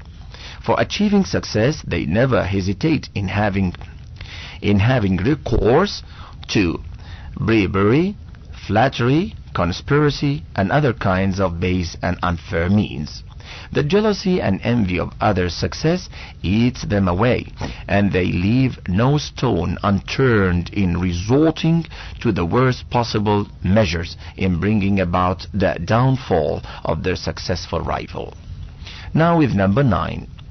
The most important effect of La ilaha illallah is that it makes man obey and observe God's law. One who has belief in it is sure that God knows everything hidden or open, and is nearer to him than his own jugular vein. If he commits a sin in a secure corner and in the darkness of night, he knows it. He even knows our thoughts and intentions, bad or good. We can hide from everyone, but we cannot hide anything from God. We can evade everyone, but it is impossible to evade God's grip. The firmer a man's belief in this respect, the more observant will he be of God's commands. He will shun what God has forbidden, and he will carry out his behests even in solitude and in darkness, because he knows that God's police never leaves him alone, and he dreads the court whose warrant he can never avoid. It is for this reason that the first and the most important condition for being a Muslim is to have faith in La ilaha illallah. Muslim, as you have already been told, means one obedient to God, and obedience to God is impossible unless one firmly believes in La ilaha illallah. That is, there is no worthy to be worshipped but Allah. In the teachings of Muhammad sallallahu alayhi wa alihi wasallam, God's blessings be upon him, faith in one God is the most important and fundamental principle. It is the bedrock of Islam and the mainspring of its power. All other beliefs, commands and laws of Islam stand firm on this very foundation. All of them receive strength from this source. Take it away and there is nothing left in Islam. Number 2, belief in God's angels. Prophet Muhammad sallallahu alayhi wa alihi wasallam, peace and blessings of Allah be upon him, has further instructed us to have faith in the existence of God's angels. This is the second article of Islamic faith and is very important because it absorbs the concept of Tawheed from all probable impurities and makes it pure, simple and free from the danger of every conceivable shadow of shirk, that is polytheism. The polytheists have associated two kinds of creatures with God.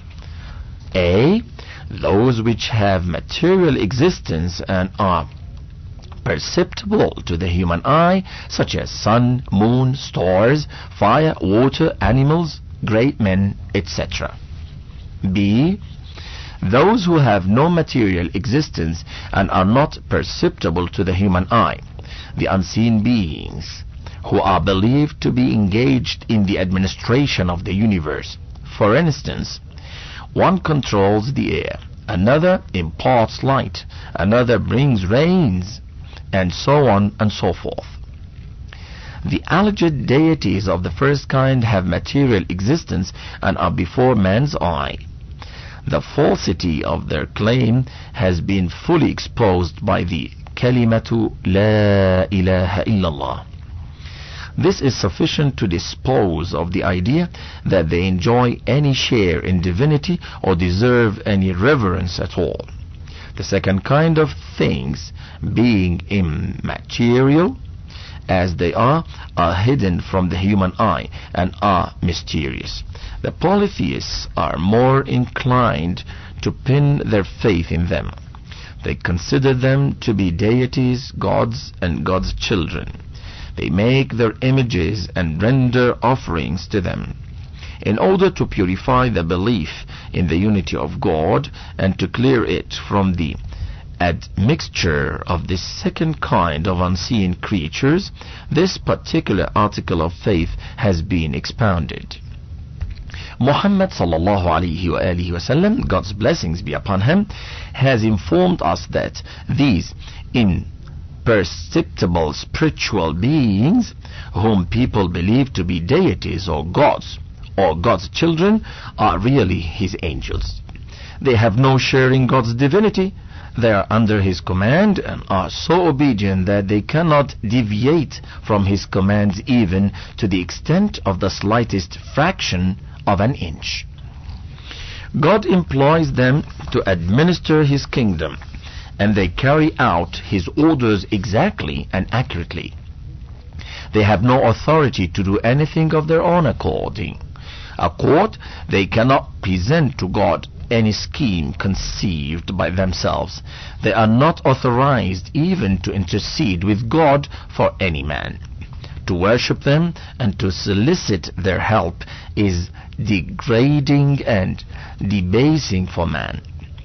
For on the very first day of man's creation, God had made them prostrate before Adam, granted to him greater knowledge than they possessed, and passing over them bestowed upon Adam his own vicegerency on this earth. The vicegerency on this earth is explained down in the footnotes as follows. See Al-Quran, that is Surah number 2, that is Surah Al-Baqarah 34, and Surah number 7 of the Quran, verse 11. Back to the text. Muhammad sallallahu alayhi wasallam, God's blessings be upon him, forbade us to worship angels and to associate them with God in his divinity. But along with it, he informed us that they were the chosen creatures of God, free from sin, from their very nature unable to disobey God, and ever engaged in carrying out his orders. Moreover, he informed us that these angels of God surround us from all sides, are attached to us, and are always in our company. They observe and note all our actions, good or bad. They preserve a complete record of every man's life. After death, when we shall be brought before God, they will present a full report of our life work on earth, wherein we shall find everything correctly recorded, not a single movement left out, however insignificant and howsoever carefully concealed it may be. We have not been informed of the intrinsic nature of the angels. Only some of their virtues or attributes have been mentioned to us, and we have been asked to believe in their existence. We have no other means of knowing their nature, their attributes, and their qualities. It would be therefore sheer folly on our part to attribute any form or qualify or quality to them on our own accord. We must believe in them exactly as we have been asked to do. To deny their existence is kufr, for firstly, we have no reason for such a denial, and secondly, our denial of them would be tantamount to attributing untruth to Muhammad sallallahu alaihi wasallam, God's blessings be upon him. We believe in their existence only because God's true messenger has informed us of it. Number 3. Faith in the books of God. The third article of faith which Muhammad sallallahu alaihi wasallam, God's blessings be upon him, has commanded us to believe is faith in the books of God. Books which he has sent down to mankind through his prophets from time to time. God has revealed his books to his prophets before Muhammad, and these books were sent down in the same way as he sent down the Quran to Muhammad, peace and blessings of Allah be upon him. We've been informed of the names of some of these books, viz., books of Abraham, the Torah of Moses, Zabur, Psalms of David, and the Injil, Gospel of Jesus Christ. We've not been informed of the names of books which had been given to other prophets. Therefore, with regard to other existing religious books, we are not in a position to say with certainty whether they were originally revealed books or not.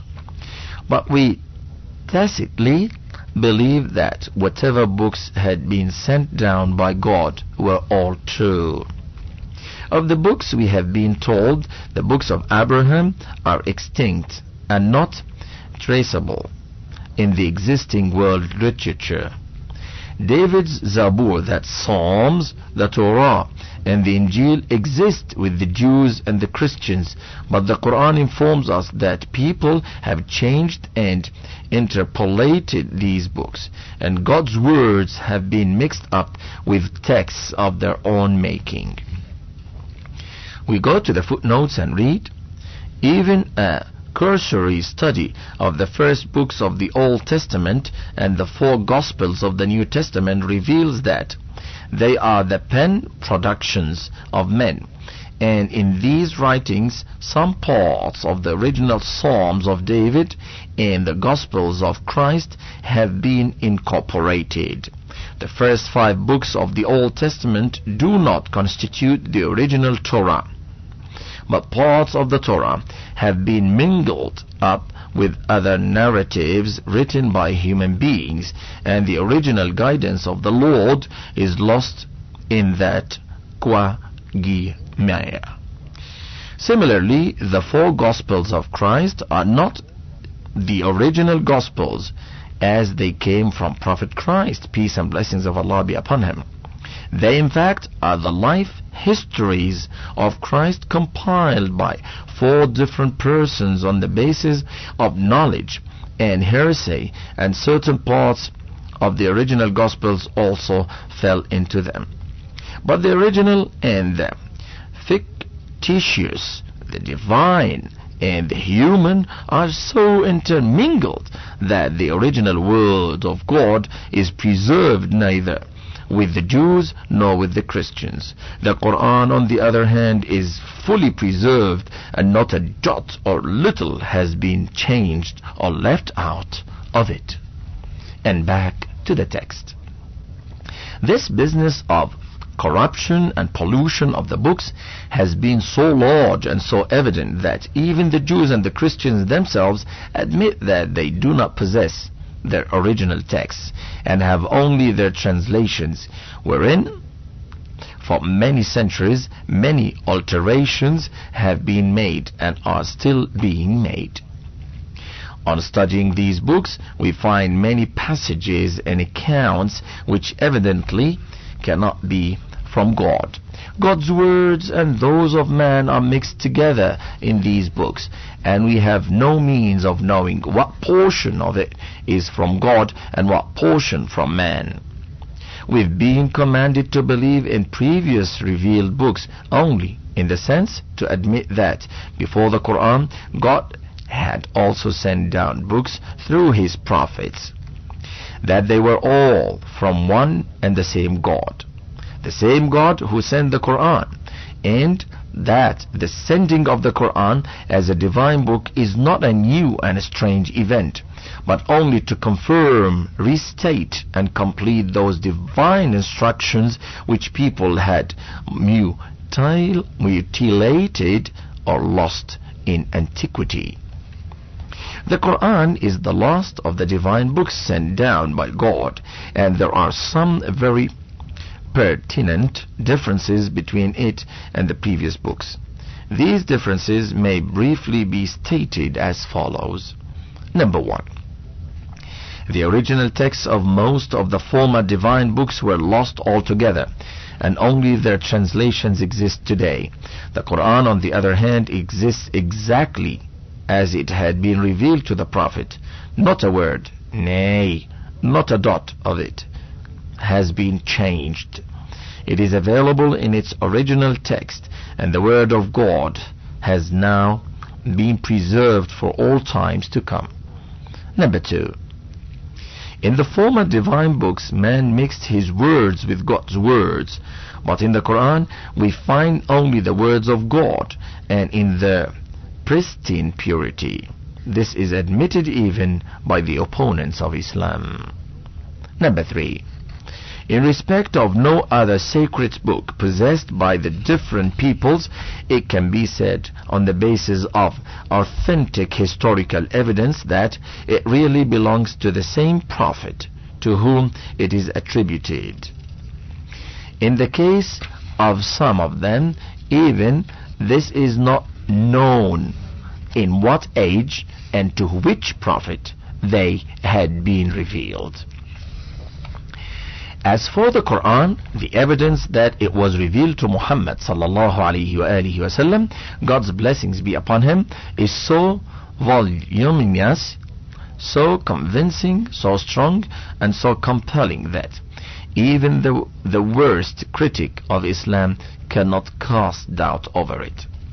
This evidence is so vast and detailed that about many verses and injunctions of the Quran, even the occasion and place of their revelation can be known with certainty. Number 4. The former divine books have been sent down in languages which have been dead long ago. In the present era, no nation or community speaks those languages, and there are only a few people who claim to understand them. Thus, even if these books had existed today in their original and unadulterated form, it would be virtually impossible in our age to correctly understand and interpret their injunctions and put them into practice in their required form. The language of the Quran, on the other hand, is a living language. Millions of people speak it, and millions more know and understand it. It is being taught and learned nearly in every university of the world. Every man can learn it, and he who has no time to learn it can find everywhere men who know this language and can explain to him the meaning of the Quran. Number 5. Each one of the existing sacred books found among different nations of the world has been addressed to a particular people. Even one of them contains a number of commands which seem to have been meant for a particular period of history and which catered to the needs of that age only. They are neither needed today nor can they now be smoothly and properly translated into practice. It is evident from this that these books were particularly meant for those very people, and none of them was meant for the whole world. Furthermore, they had not been sent to be followed permanently by even the people to whom they had been sent. Furthermore, they had not been sent to be followed permanently by even the people to whom they had been sent. They were meant to be acted upon only for a certain period. In contrast to this, the Quran has been addressed to all mankind. Not a single injunction of it can be suspected as having been addressed to a particular people. Towards understanding Islam, we're still reading in the differences between Quran and the previous books. We're still in number 5. Number 5 is saying, each one of the existing sacred books found among different nations of the world has been addressed to a particular people. Every one of them contains a number of commands which seem to have been meant for a particular period of history and which catered to the needs of that age only. They are neither needed today nor can they now be smoothly and properly translated into practice. It is evident from this that these books were particularly meant for those very people, and none of them was meant for the whole world. Furthermore, they had not been sent to be followed permanently by even the people to whom they had been sent. They were meant to be acted upon only for a certain period. In contrast to this, the Quran has been addressed to all mankind. Not a single injunction of it can be suspected as having been addressed to a particular people. It's also worthy repeating these sentences. Furthermore, they had not been sent to be followed permanently by even the people to whom they had been sent. They were meant to be acted upon only for a certain period.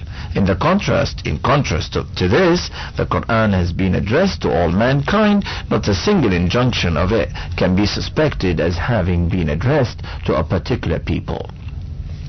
In the same manner, all the commands and injunctions in the Quran are such as can be acted upon at every place and in every age. This fact proves that the Quran is meant for the whole world and is an eternal code for human life. Number 6. There is no denying the fact that the previous divine books also enshrined good and virtue. They also taught the principles of morality and truthfulness and presented the mode of living which was to God's pleasure, but none of them was comprehensive enough to embrace all that is necessary for a virtuous human life. Nothing superfluous, nothing lacking. Some of them excelled in one respect, others in some other. It is the Quran and Quran alone which enshrines not only all that was good in the former books, but also perfects the way of Allah and presents in it its entirety and outlines that code of life which comprehends all that is necessary for man on this earth. Number 7. On account of man's interference and interpolation, many things have been inserted in those books which are against reality, revolting to reason, and affronting to every instinct of justice. There are things which are cruel and unjust, and vitiate man's beliefs and actions.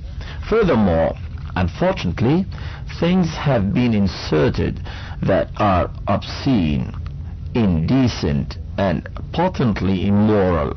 The Quran is free from all such rubbish. It contains nothing against reason and nothing that can be proved wrong. None of its injunctions is unjust. Nothing in it is misleading. Of indecency and immorality, not a trace can be found in it. From the beginning to the end, the whole book is full of wisdom and truth. It contains the best of philosophy and the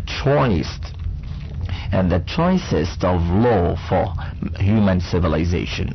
It points out the right path and guides man to success and salvation. It is on account of these special features of the Quran that all the peoples of the world have been directed to have faith in it, to give up all other books, and to follow it alone, because it contains all that is essential for living in accordance with God's pleasure, and after it there remains absolutely no need for any other divine book. The study of the difference between the Quran and other divine books makes one easily understand that the nature of faith in the Quran and that of belief in the former books is not similar. Faith in the former divine books should be limited to the confirmation that they were all from God, were true, and had been sent down to fulfill in their time the same purpose for which the Quran has been sent. On the other hand, belief in the Quran should be of the nature that it is purely and absolutely God's own words, that it is perfectly true, that every word of it is preserved, that everything mentioned therein is right, and it is the duty of man, it's the bounden duty of man to carry out in his life each and every command of it, and that whatever be against it must be rejected. Now with chapter 4, faith in God's prophets. In the last chapter we discussed that God's messengers had been raised among every people, and that they all brought essentially that every religion, very religion, that is Islam. We said again that they all brought essentially that very religion which is Islam, which Prophet Muhammad sallallahu alaihi wasallam, peace and blessings of Allah be upon him, propagated. In this respect, all the messengers of God belong to the same category and stand on a par with each other. If a man belies any one of them, he, as it were, belies all. And if a man confirms and believes in one of them, he must and ought to confirm all. The reason is quite simple. Suppose 10 men make one in the same statement. If you admit one of them to be true, you ipso facto admit the remaining 9 of them as true, and if you belie any one of them, by implication you belie all of them. It is for this reason that in Islam it is necessary to have implicit faith in all the prophets of God. One who does not believe in any one of the prophets would be a kafir, though he might profess faith in all the other prophets. It occurs in traditions that the total number of all the prophets sent to different people at different times is 124,000. If you consider the life of the world since it was first inhabited and the number of different peoples and nations that have passed on it, this number will not appear too great. We have to positively believe in those of the prophets whose names have been mentioned in the Quran. Regarding the rest, we are instructed to believe that all prophets sent by God for the guidance of mankind were true. Thus we believe in all the prophets raised in India, China, Persia, Egypt, Africa, Europe and other countries of the world. But we are not in a position to be definite about a particular person outside the list of prophets named in the Quran, whether or not he was a prophet, for we have not been told anything definite about him, nor are we permitted to say anything against the holy men of other religions. It is quite possible that some of them might have been God's prophets and their followers corrupted their teachings after their demise, just as the followers of Moses and Jesus, God's blessings be upon them, have done. Therefore, whenever we express any opinion about them, it would be about the tenets and rituals of their religions. As for the founders of those religions, we will remain scrupulously silent, lest we should become guilty of irreverence towards a prophet. As for the fact of being prophets of God and having been deputed by him for teaching the same straight path of Islam, there is no difference between Muhammad and other prophets, God's blessings be upon them all. We have been ordered to believe in all of them alike. But in spite of their equality in this respect, there are the following three differences between Muhammad and other prophets, God's blessings be upon them all. Number one, the prophets of the past had come to certain people for certain periods of time, while Muhammad, God's blessings be upon him, has been sent for the whole world and for all times to come. In the footnotes we read, this point has been discussed in detail in chapter 3. Back to the text. Number 2, the teachings of those prophets have either disappeared altogether from the world, or whatever of them remains is not pure and is found intermingling with many enormous and errors of fictitious statements. For this reason, even if anyone wishes to follow their teachings, he cannot do so.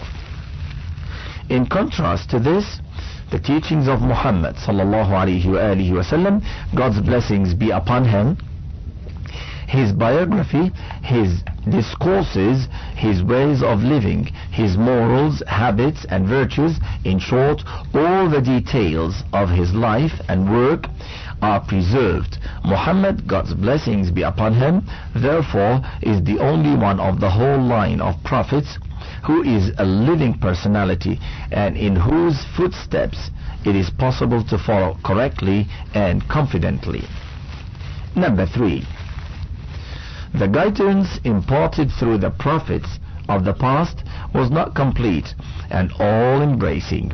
Every prophet was followed by another who effected alterations and additions in the teachings and injunctions of his predecessors, and in this way the chain of reforms and progress continued. That is why the teachings of the earlier prophets, after the lapse of a certain period of time, were lost in oblivion.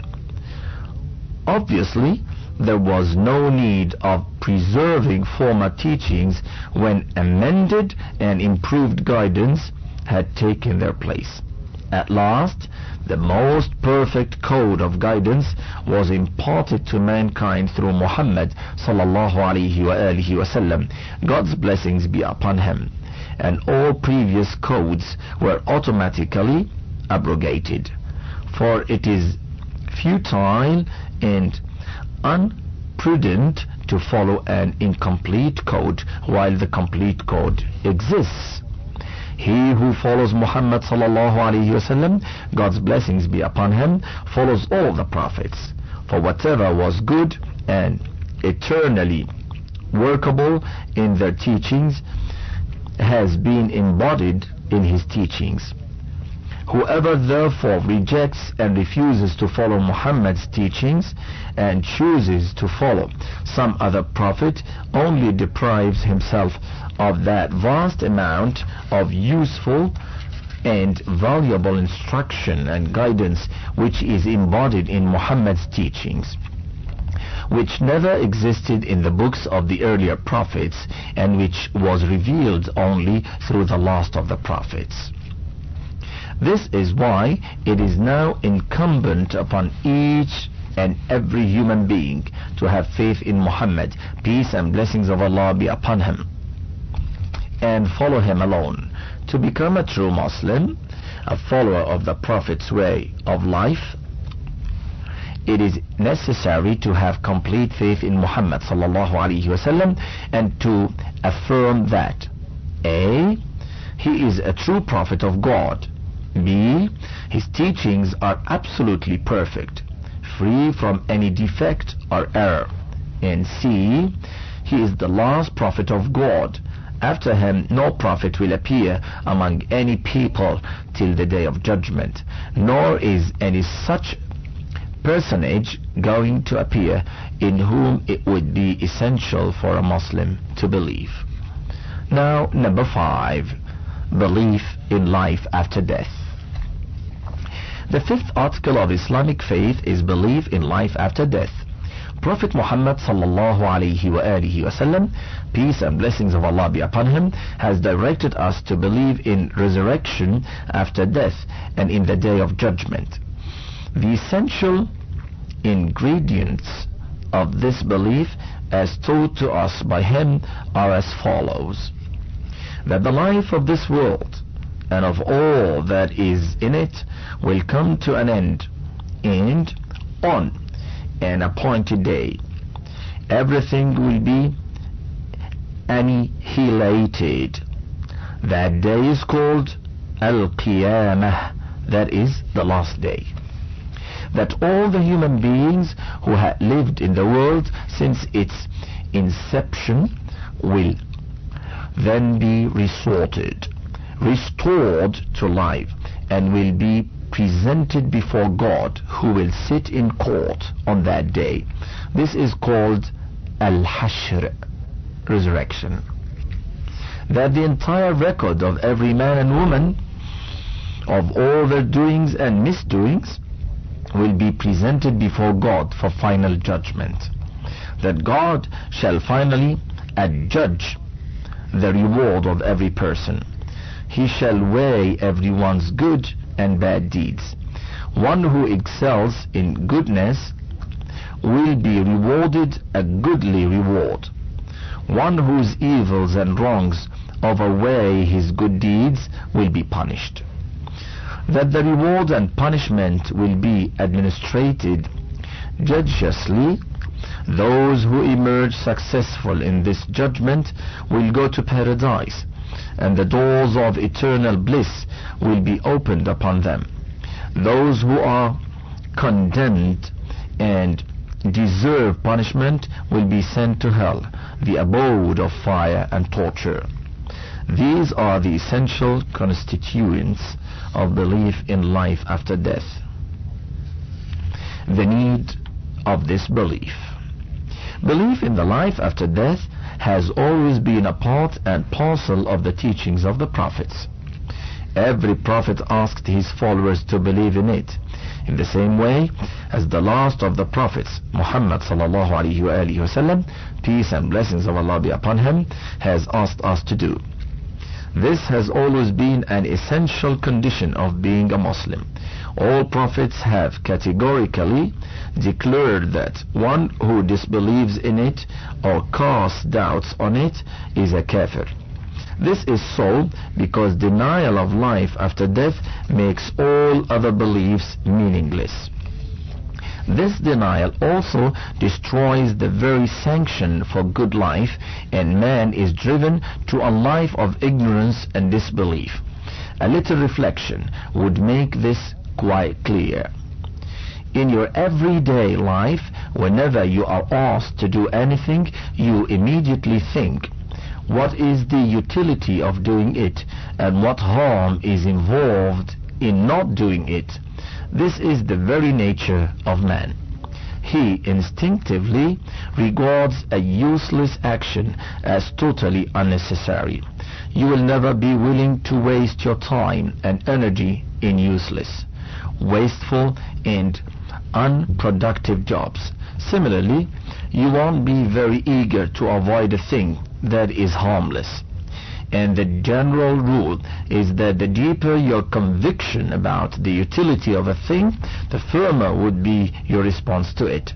And the more doubtful you are about its efficacy, the more wavering and shaky would be your attitude. After all, why does a child put his hand in fire?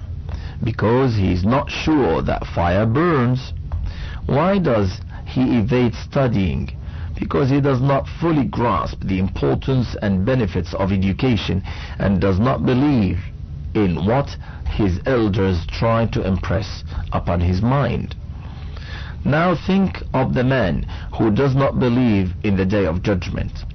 Would he not consider belief in God and a life in accordance with his code of no consequence? What value will he attach to a life in pursuit of his pleasure? To him, neither obedience to God is of any advantage, nor disobedience to him of any harm.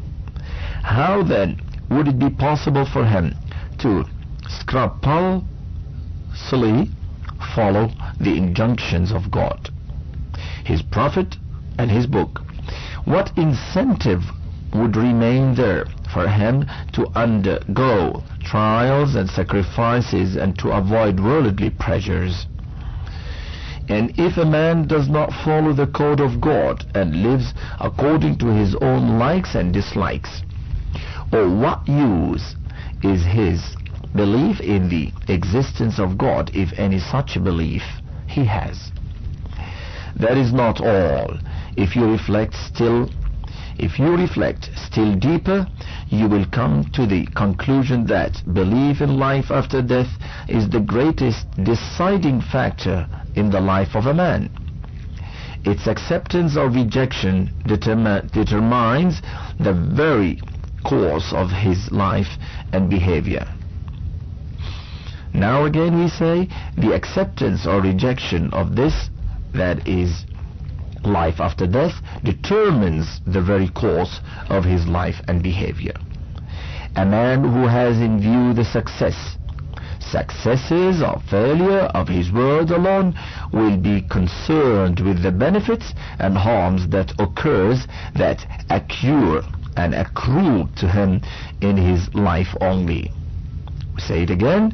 A man who has in view the successes or failure of his world alone will be concerned with the benefits and harms that accrue to him in his life only. He will not be prepared to undertake any good act if he has no hope of gaining thereby some worldly interest, nor will he be keen to avoid any wrong act if that is not injurious to his interests in this world. But a man who believes in the next world as well and has a firm conviction of the final consequences of his acts would look upon all worldly gains and losses as temporary and transitory, and would not shake and stake his eternal bliss for a transitory gain. He will look upon things in their wider perspective and will always keep the everlasting benefit or harm in view. He will do the good, however costly it may be to him in terms of worldly gains, or however injurious it may be to his immediate interests. And he will avoid the wrong, however charming it may look. He will judge the things from the viewpoint of their eternal consequences and would not submit to his whims and caprices. Thus, there is a radical difference between the beliefs, approaches, and lives of the two persons.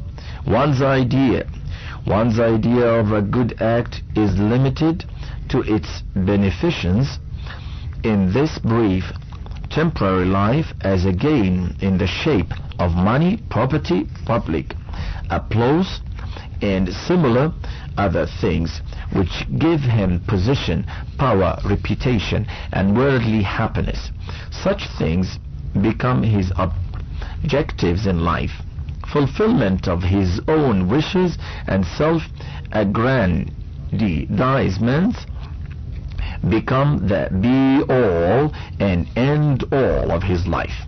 And he does not deter even from cruel and unjust means in their achievement. Similarly, his conception of a wrong act is that which may involve a risk or injury to his interests in this world, like loss of property and life, spoiling of health, besmirching of reputation, or some other unpleasant consequence.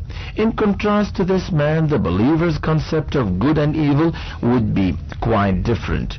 To him, all that pleases God is good, and all that invokes his displeasure and wrath is evil.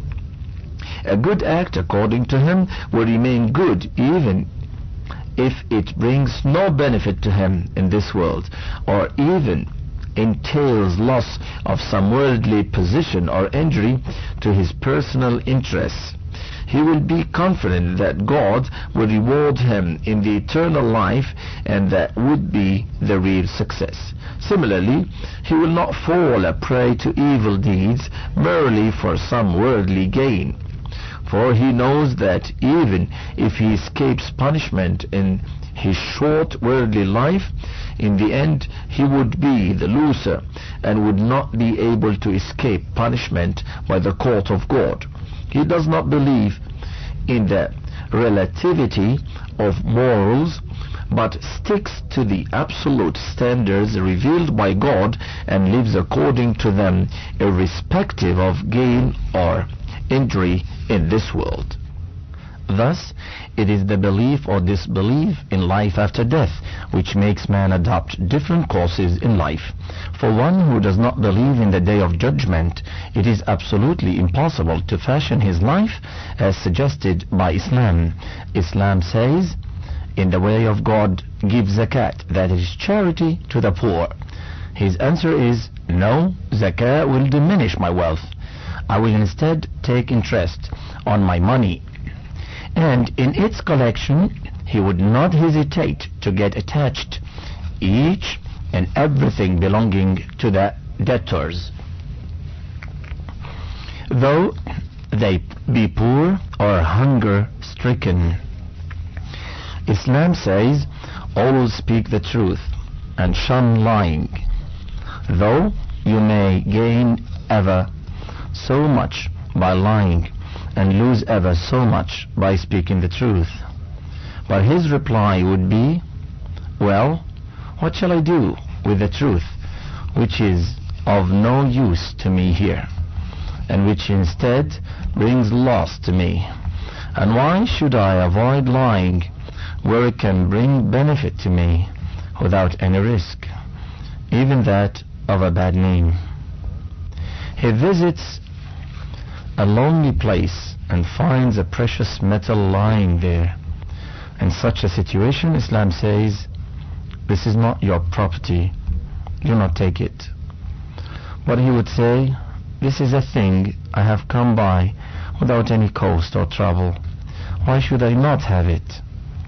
There is no one to see this pickup who might report it to the police or give evidence against me in a court of law, or give me a bad name among the people. Why should I not make use of this valuable?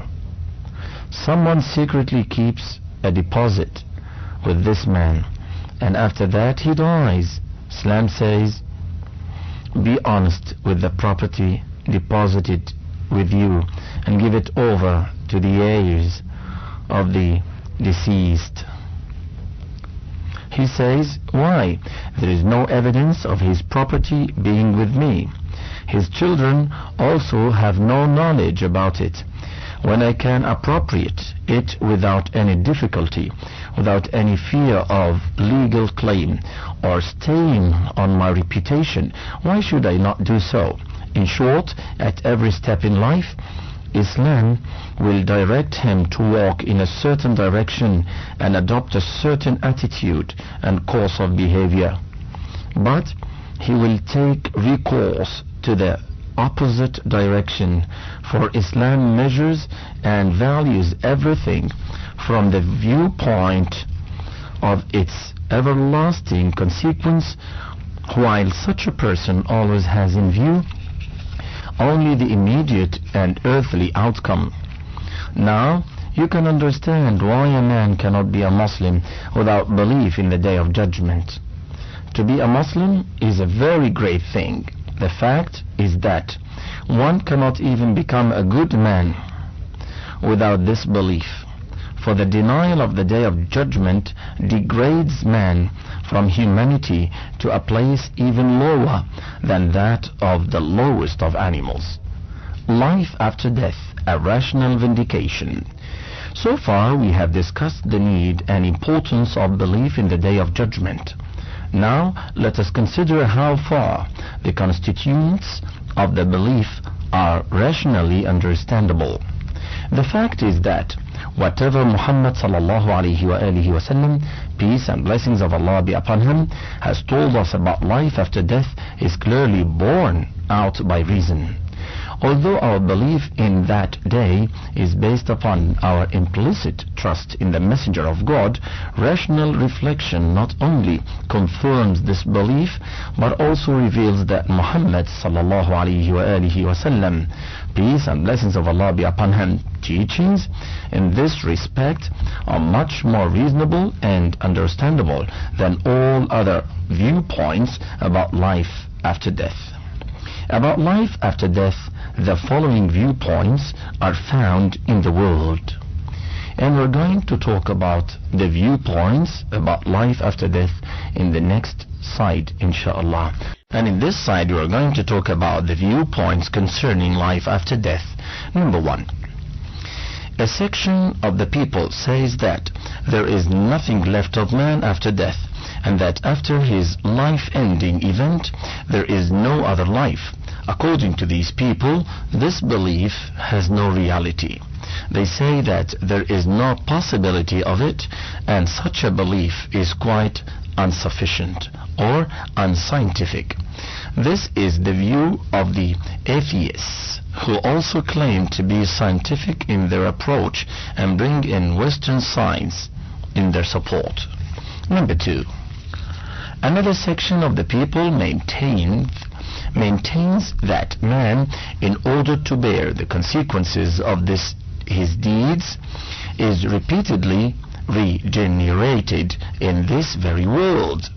If he lives a bad life, in the next generation he will assume the shape of an animal, like a dog or a cat, etc., or some tree or some lower kind of man. If his acts have been good, he will be reborn as a man into a higher class. This viewpoint is found in some Eastern religions. Number three, there is a third viewpoint which calls for belief in the Day of Judgment, the resurrection, man's presence in the divine court, and the administration of reward and punishment.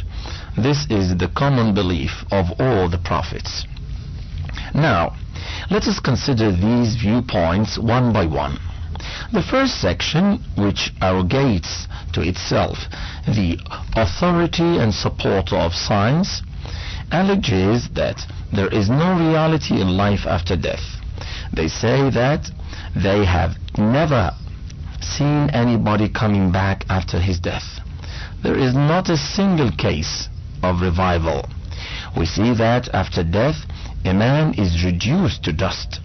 Therefore, death is the end of life, and there is no life after death.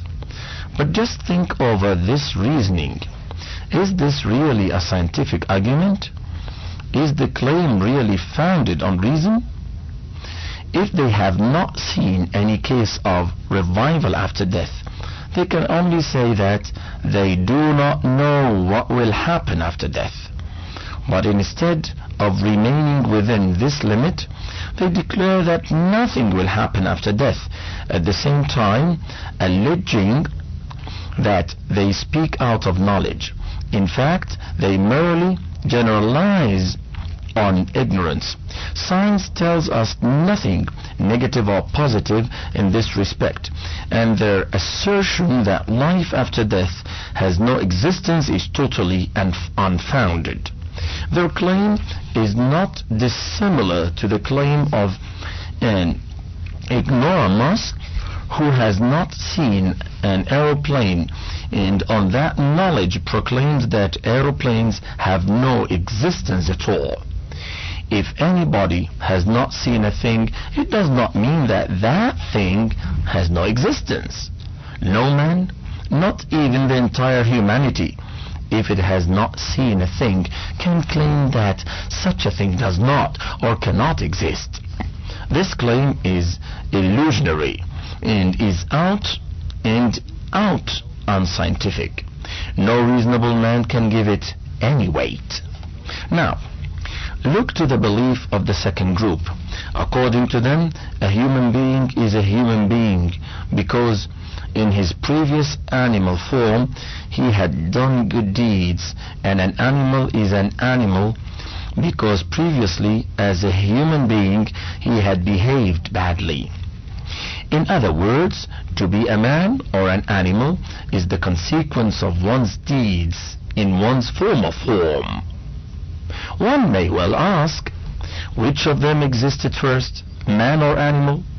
If they say man preceded animal, then they will have to accept that he must have been an animal before that and was given a human form for its good deeds. If they say it was animal, they will have to concede that there must have been a man before that who was transformed into an animal for his bad deeds. This puts us into a vicious circle, and the advocates of this belief cannot settle any form for the first creature, for every generation implies a preceding generation, so that the succeeding generation may be considered as the consequence of the former. This is simply absurd. Now, consider the third viewpoint. Its first proposition is, this world will one day come to an end. God will destroy and annihilate the universe, and in its place will evolve another higher and far superior cosmos. This statement is undeniably true. No doubt can be cast upon its veracity. The more we reflect on the nature of the cosmos, the more clearly it is proved that the existing system is not permanent and everlasting. For all the forces working in it are limited in their nature, and it becomes a certainty that one day they will be completely exhausted. That is why the scientists agree that one day the sun will become cold and will give up all its energy. The stars will collide with one another, and the whole system of the universe will be upset and destroyed.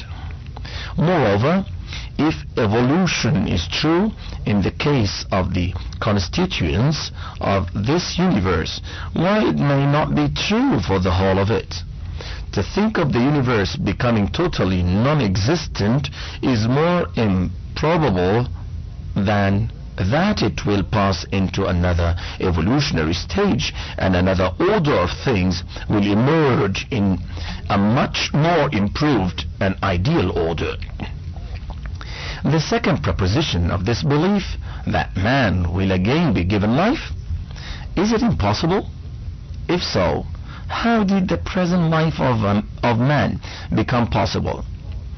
It is evident that God, who created man in this world, can do so in the next. Not only is it a possibility, it is also a positive necessity, as will be shown later. The third proposition is that the record of all the actions of man in this world is preserved and will be presented on the day of resurrection. The proof of the truth of this proposition is provided here in these days by science itself.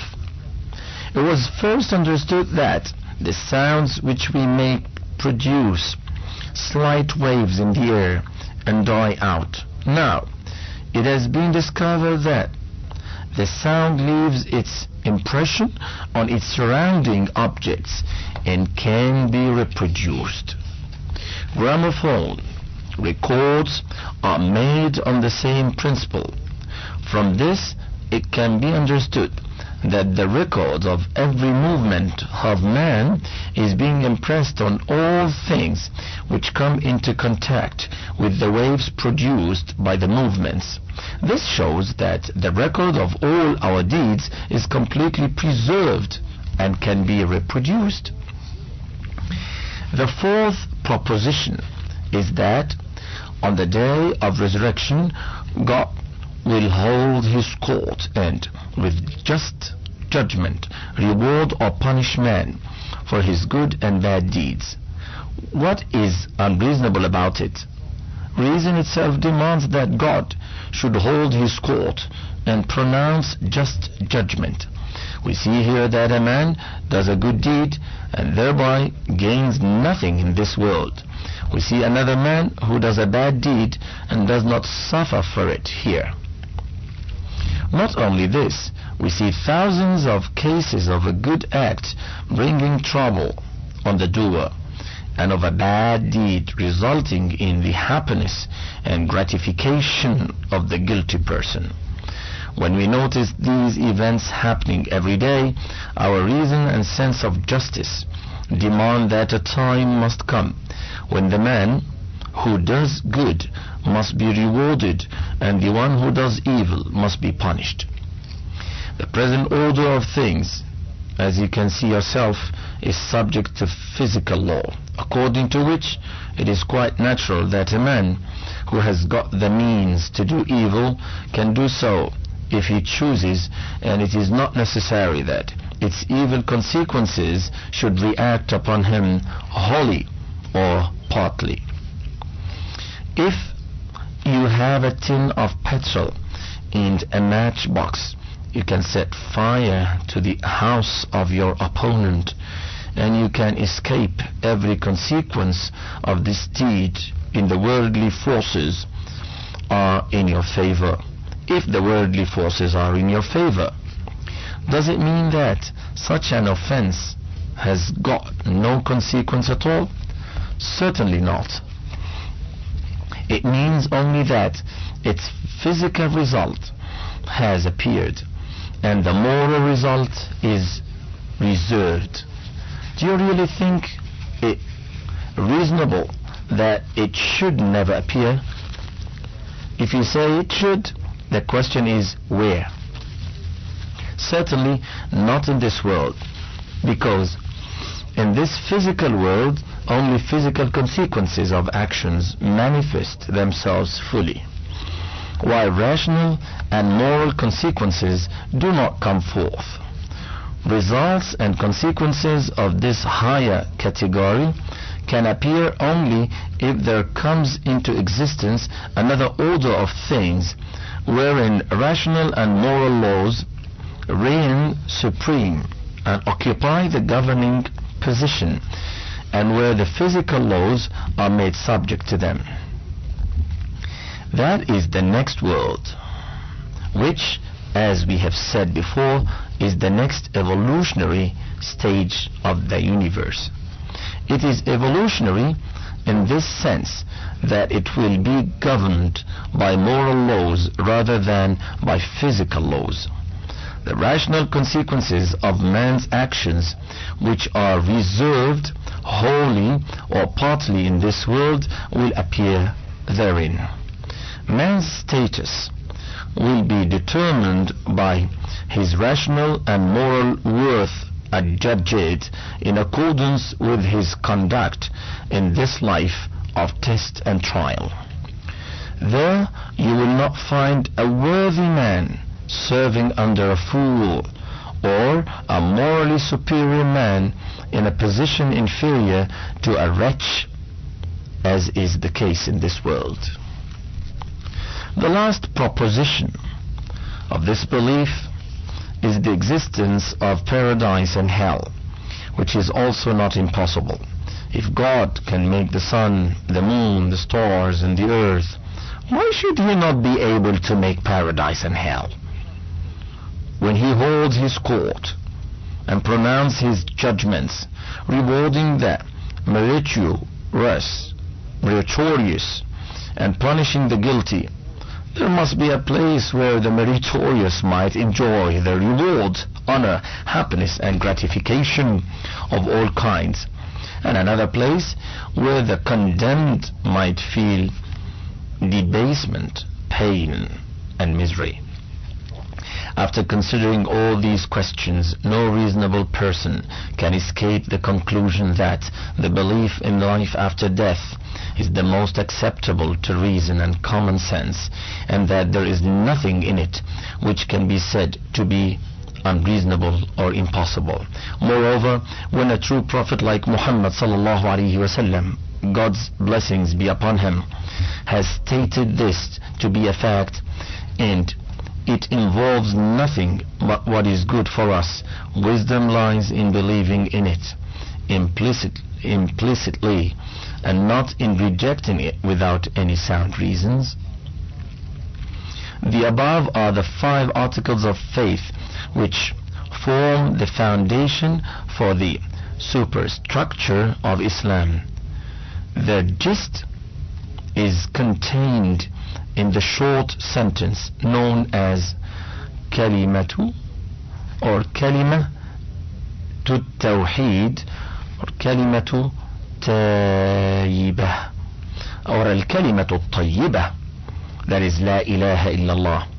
When you declare la ilaha illallah, there is no deity but Allah, you give up all false deities and profess that you are a creature of the one God. And when you add to these words Muhammadur Rasulullah, that is, Muhammad is Allah's messenger, you confirm and admit the prophethood of Muhammad, God's blessings be upon him. With the admission of his prophethood, it becomes obligatory that you should believe in the divine nature and attributes of God, in his angels, in his revealed books, and in life after death, and earnestly follow that method of obeying God and worshipping him which Prophet Muhammad sallallahu alaihi wasallam has asked us to follow. Herein lies the road to success and salvation. Chapter 5, Prayer and Worship. The earlier discussion has made it clear that the Prophet Muhammad sallallahu alaihi wasallam has enjoined us to believe in 5 articles of faith. Number 1, belief in one God who has absolutely no associate with him in his divinity. 2, belief in God's angels. 3, belief in God's books and in the Holy Quran as his last book. 4, belief in God's prophets and in Muhammad, God's blessings be upon him, as his last and final messenger. 5, belief in life after death. These 5 articles make up the bedrock of Islam. One who believes in them enters the fold of Islam and becomes a member of the Muslim community. But by a mere verbal profession alone, one does not become a complete Muslim. To become a complete Muslim, one has to fully carry out in practice the instructions given by Muhammad ﷺ as ordained by God. For belief in God makes practical obedience to Him incumbent, and it is obedience to God which constitutes the religion of Islam. By this belief, you profess that Allah, the one God alone, is your God, and this means that He is your creator and you are His creature, that He is your master and you are His slave, that He is your ruler and you are His subject. After having acknowledged this, Him as your master and ruler, if you refuse to obey Him, you are a rebel on your own admission. Along with faith in God, you believe that the Quran is God's book. This means that you have admitted all the contents of the Quran to be from God. Thus, it becomes your bounden duty to accept and obey whatever is contained in it. Along with that, you have admitted Muhammad ﷺ to be God's messenger, which means that you have admitted that each and every one of His orders and prohibitions are from God. After this admission, obedience to Him becomes your duty. Therefore, you will be a full-fledged Muslim only when your practice is consistent with your profession. Otherwise, your Islam will remain incomplete. Now let us see what code of conduct Muhammad ﷺ has taught as ordained by God Almighty. The first and foremost things in this respect are the ibadah, and that is the primary duties which must be observed by each and every person professing to belong to the Muslim community. The spirit of ibadah or worship. Ibadah is an Arabic word derived from abd, that is a slave, and it means submission. It portrays that Allah is your master and you are His slave, and whatever a slave does in obedience to and for the pleasure of his master is ibadah. The Islamic concept of ibadah is very wide.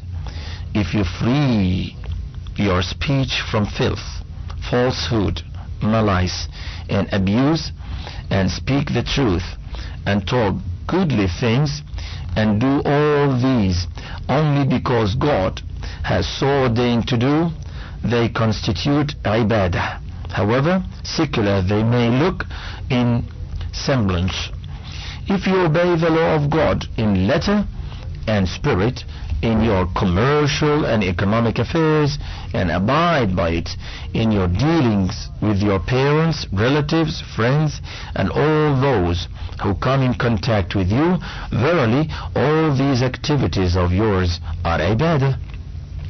If you help the poor and the destitute, give food to the hungry, and serve the ailing and the afflicted persons, and do all this not for any personal gain of yours, but only to seek the pleasure of God, there are nothing short of ibadah. Even your economic activities, the activities you undertake to earn your living and to feed your dependents, are ibadah if you remain honest and truthful in them and observe the law of God. In short, all your activities and your entire life are ibadah if they are in accordance with the law of God, and your heart is filled with His fear, and your ultimate objective in undertaking all these activities is to seek the pleasure of God. Thus, whenever you do good or avoid evil for fear of God, in whatever sphere of life and field of activity, you are discharging your Islamic obligations. This is the true significance of ibadah, viz., total submission to the pleasure of Allah, the molding into the patterns of Islam one's entire life, leaving out not even the most insignificant part thereof. to help achieve this aim, a set of formal ibadah, that is worships, has been constituted, which serves as a course of training. The more assiduously we follow the trainer and the training, the better equipped we are for bringing harmony between our ideals and practices. The ibadat are thus the pillars on which the edifice of Islam rests. Now we talk about Salah. Salah is the most primary and most important of these obligations. And what is Salah? It is the prescribed daily prayers, which consist in repeating and refreshing 5 times a day the belief in which you repose your faith. You get up early in the morning, cleanse yourself, and present yourself before your Lord for prayer. The various poses that you assume during your prayers are the very embodiment of the spirit of submission. The various recitals remind you of your commitments to your God. You seek His guidance and ask Him again and again to enable you to avoid His wrath and follow His chosen path. You read out from the book of the Lord and express witness to the truth of the Prophet, and also refresh your belief in the day of judgment, and enliven in your memory the fact that you have to appear before your Lord and give an account of your entire life. This is how your day starts. Then, after a few hours, the muezzin calls you to prayers, and you again submit to your God and renew your covenant with Him. You dissociate yourself from your worldly engagements for a few moments and seek audience with God. This once again brings to the fore of your mind your real role in life. After this rededication, you revert to your occupations and again present yourself to the Lord after a few hours. This again acts as a reminder to you, and you once more refocus your attention on the stipulations of your faith. When the sun sets and the darkness of the night begins to shroud you, you again submit yourself to God in prayers, so that you may not forget your duties and obligations in the midst of the approaching shadows of the night. And then, after a few hours, you again appear before your Lord, and this is your last prayer of the day. Thus, before going to bed, you once again renew your faith and prostrate before your God. And this is how you complete your day. The frequency and timings of the prayers never let the object and mission of life be lost sight of in the maze of worldly activities. It's but easy to understand how the daily prayers strengthen the foundations of your faith, repair you and prepare you for the observance of a life of virtue and obedience to God, and refresh that belief from which spring courage, sincerity, purpose, fullness, purity of heart, advancement and advancement of the soul, and enrichment of morals. Now, see how this is achieved. You perform ablution and perform it in the way prescribed by the Holy Prophet ﷺ.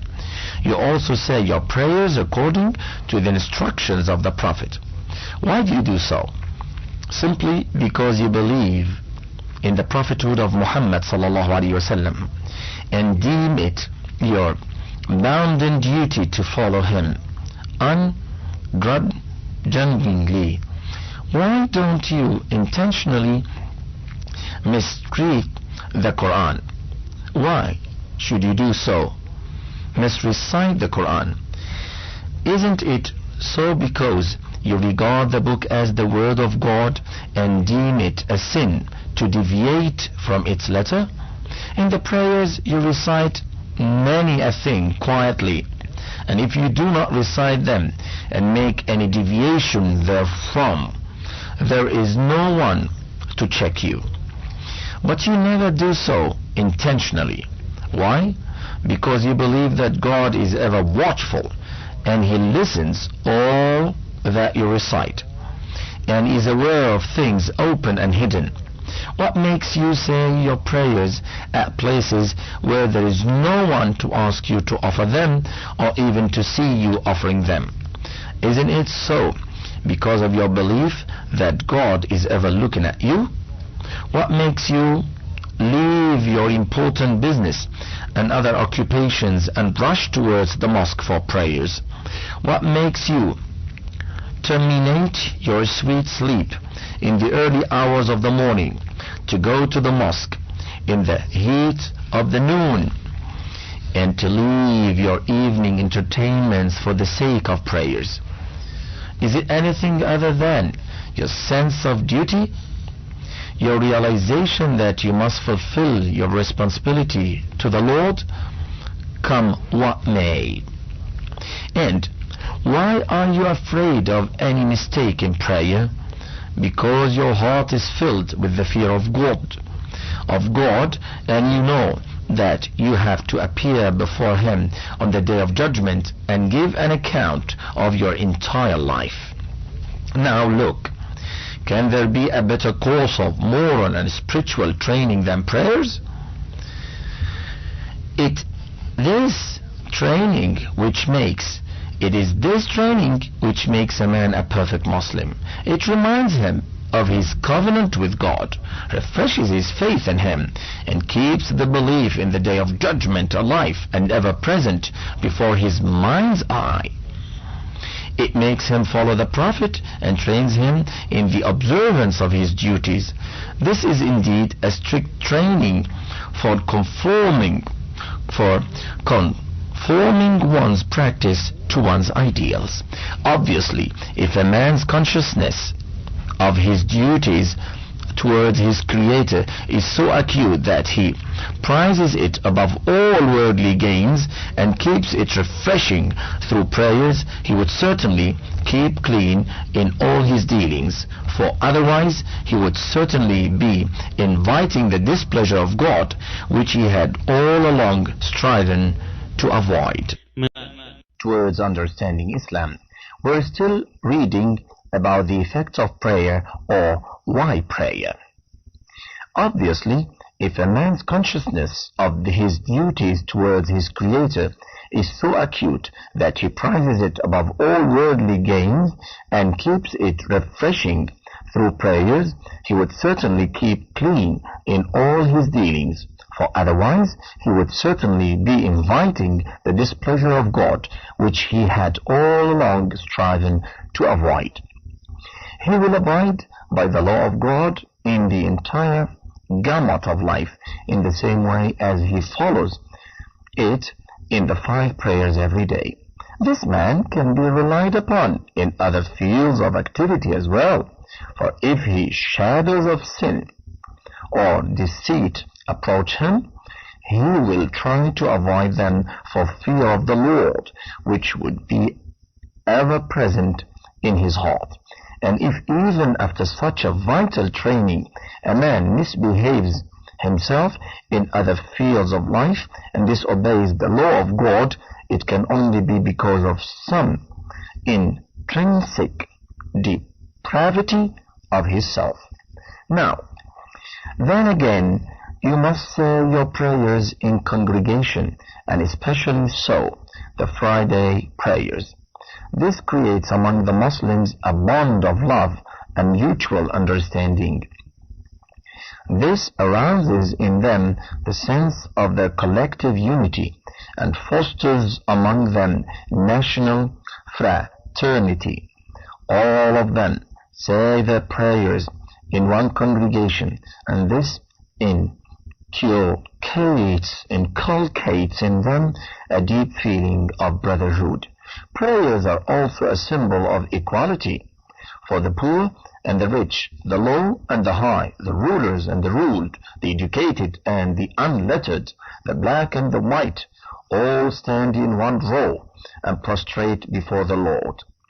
They also inculcate in them a strong sense of discipline and obedience to the elected leader.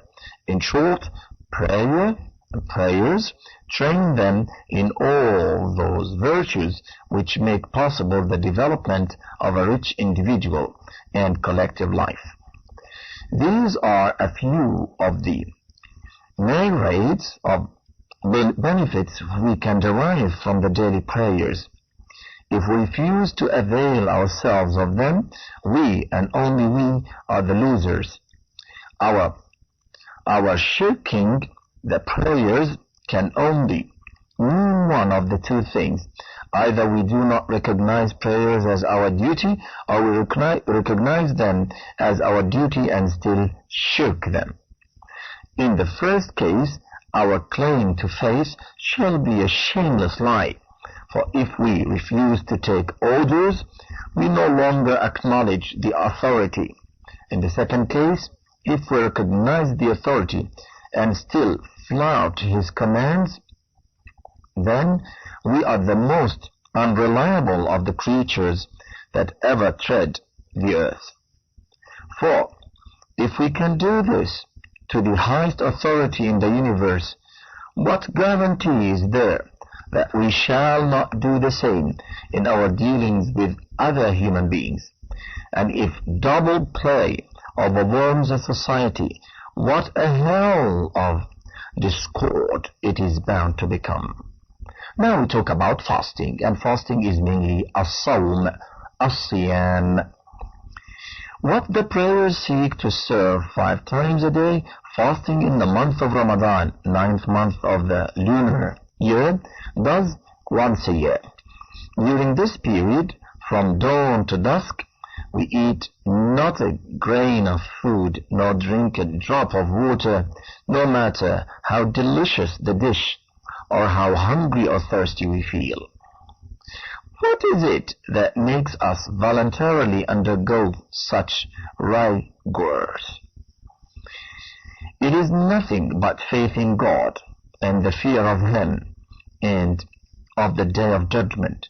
Each and every moment during our fast, we suppress our passions and desires and proclaim by our doing so the supremacy of the law of God. This consciousness of duty and the spirit of patience that incessant fasting for full 1 month inculcates in us help us strengthen our faith. Rigor and discipline during this month bring us face to face with the realities of life and help us make our life during the rest of the year a life of true subservience to His will.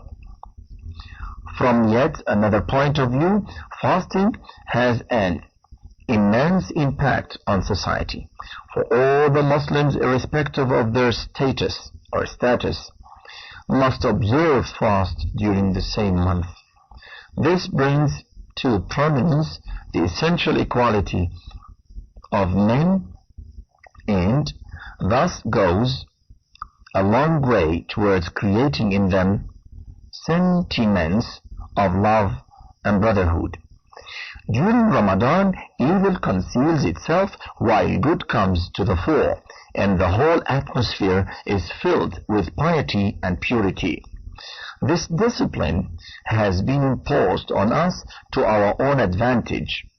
Those who do not fulfill this primary duty imposed on them cannot be safely relied upon in the discharge of their order or their other duties. But the worst are those who during this holy month do not hesitate to eat or drink in public.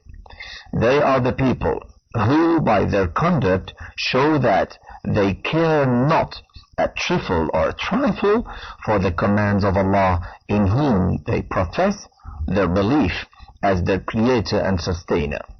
Not only this, they also show that they are not loyal members of the Muslim community. Rather, they have nothing to do with it. It is evident that in so far as obedience to law and regard for a trust reposed in them goes, only the worst could be expected of such hypocrites. Now we talk about zakah, and that is purifying dues or charity. The third obligation is zakah. Every Muslim whose financial conditions are above a certain specified minimum must pay annually 2.5% of his cash balance to a deserving fellow being, a new convert to Islam, a traveler, or one involved in debts. This is the minimum. The more you pay, the greater the reward that Allah shall bestow on you. The money that we pay as zakah is not something Allah needs to receive or receives. He is above any want and desire. He, in His being mercy, promises us rewards manifold if we help our brethren. But there is one basic condition for being thus rewarded, and it is this, that when we pay in the name of Allah, we shall not expect nor demand any worldly gains from the benefication and from the beneficiaries, nor aim at making our names as philanthropists and pists. Zakah is as basic to Islam as other forms of ibadah, salah, prayer, and sawm, fasting. Its fundamental importance lies in the fact that it fosters in us the qualities of sacrifice and rids us of selfishness and plautolatry. Islam accepts within its fold only those who are ready to give away in God's way from their hard-earned wealth willingly and without any temporal or personal gain. It has nothing to do with misers. A true Muslim shall, when the call comes, sacrifice all his belongings in the way of Allah, for zakah has already trained him for such sacrifice. The Muslim society has immensely to gain from the institution of zakah. It is the bounden duty of every well-to-do Muslim to help his lowly placed poor brethren. His wealth is not to be spent solely for his own comforts and luxury. There are rightful claimants on his wealth, and they are the nation's widows and orphans, the poor and the invalid, those who have ability but lack the means by which they could seek useful employment, those who have the faculties and brilliance but not the money with which they could acquire knowledge and become useful members of the community. He who does not recognize the right on his wealth of such members of his own community is indeed cruel. For there could be no greater cruelty than to fill one's own coffers while thousands die of hunger, or suffer the agonies of unemployment. Islam is a sworn enemy of such selfishness, greed, and acquisitiveness.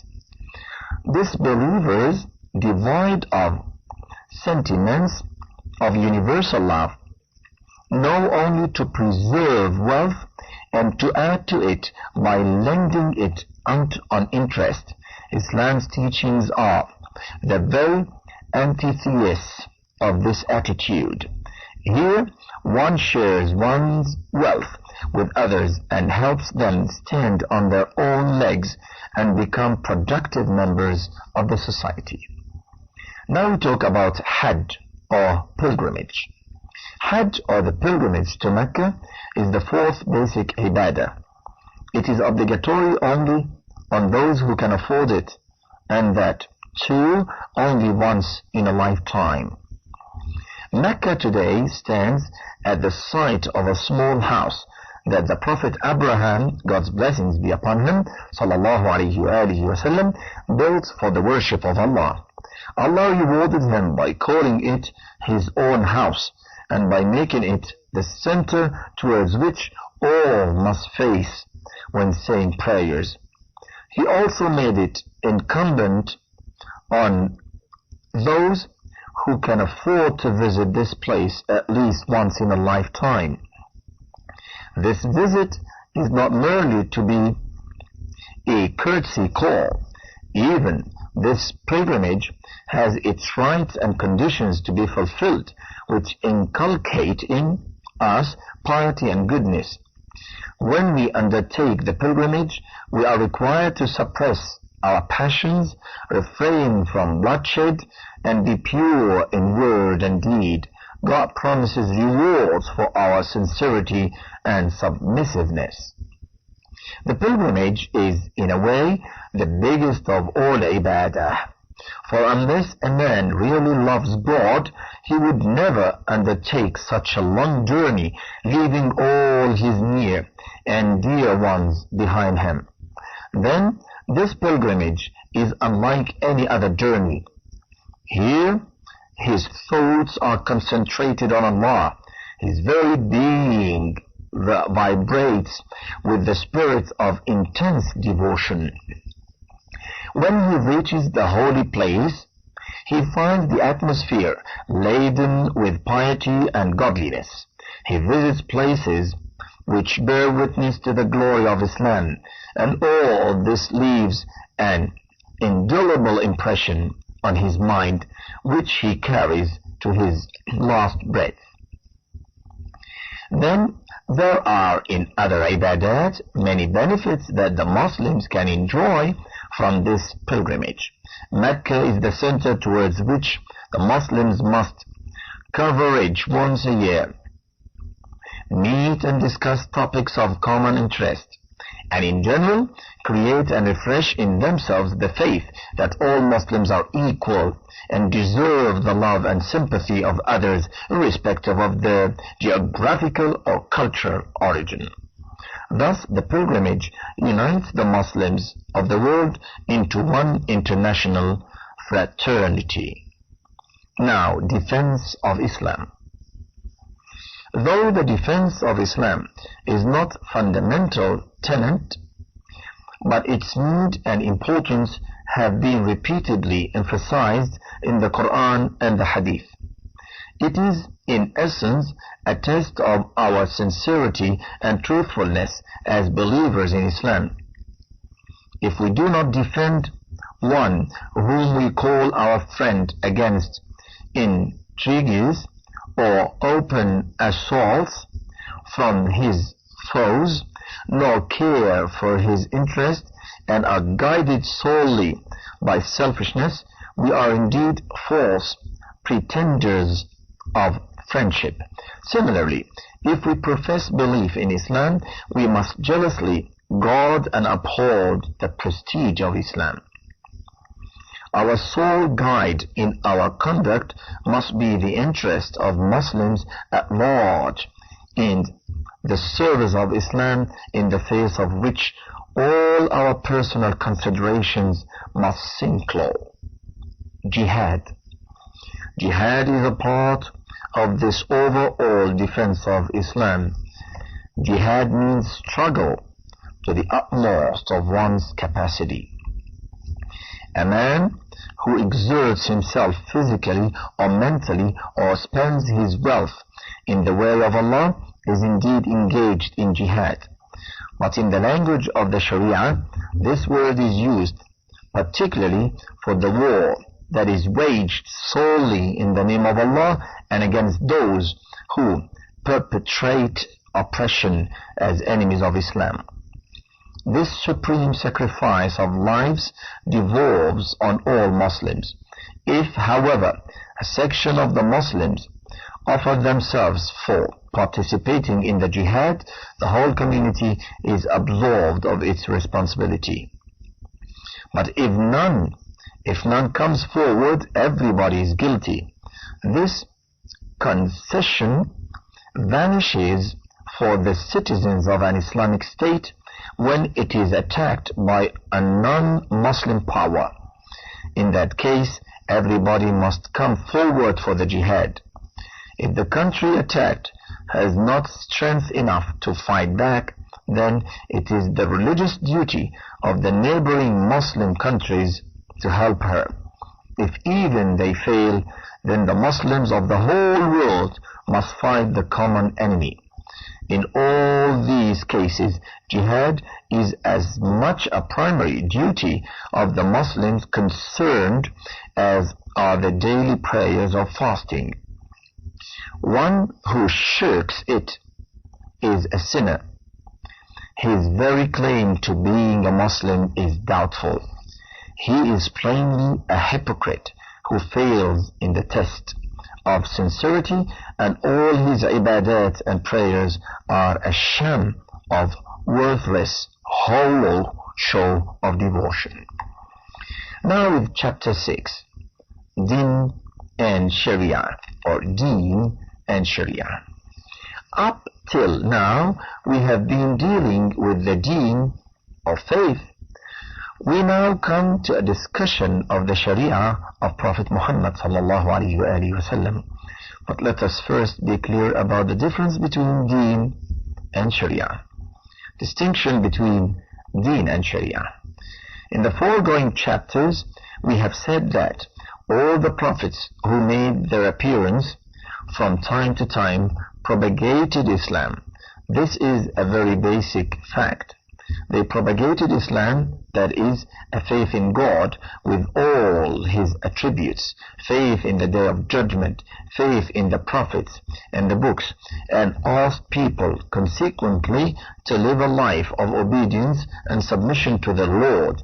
This is what constitutes a deen, and it was common to the teachings of all the prophets.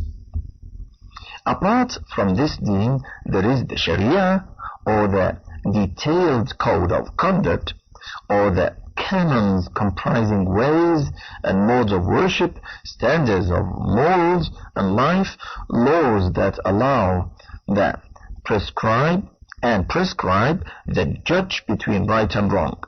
Such canon law has been undergoing amendments from time to time, and though each prophet had the same deen, he brought with him a different Sharia that would suit the conditions of his own people and time. This served the purpose of training different people over all ages for a better civilization and equipping them with better morals.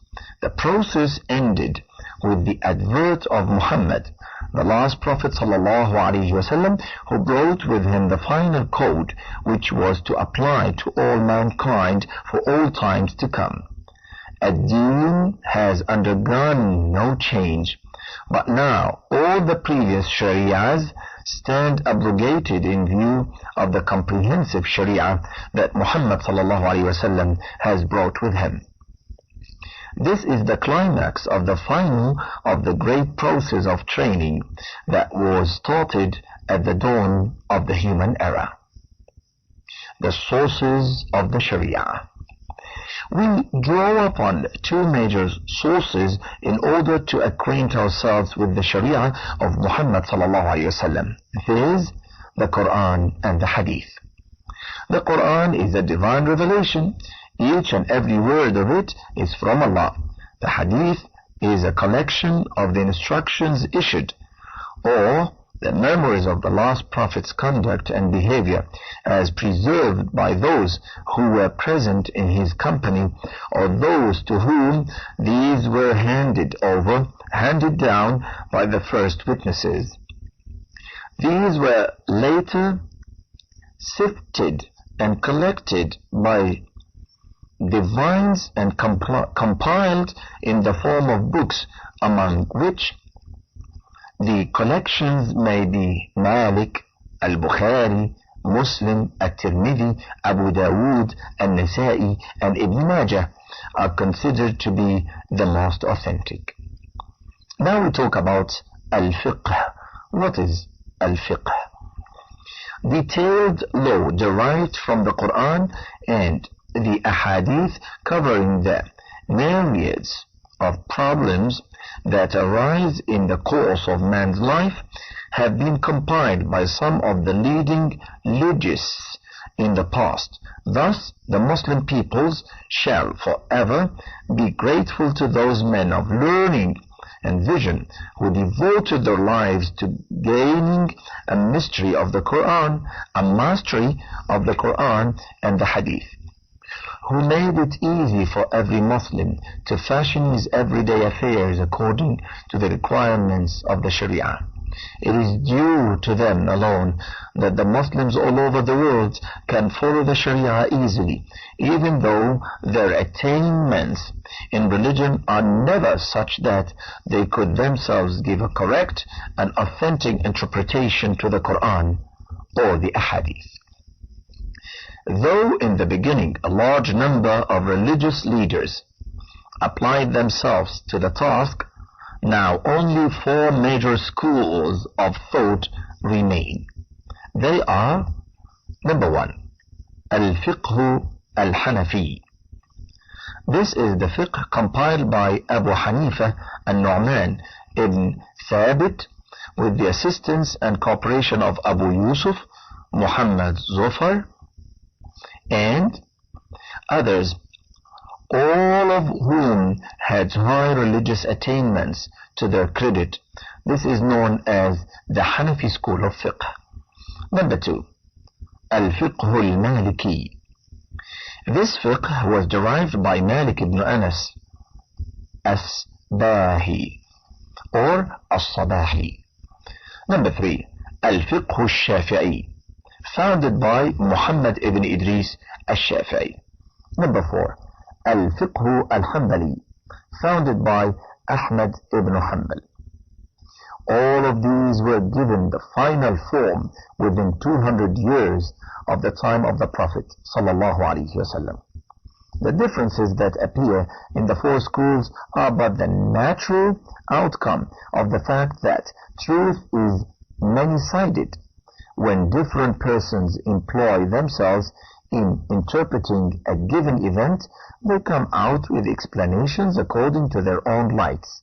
This is concerning branches only, I comment here, not concerning the essence and the principles and the articles of faith and Islam, of course. What gives these various schools of thought the authenticity that is associated with them is the unimpeachable integrity of their respective founders and the authenticity of the method they adopted. That is why all Muslims, whatever school they may belong to, regard all the 4 schools of thought as correct and true.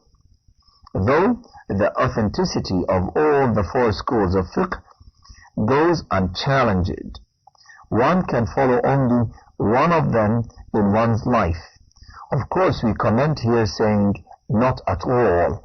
The righteous one or the correct way of doing is to follow what is sahih, no matter who said it, irrespective of Ahmad, Malik, Abu Hanifa, or Al-Shafi'i. So we comment on Abu al-A'la al-Mawduzi's word here. Though there is the group of Ahl al-Hadith who believe that those who have the required knowledge and learning should directly approach the Quran and the Hadith for guidance, and those who are not bestowed with such knowledge and faculties should follow whomsoever they may choose to. Of course, they should not choose anybody. They should choose, I comment here on the words of Abu al-A'la al-Mawdudi again, they should choose only those who are witnessed to be good scholars and great scholars and sincere scholars of ilm, not who look like that.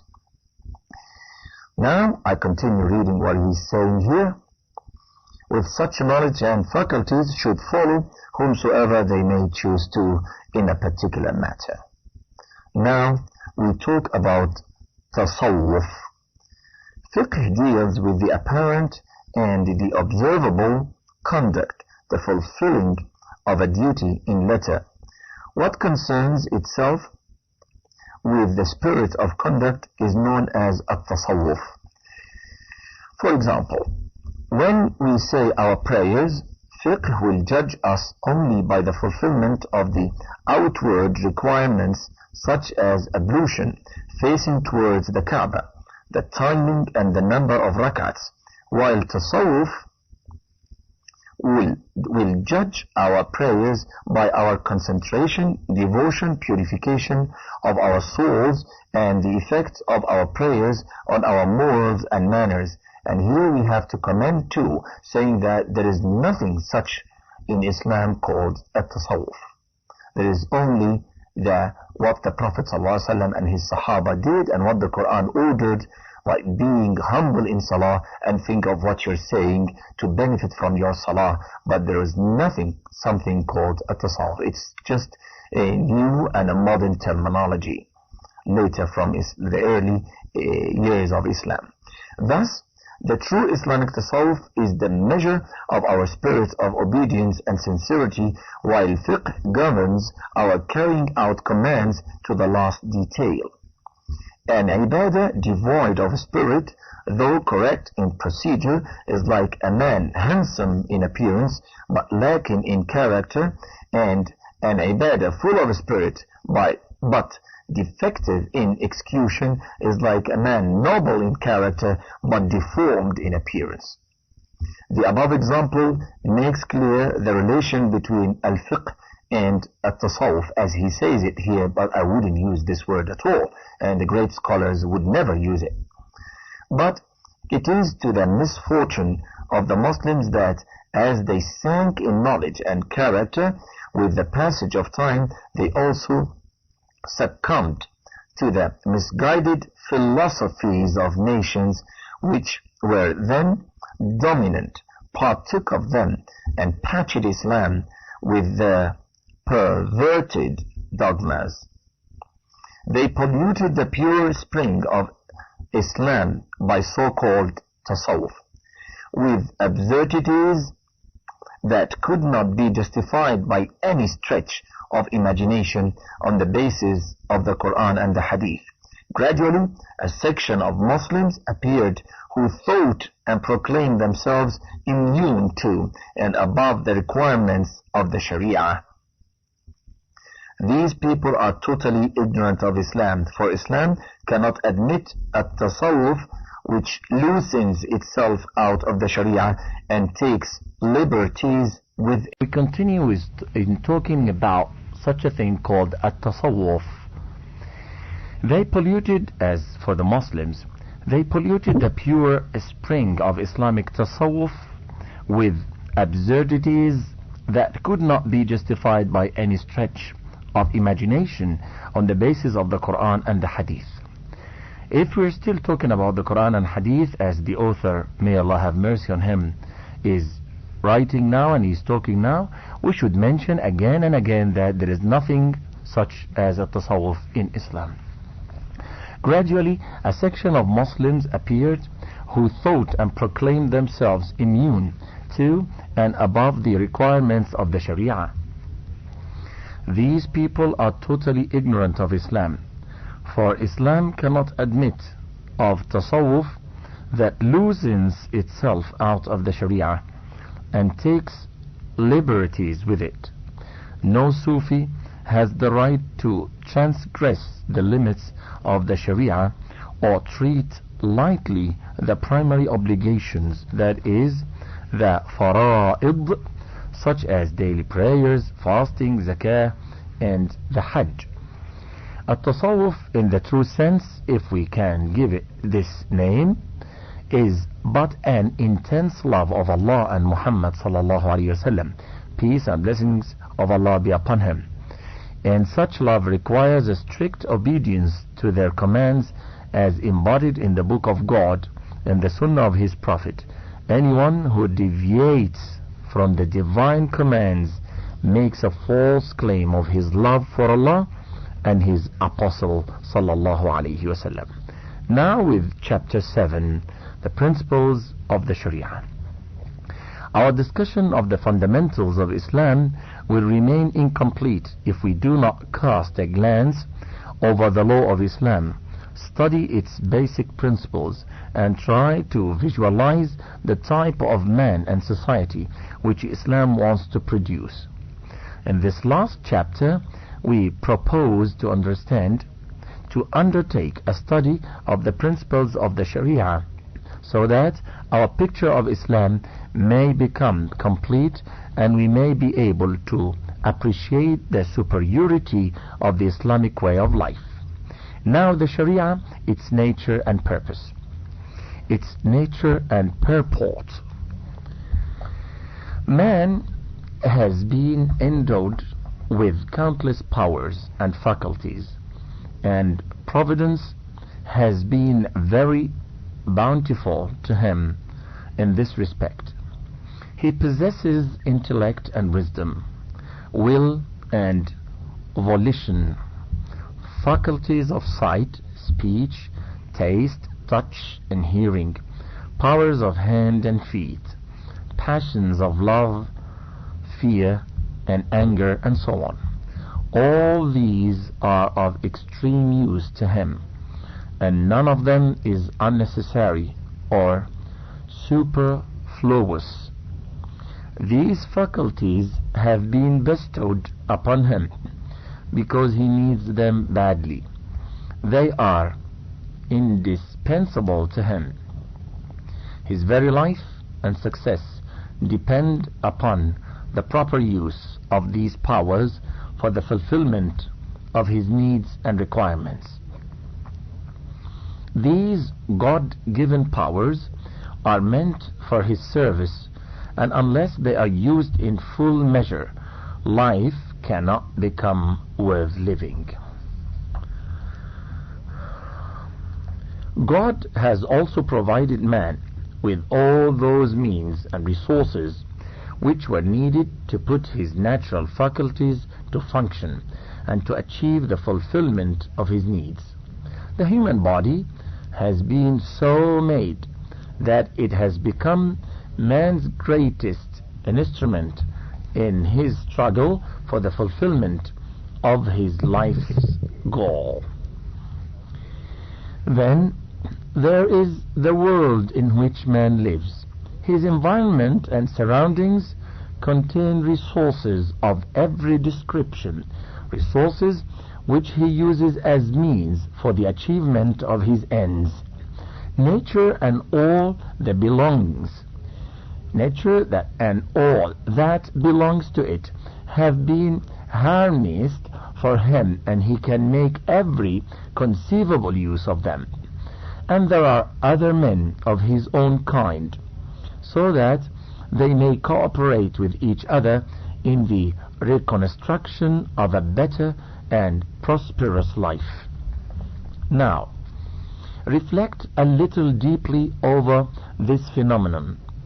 These powers and resources have been conferred upon you so that they may be used for the good of others. They have been created for your good and are not meant to harm and destroy you. The function is to enrich life with good and virtue, and not to throw it into jeopardy. Thus, the proper use of these powers is that which makes them beneficial to you. And even if there be some harm, it must not exceed the unavoidable minimum. That alone would amount to the proper utilization of these powers. Every other use which results in waste or destruction would be wrong, unreasonable, and uncalled for. For instance, if you do something that causes you harm or injury, that would be a mistake, pure and simple. Or if your actions harm others and make you a nuisance to them, that would be a sheer folly and an utter misuse of God-given powers. Or, if you waste the resources, spoil them for nothing, or destroy them, that too would be a gross mistake. Such activities would be flagrantly unreasonable, for it is the human reason which suggests that destruction and injury must be avoided, and the path of gain and profit be pursued. And if any harm be courted, it must be only in such cases where it is just unavoidable, and where it is bound to yield a greater benefit. Any deviation from this would be evidently a wrong course. Keeping this basic consideration in view, when we look to the human folk, we find that there are two kinds of people. First, those who knowingly misuse their powers and resources, and through this misuse waste the resources, injure their own vital interests, and causal harm or cause harm to the other people. Here is an additional letter in the word cause harm to the other people. And secondly, those who are sincere and earnest but err because of ignorance. Those who intentionally misuse their powers are wicked and evil mongers, and deserve the powerful club of law for their control and reform. Those who err because of ignorance need proper knowledge and guidance, so that they see the right path and make the best use of their powers and resources. And the code of behavior, that is the Sharia, which God has revealed to man, fulfills this very need. The Sharia stipulates the law of God and provides guidance for the regulation of life on the best interests of man. Its objective is to show the best way to man and provide him with the ways and means to fulfill his needs in the most successful and most beneficial way. The law of God is out and out for your benefit. There is nothing in it which tends to waste your powers, or to suppress your natural needs and desires, or to kill your normal urges and emotions. It does not plead for asceticism. It does not say, abandon the world, give up all ease and comforts of life, quit your homes and wander about in plains and mountains and jungles without bread or cloth, putting yourself to inconvenience and self-annihilation. No, certainly not. This viewpoint has no relevance. So the law of Islam, or in the law of Islam, a law that has been formulated by God, who has created this world for the benefit of mankind. The Sharia has been revealed by that very God who has harnessed everything for man. He would not like to ruin his creation. He has not given man any power that is useless or unnecessary. Nor has he created anything in the heavens and the earth which may not be of service to man.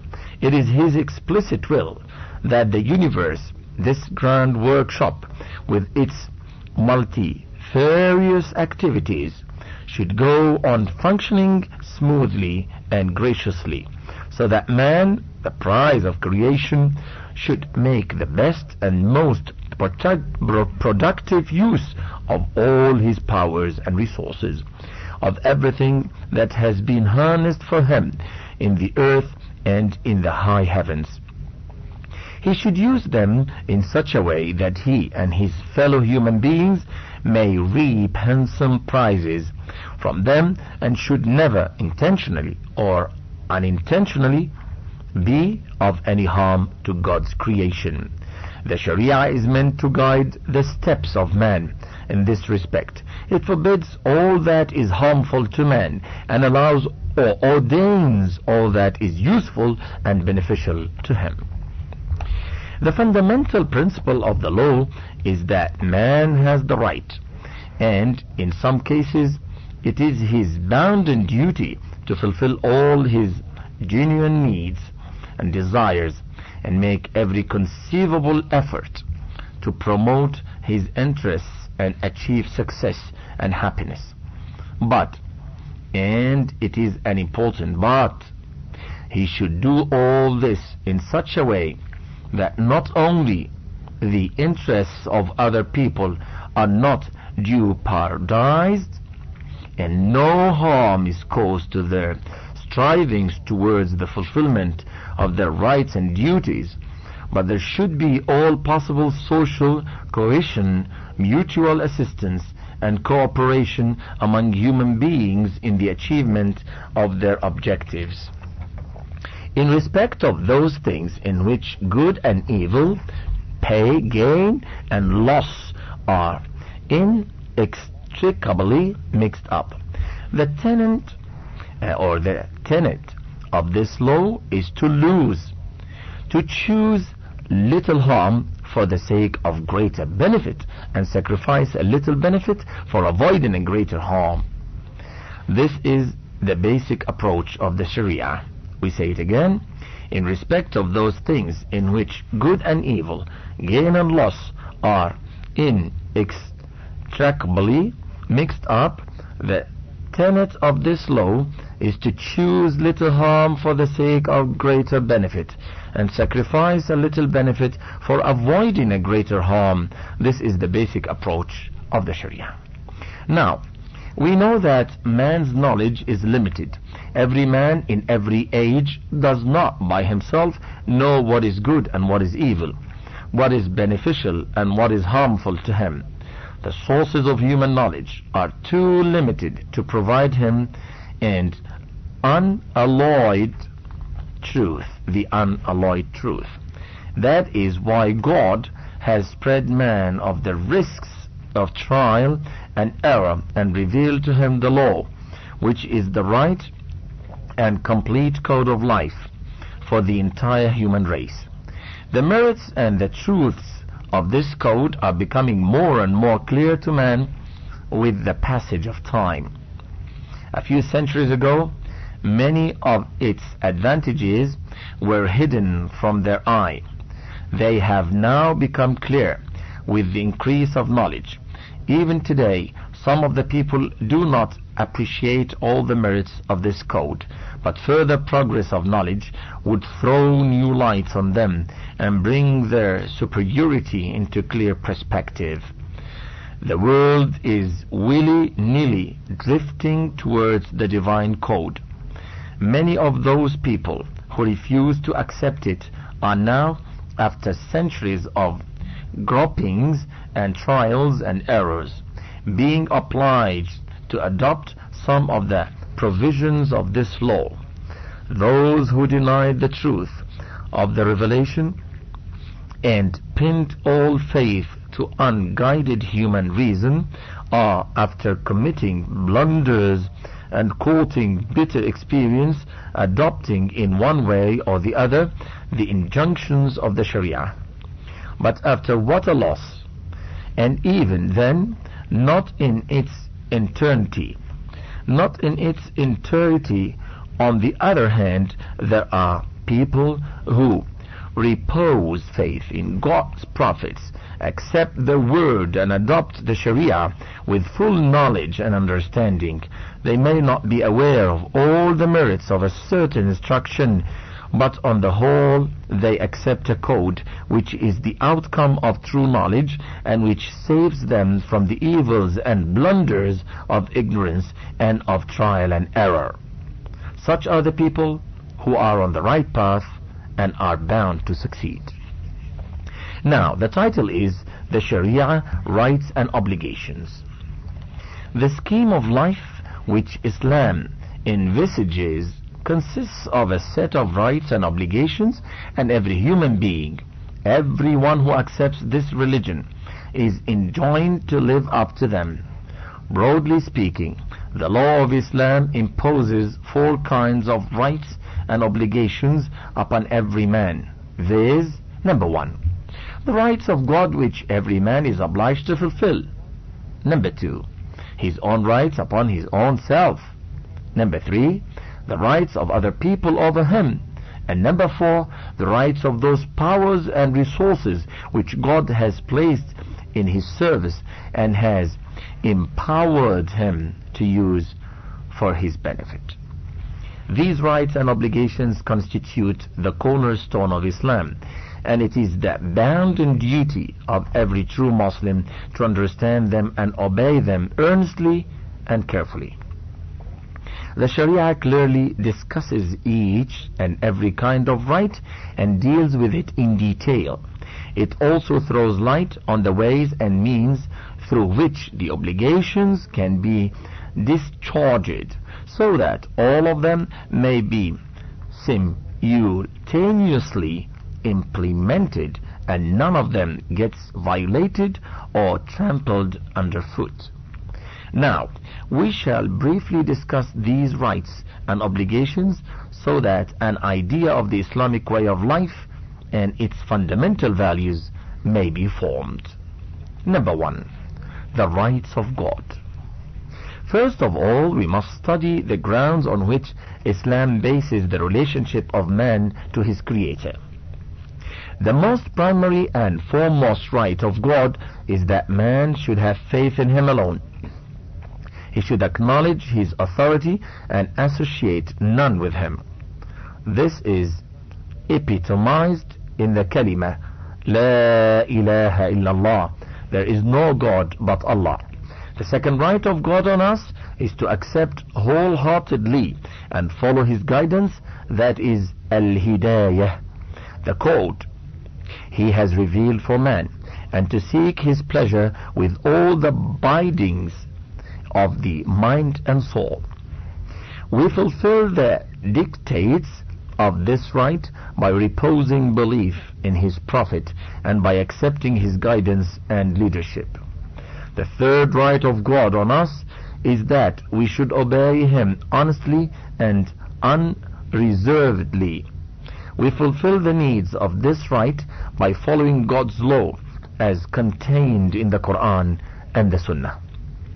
The fourth right of God on us is to worship him. This is rendered by offering of prayers and other ibadat as described earlier in this book. These rights and obligations precede all other rights, and as such they are discharged even at the cost of some sacrifice of other rights and duties. For instance, in offering prayers and keeping fasts, one has to sacrifice many of one's personal rights. A man has to undergo hardships and offer sacrifices in the proper discharge of these duties to God. He has to get up early in the morning for his prayers, and he therefore sacrifices his sleep and rest for it. During the day, he often puts off many of his important works and gives up his recreations only to worship his Creator. In the month of Ramadan, the month of fasts, he braces hunger and inconvenience merely to please his Lord. By paying zakat, he loses his wealth and demonstrates that the love of God is over and above everything else, and that the love of wealth cannot come in its way. In the pilgrimage, he undergoes sacrifices of wealth and troubles of travel, and in jihad he sacrifices money, material, and all that he has, even his own life. Similarly, in the discharge of these obligations, one has to more or less sacrifice some of the ordinary rights of others, and thus injure his own interests at large. A servant has to leave his work and attend to the worship of his Lord. A businessman has to stop his business and undertake the pilgrimage to Mecca. In jihad, a man takes away life and gives it away solely in the cause of Allah.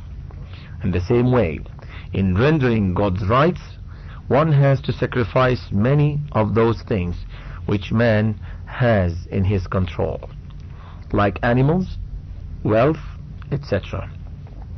But God has so formulated the Sharia that harmony and equilibrium are established in the different fields of life, and the sacrifice of others' rights is reduced to the barest minimum. This is achieved by the limits prescribed by God. He has allowed us every facility in the fulfillment of the obligation of Salah. If you cannot get water for ablution, or you are sick, you can perform tayammum, that is, dry ablution. If you are on a journey, you can cut short the Salah. If you are ill and cannot stand in the prayer, you can offer it while sitting or lying. Then the recitation in the prayer is so manageable that the prayers can be shortened or enlarged as one may wish. At times of rest and ease, we may recite a longer chapter of the Quran. At busy hours of life, we may recite a few verses only. Rather, the instruction is that in the congregational prayers and in those prayers which occur in the business hours, the recitation should be short. God is pleased with the optional devotions, that is, nawafil, but He disapproves our denying ourselves sleep and rest, and the sacrifice of the rights of our children and of the household. Islam wants us to strike a balance between the various activities of life. Similar is the case with fasts. In the whole year, there is only 1 month for the obligatory fasts. During journey or sickness, you can omit them and then keep them at some other convenient time of the year. The women are exempted from fasting when they are pregnant or in their menses or suckling period. The fast is to break at the appointed time, and any delay in it is disapproved. And there is permission to eat and drink from the sunset up to the break of the dawn. Optional fasts are highly valued, and God is pleased at them. But He does not like you to keep fasts continuously and make yourself too weak to perform your ordinary occupations of life ably and satisfactorily. Similarly, look to the case of zakah. Only the minimum rate has been fixed by God, and man has been left free to spend as much more as he likes in the cause of Allah. If one gives the zakah, one fulfills one's duty. But if one spends more in charity, one seeks more and more of God's pleasure. But He does not like us to sacrifice all our belongings in charity, or to deny ourselves and our relatives those rights and comforts which they must enjoy. He does not want us to impoverish ourselves. We are commanded to be moderate in charity. Then look to the pilgrimage. It's obligatory only for those who can afford money for the journey and who are physically fit to bear its hardships. Then it is obligatory to perform it only once in the whole life, in any convenient year. If there be war or any other situation which poses risks to life, it can be postponed. Moreover, the parents' permission has been made an essential condition, so that the aged parents may not suffer discomfort in your absence. All these things clearly show what importance God has himself given to the rights of others vis-a-vis his own rights. The greatest sacrifice in the way of God is made in jihad. For in it, a man sacrifices not only his own life and property in his cause, that's God's cause, but destroys those of others also. But as already stated, one of the Islamic principles is that we should suffer a lesser loss to save ourselves from a greater loss. What comparison can the loss of some lives, even if they are some thousands or more, bear to the calamity that may befall mankind as a result of the victory of evil over good and of aggressive atheism over the religion of God? Decidedly, that is a much greater loss and a bigger calamity, for as a result of it, not only the religion of God will run down, but the world will also become the abode of evil. Immoralities and perversion, and life will be disrupted from within and without. In order to escape this greater evil, God has therefore commanded us to sacrifice our lives and property for his pleasure. But at the same time, he has forbidden unnecessary bloodshed, injuring the aged, the women, the children, the sick, and the wounded. His order is to fight only against those who rise to fight. He enjoins us not to cause unnecessary destruction even in the enemy's lands, and to deal fairly and honorably with the defeated. We are instructed to observe the agreements made with the enemy, and to stop fighting when they do so, or when they stop their aggressive and anti-Islamic activities. Thus, Islam allows only for the minimum essential sacrifice of life, property, and other people's rights in the discharging of God's rights. It is eager to establish a balance in different demands of man, and so adjust different rights and obligations that life is enriched with the choicest of merits and achievements. Towards understanding Islam, we continue with the rights of the self under the big title, the Sharia, Rights and Obligations. Next come man's personal rights, that is, the rights of one's own self.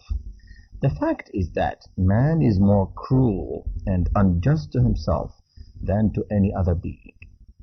On the face of it, it may seem very astonishing. How can a man be unjust to himself, particularly when we find that he loves himself most? How can he be his own enemy? It seems to be quite unintelligible. But deeper reflection would show that it contains a large grain of truth.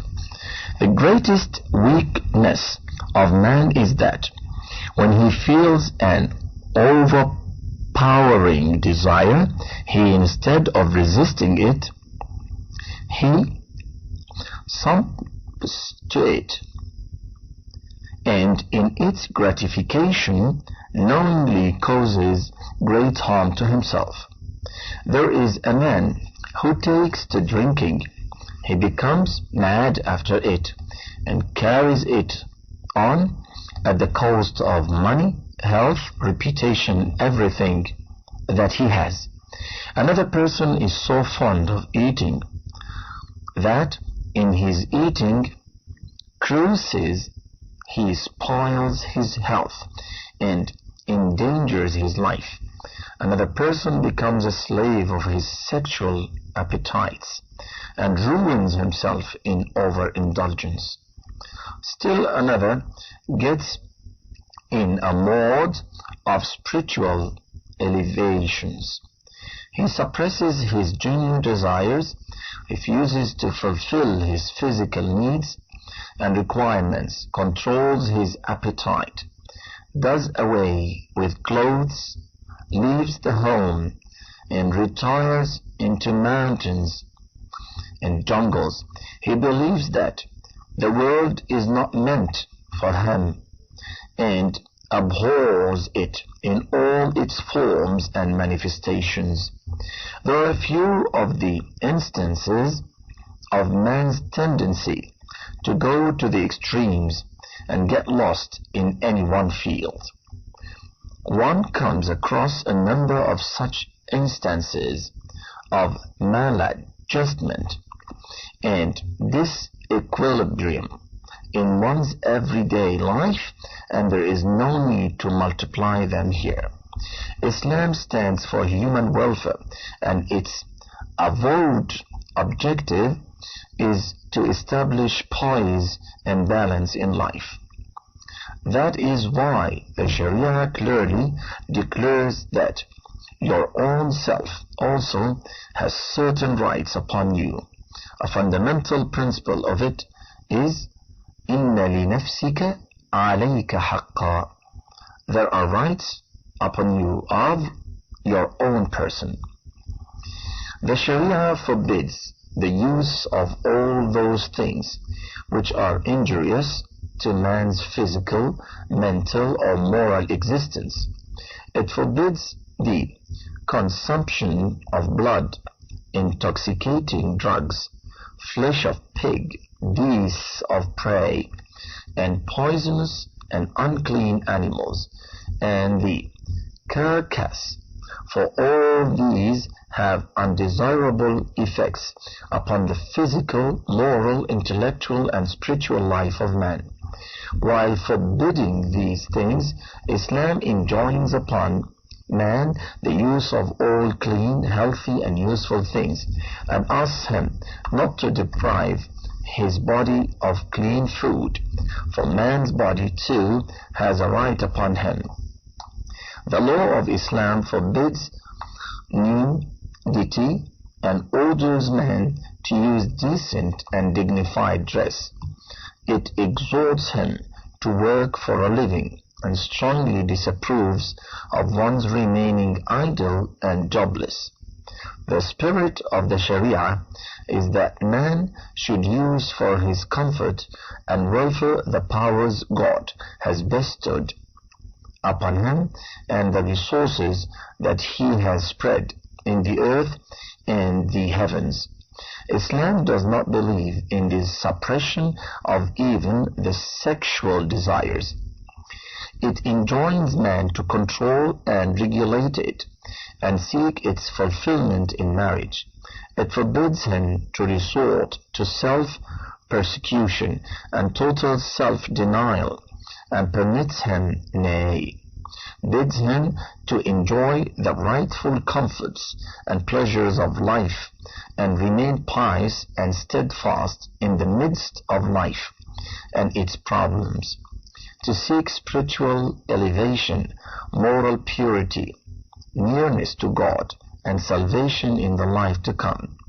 It is not necessary to abandon this world. Instead, the trial of man lies in this world, and he should remain in its midst and follow the way of Allah here in it. The road to success lies in following the divine law in the midst of life's complexities, and not outside it. Islam totally forbids suicide and impresses upon man that life belongs to God.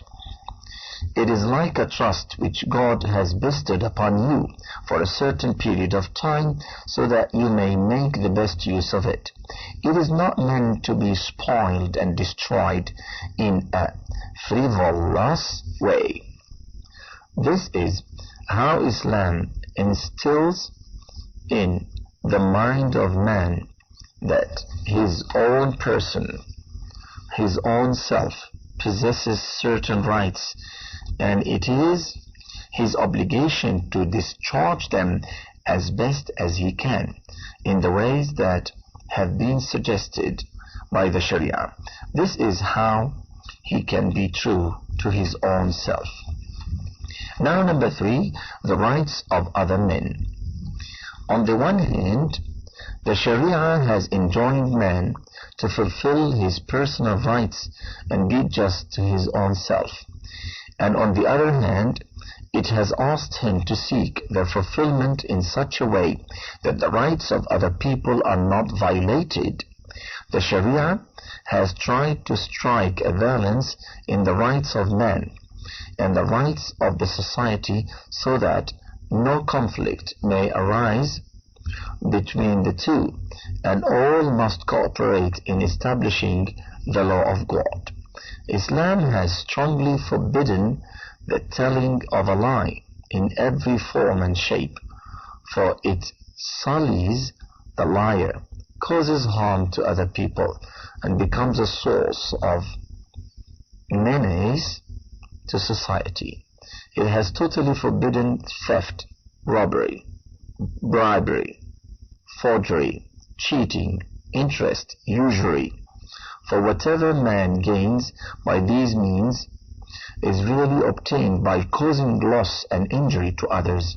Backbiting, tale-bearing, slandering, and calumniation have been forbidden. Gambling, lottery, speculation, and all games of chance have been prohibited, for in all of them one gains at the cost of thousands of others losing. Those are other people losing. All those forms of exploitative commerce have been prohibited in which one party alone is to be the loser.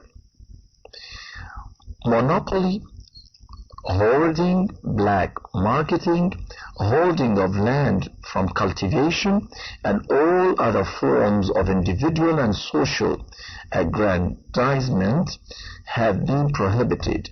Murder, blood spilling, and spreading of mischief, disorder, and destruction have been made crimes, for no one has a right to take away the life or property of other people merely for his personal gain or gratification. Adultery, fornication, and unnatural sexual indulgence have been strictly prohibited, for they not only vitiate the morality and impair the health of the perpetrator of these crimes, but also spread corruption and immorality in society, cause venereal diseases, ruin public health, degenerate the health and moral of the coming generations, upset the relations between man and man, and cut asunder the very fabric of cultural and social structure of the community. Islam wants to eliminate, root and branch such abominable crimes. All these limits and restrictions have been imposed by the law of Islam to prevent a man from encroaching upon the rights of others. Islam does not want a man to become as selfish and self-centered that for the attainment of a few charms of the mind and body he unashamedly assails the rights of others and violates all sanctions of morality. Nor does it allow him to crucify the interests of others for the attainment of his own personal rights. The law of Islam so regulates life that the welfare of one and all may be achieved, but for the attainment of human welfare and cultural advancement, some negative restrictions alone are not sufficient. In a really peaceful and prosperous society, people not only should not violate the rights of others and injure their interests, but should positively cooperate with each other and establish such mutual relations and social institutions that contribute towards the welfare of all and the establishment of an ideal human society. The Sharia has guided us in this respect as well. We therefore propose to give here a brief summary of those injunctions of Islamic law which throw light on this aspect of life and society. Family is the first cradle of man. It is here that the primary character traits of man are set. As such, it is not only the cradle of man, but also the cradle of civilization. Therefore, let's first of all consider the injunctions of the Sharia relating to the family. A family consists of the husband, the wife, and their children. The Islamic injunctions about the family are very explicit. It assigns to man the responsibility of earning and providing the necessities of his wife and children, and to protect them from all the vicissitudes of life. To the woman, it assigns the duty of managing the household, training and bringing up children in the best possible way, and of providing to her husband and children the greatest possible comfort and contentment. The duty of the children is to respect and obey their parents, and when they are grown up, to serve them and provide for their needs. To make the household a well-managed and well-disciplined institution, Islam has adopted the following two measures. A. The husband has been given the position of the head of the family. No institution can work smoothly unless there is a chief administrator in it. You cannot think of a school without a headmaster, or a city without an administrator. If there is nobody to control an institution, nothing but chaos would result. If everybody in the family goes his own way, nothing but confusion would prevail. If the husband goes one way and the wife the other, the future of the children would be ruined. There must be someone as the head of the family, so that discipline may be maintained therein, and the family becomes an ideal institution of society. Islam gives this position to the husband, and in this way makes the family a well-disciplined primary unit of civilization, a model for the society as a whole. Letter B. This head of the family has further been burdened with some responsibilities. It is his duty to earn the living and carry on all those tasks which are performed outside the household. It has freed women from all the extra household activities and assigned them all on the shoulders of the husband. She has been relieved from the outdoor duties of the house, so that she might devote herself fully to the indoor duties and put all her energies in the maintenance of the household and in the rearing of the children, the future guardians of the nation. The women have been ordered to remain in their houses and discharge the responsibilities assigned to them. Islam does not want to tax them doubly, to rear the children and maintain the household, and to earn a living and do the outdoor jobs also. That would be evidently sheer injustice. Islam, therefore, effects a functional distribution between the sexes. But this does not mean that the woman is not allowed to step out of the house at all. This is not the case. She is allowed to go out when necessary. The law has specified the home as her special field of work. and has stressed that women should attend to the improvement of the home life, and whenever they have to go out, they can go after observing certain necessary formalities. It's a general rule that the sphere of the family widens through blood relations and marriage connections. To bind together the members of the family into one unity, to keep their mutual relations close and healthy, and to make each one of them a source of support, strength, and contentment to the other, the law of Islam has formulated certain basic laws and rules which embody the wisdom of the ages. They may be summed up as follows. Number 1. Marriage between those persons who have naturally and circumstantially the closest associations and affiliations which with each other had been prohibited. Such relations between whom marriage is forbidden are mother and son, father and daughter, stepfather and stepdaughter, stepmother and stepson, brother and sister, foster brother and foster sister, paternal uncle and his niece, aunt, father's or mother's sister and her nephew, maternal uncle and his niece, mother-in-law and her son-in-law, and father-in-law and his daughter-in-law. This prohibition strengthens the bonds of family and make relations between these relatives absolutely pure and unalloyed, and they can mix up with each other without any restraint and with sincere affection. Number 2.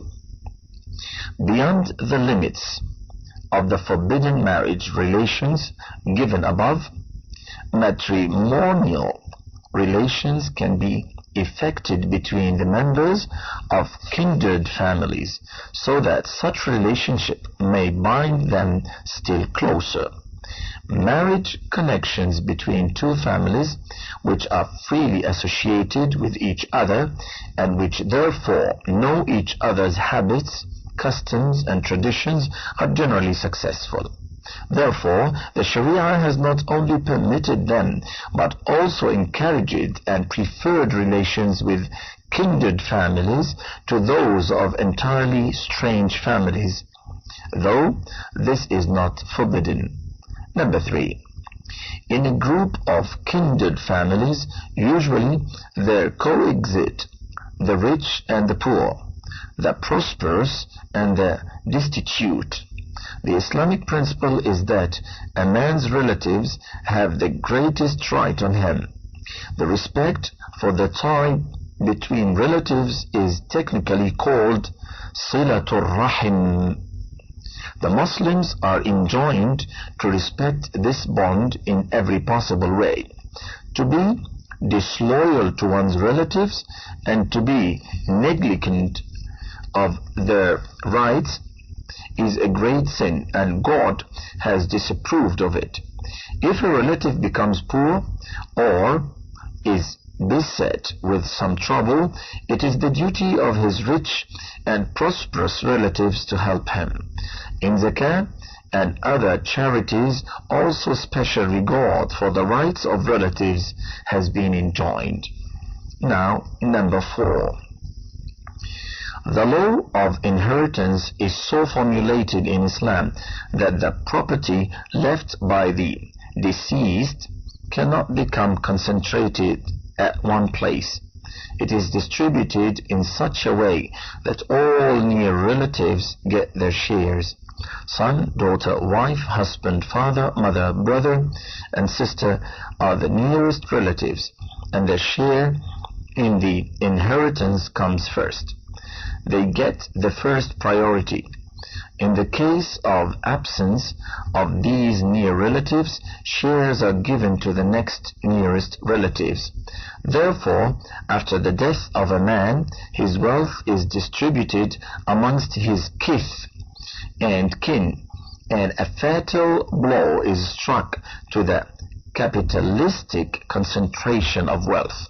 This law of Islam is of unique excellence, and other nations are now taking leaves out of it. But the sad irony is that the Muslims themselves are not fully aware of its revolutionary potentialities, and in ignorance some of them are even avoiding it in practice.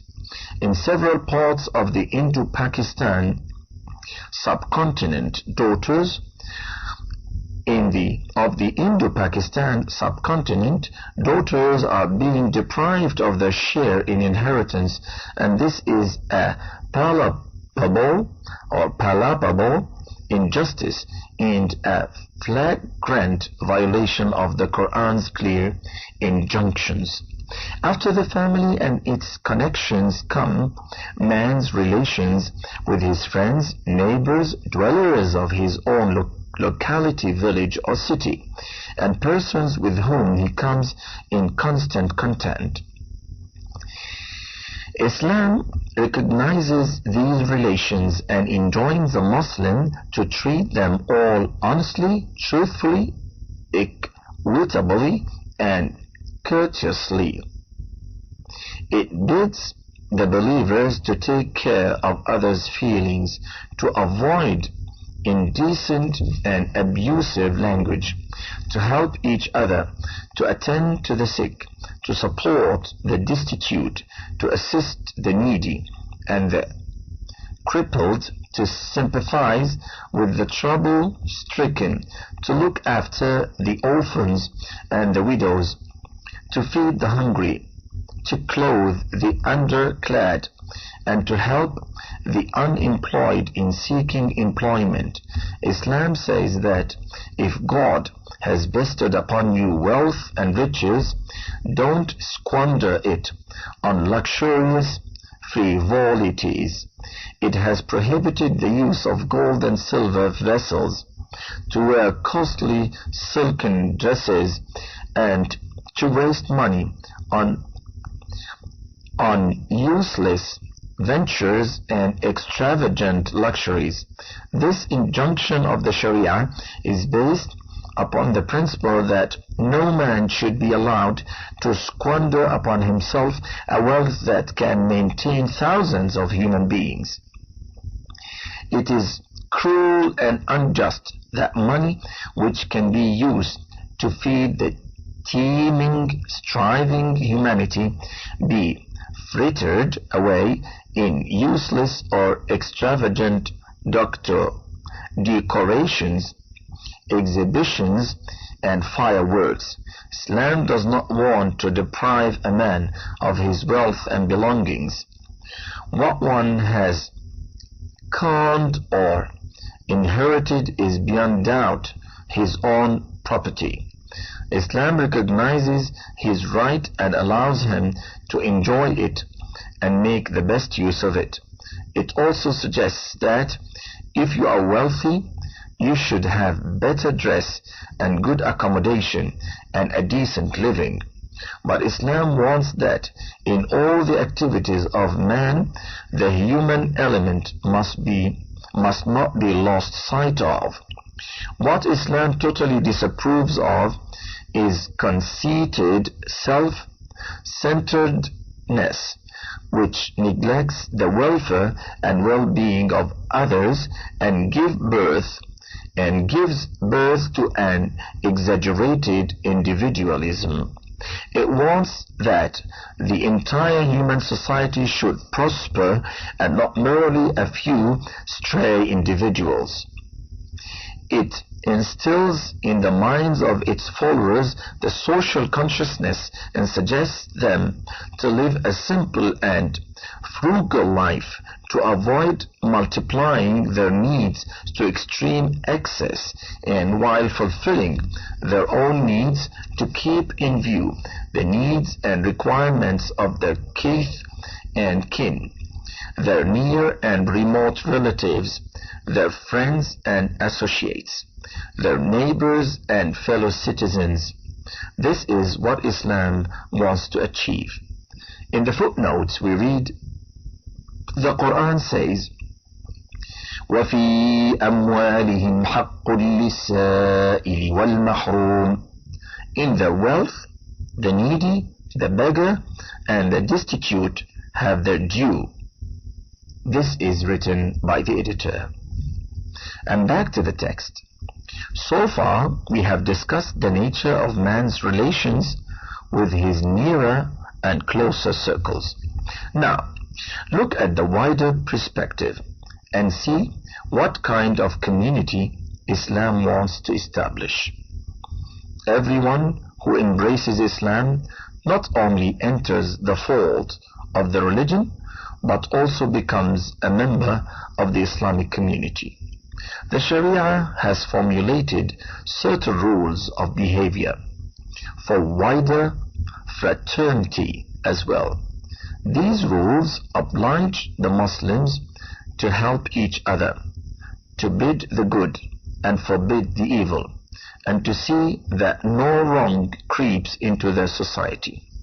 Some of the injunctions of the law of Islam in this respect are as follows. Number 1, to preserve the moral life of the nation and to safeguard the evolution of society on healthy lines, free mingling of the sexes has been prohibited. Islam effects a functional distribution between the sexes and sets different spheres of activity for both of them. Women should in the main devote themselves to household duties in their homes, and men should attend to their jobs in the socio-economic spheres.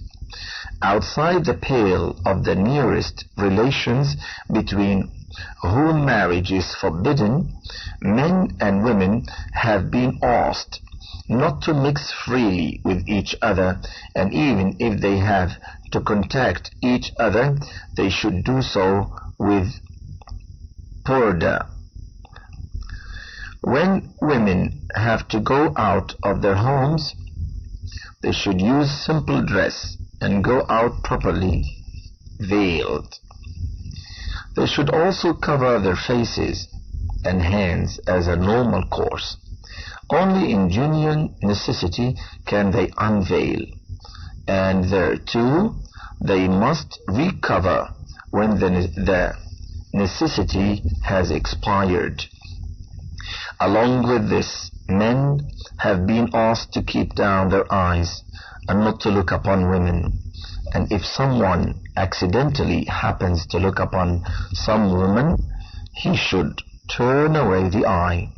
To try to see them is wrong, and to try to seek their acquaintance is worse. It is the duty of both men and women to look after their personal morality and purge their souls of all impurities.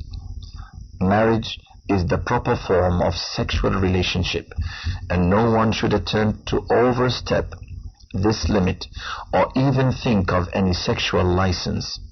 The very thought and imagination of man should be purified from such perverse. We still continue reading about the last side of this tape, the rights of other men, and what follows. Number 2. For the same purpose, it has been enjoined that proper dress should always be worn, that is for ladies, and no man should expose his body from the knees to the navel, and that covers both.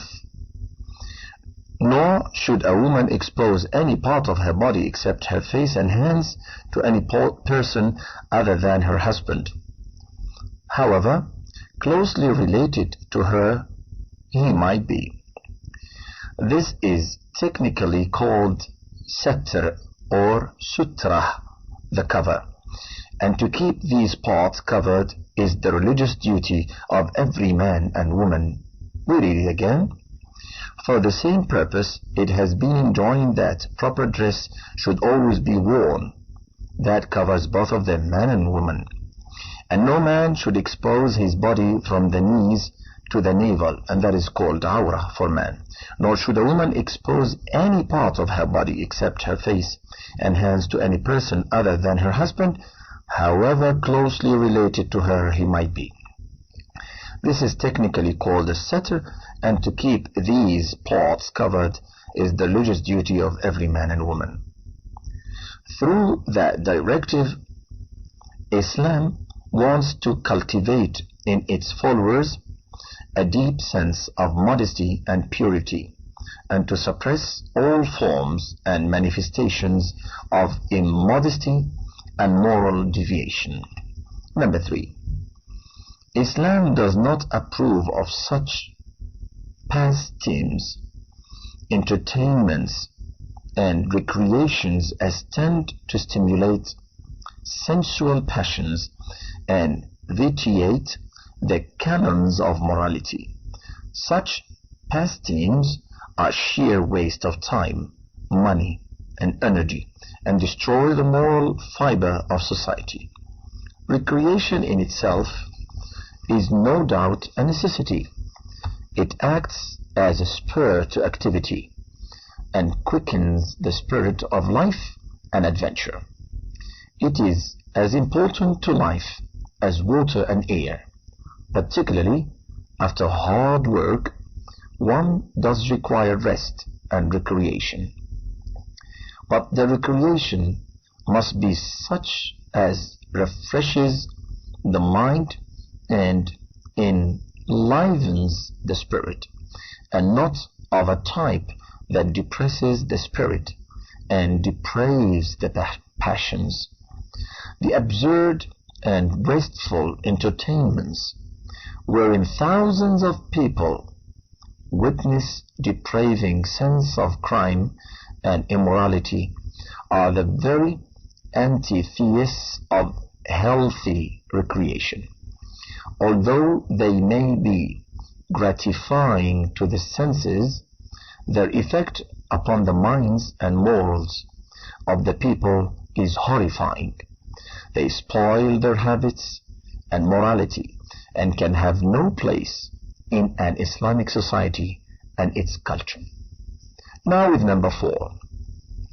To safeguard the unity and solidarity of the nation and to achieve the welfare and well-being of the Muslim community, the believers have been enjoined to avoid mutual hostility, social dissensions, and sectarianism of all hue and color.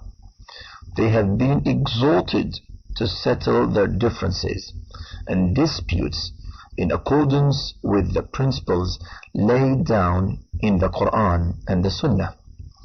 And if the parties fail to reach any settlement, instead of fighting and quarreling amongst themselves, they should bury the differences in the name of Allah and leave the decision unto Him. In matters of common national welfare, they should help each other, keep away from quarrel mongering, obey their leaders, and avoid wasting their energies in bickerings over trivial things. Such feuds and schisms are a disgrace to a Muslim community and a potential source of national weakness, and must be shunned at all costs. Number 5. Islam regards knowledge and science as the common heritage of mankind, and the Muslims have perfect liberty to learn them and their practical uses from whatever quarter they can. But as far as the question of culture and the way of life is concerned, it forbids them to imitate the modes of living of other peoples. The psychology of imitation suggests that it springs from a sense of inferiority and abasement, and its net result is the cultivation of a defeatist mentality. Cultural upping of others has very disastrous consequences upon a nation. It destroys its inner vitality, blurs its vision, befogs its critical faculties, breeds inferiority complex, and gradually but assuredly saps all the springs of culture and sounds its death knell. That is why the Holy Prophet sallallahu alaihi wasallam, peace and blessings of Allah be upon him, has positively and forcibly forbidden the Muslims to assume the culture and mode of life of the non-Muslims. The strength of a nation does not lie in its dress, etiquette, or fine arts. Its power and growth owe themselves to right knowledge, science, discipline, organization, and energy for action. If you want to learn from others, take lessons from their will to action and social discipline. Avail yourselves of the knowledge and technical accomplishments, and do not lean towards those arts and crafts which breed cultural slavery and national inferiority. The Muslims have been enjoined to guard against such influences. Now, we come to the relationship of the Muslims with the non-Muslims. In dealing with them, the believers have been instructed not to be intolerant or narrow-minded. They have been commanded not to abuse or speak ill of their religions, of their religious leaders or saints, nor to say anything insulting to their religion. They have been instructed not to seek dissensions with them unnecessarily, but to live in peace and amity. If the non-Muslims observe peace and conciliatory attitude towards the Muslims and do not violate their territories and other rights, they should also keep congenial and friendly relations with them and deal with them fairly and justly. It is the very dictate of our religion that we possess greater human sympathy and politeness than any other people, and behave in most noble and modest ways. Bad manners, ill behavior, oppression, aggression, and narrow-mindedness are against the very spirit of Islam. A Muslim is born in this world to become a living symbol of goodness, nobility, and humanity. He should win the hearts of people by his character and example. Then alone can he become the true ambassador of Islam. Number 4.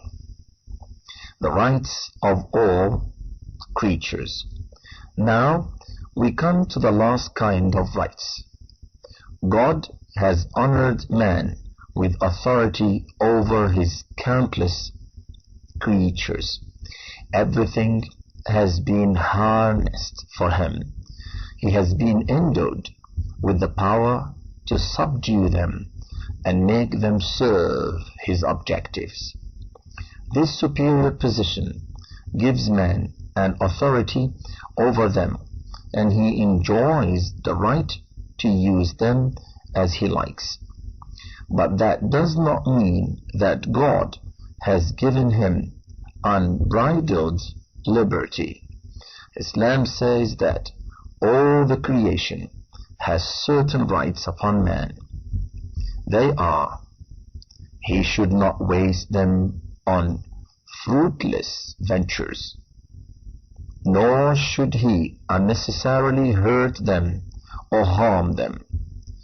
When he uses them for his service, he should cause them the least possible harm, and should employ the best and the least injurious methods of using them. The law of Islam embodies many injunctions about these rights. For instance, we are allowed to slaughter animals for food, and have been forbidden to kill them merely for fun or sport, and deprive them of their lives without necessity. To slaughter them, the method of dhabh, that is slaughtering, has been fixed, the best possible method of obtaining meat from the animals. Other methods are either more painful or spoil the meat and deprive it of some of its useful properties. Islam avoids both these difficulties and suggests a method which, on the one hand, is less painful to the animal, and on the other, preserves all the healthy and useful properties of meat. Similarly, killing an animal by causing continuous pain and injury is considered abominable in Islam. Islam allows the killing of dangerous and venomous animals and of beasts of prey only because it values man's life more than theirs. But here too, it does not allow their killing by resort to prolonged painful methods.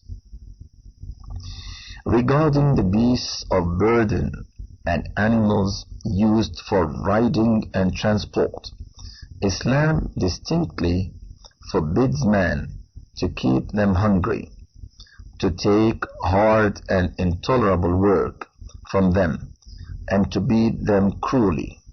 To catch birds and imprison them in cages without any special purpose is considered abominable. What to say of animals? Islam does not approve even of the useless cutting of trees and bushes. Man can use their fruits and other produce, but he has no right to destroy them.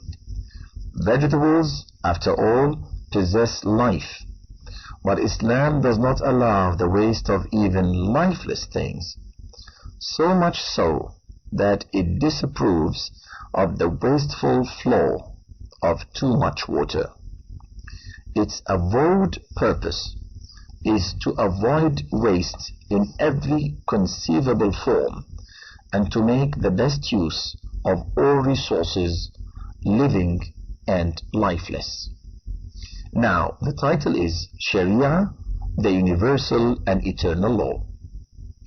In the foregoing pages, we have given a very brief resume of the law of Islam, the law which Prophet Muhammad sallallahu alaihi wasallam, peace and blessings of Allah be upon him, delivered unto mankind for all times to come. This law admits of no difference between man and man, except in faith and religion. Those religious and social systems and political and cultural ideologies which differentiate between men on grounds of race, country, or color can never become universal creeds or world ideologies, for the simple reason that one belonging to a certain race cannot get transformed into another race. One born in a certain country cannot tear asunder his entity from that place, nor can the whole world condense into one country, and the color of a Negro, a Chinese, and a white man cannot be changed. Such ideologies and social systems must remain confined to one race, country, or community. they are bound to be narrow, limited, and nationalistic, and cannot become universal. Islam, on the other hand, is a universal ideology. Any person who declares belief in La ilaha illallah Muhammadur Rasulullah, there is no other God worthy of worship than Allah, and Muhammad is his prophet, enters the pale of Islam and entitles himself to the same rights as those of other Muslims. Islam makes no discrimination on the basis of race, country, color, language, or the like. Its appeal is to the entire humanity, and it admits of no narrow-minded discriminations. Then, this law is also eternal. It is not based on the customs or traditions of any particular people, and is not meant for any particular period of human history. It is based on the same principles of nature on which man has been created.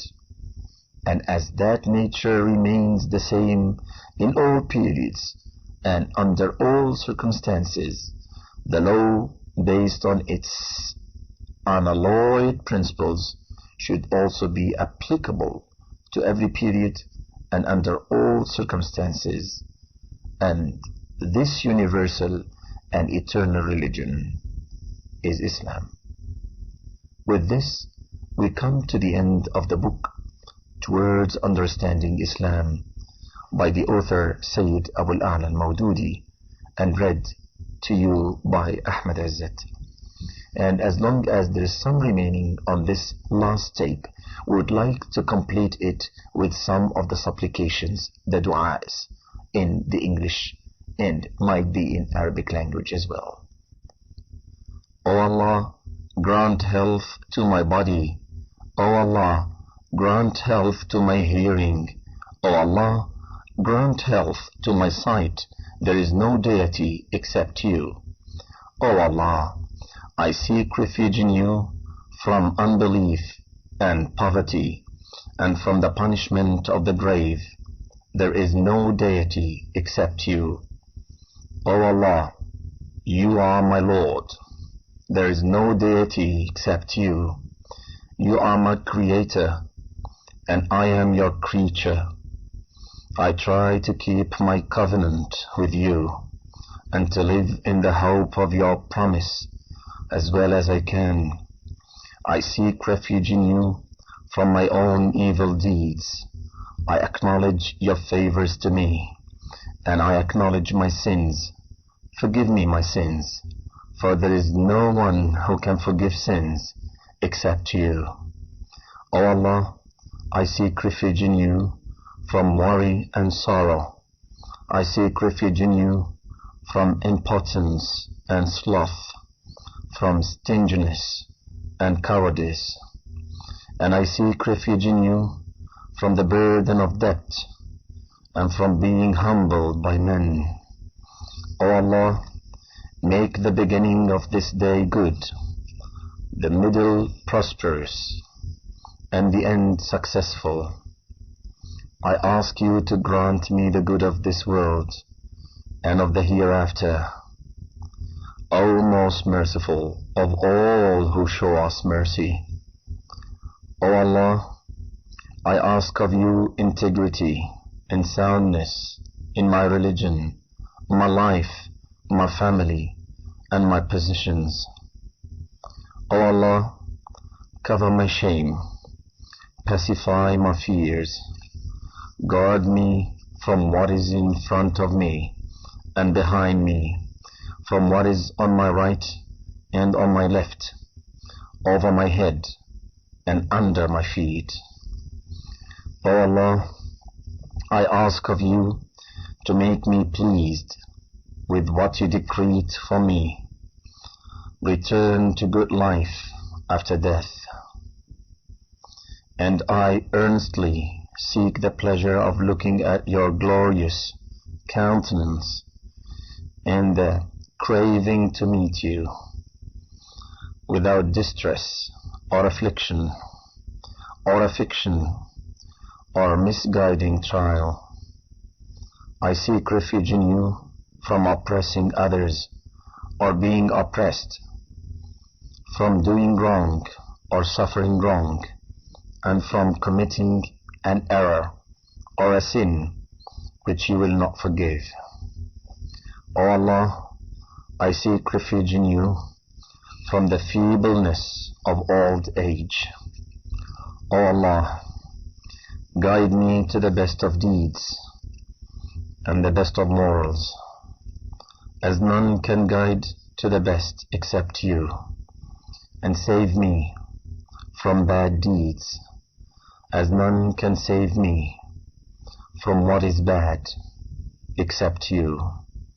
O Allah, strengthen my faith, expand my living space, and bless me in my livelihood. O Allah, I seek refuge in you from negligence, degradation, and destitution. I seek refuge in you